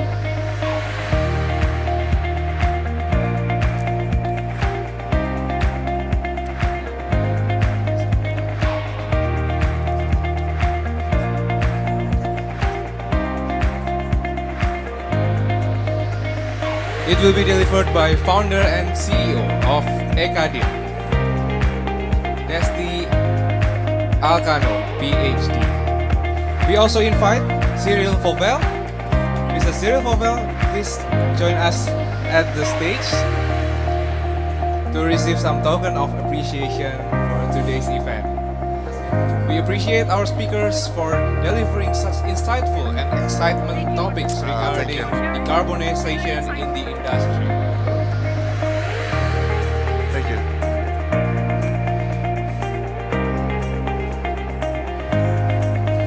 If we taking some photos for each one of every panelist. This business forum is hosted by EKADIN, Energy Academy Indonesia, supported by Ministry of Industry of Republic of Indonesia, and sponsored by PT Pertamina Persero.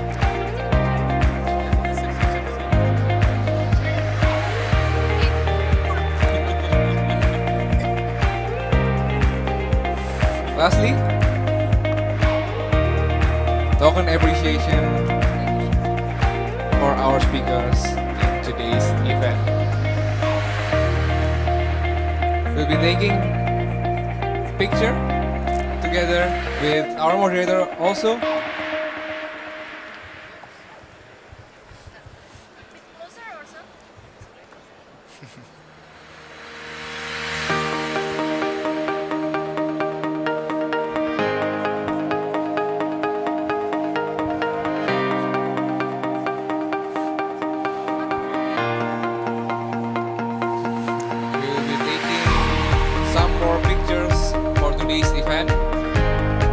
At the first day at the Indonesian Pavilion at Hannover Messe 2024. Thank you. Let's give one more appreciation for all of us for today's event and also for our speakers.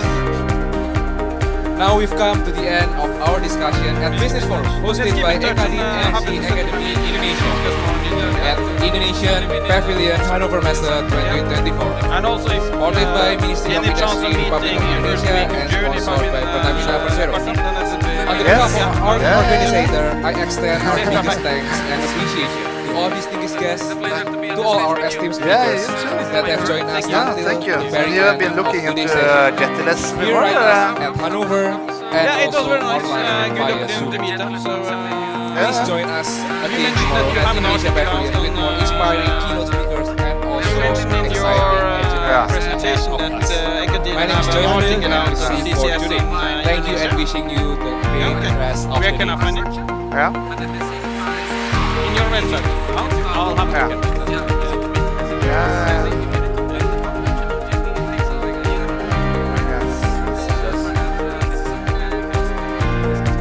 Yeah. No, that will be very interesting yeah, to we look have at a some of the list, cases on how we some of can our kind of laboratory some-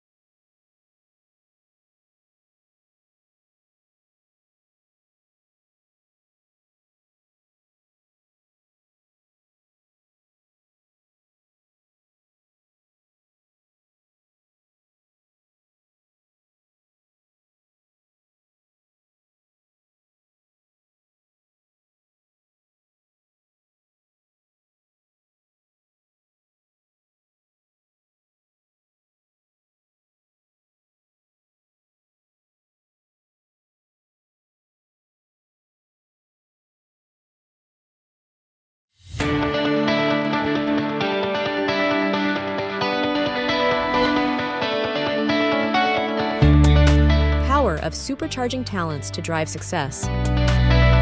Empowerment and growth for limitless possibilities. Towards green business transitions, we are Expert Hub, Knowledge Hub, Talent Hub in energy sector, and sustainability concern.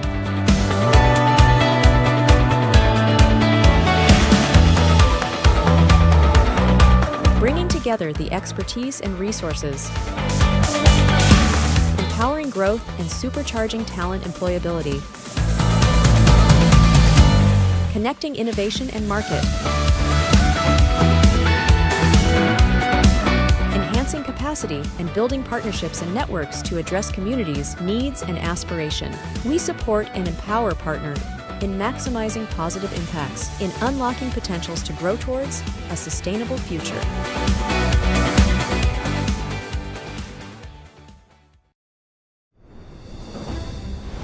Indonesia, as an emerging economy, has undergone a remarkable journey, demonstrating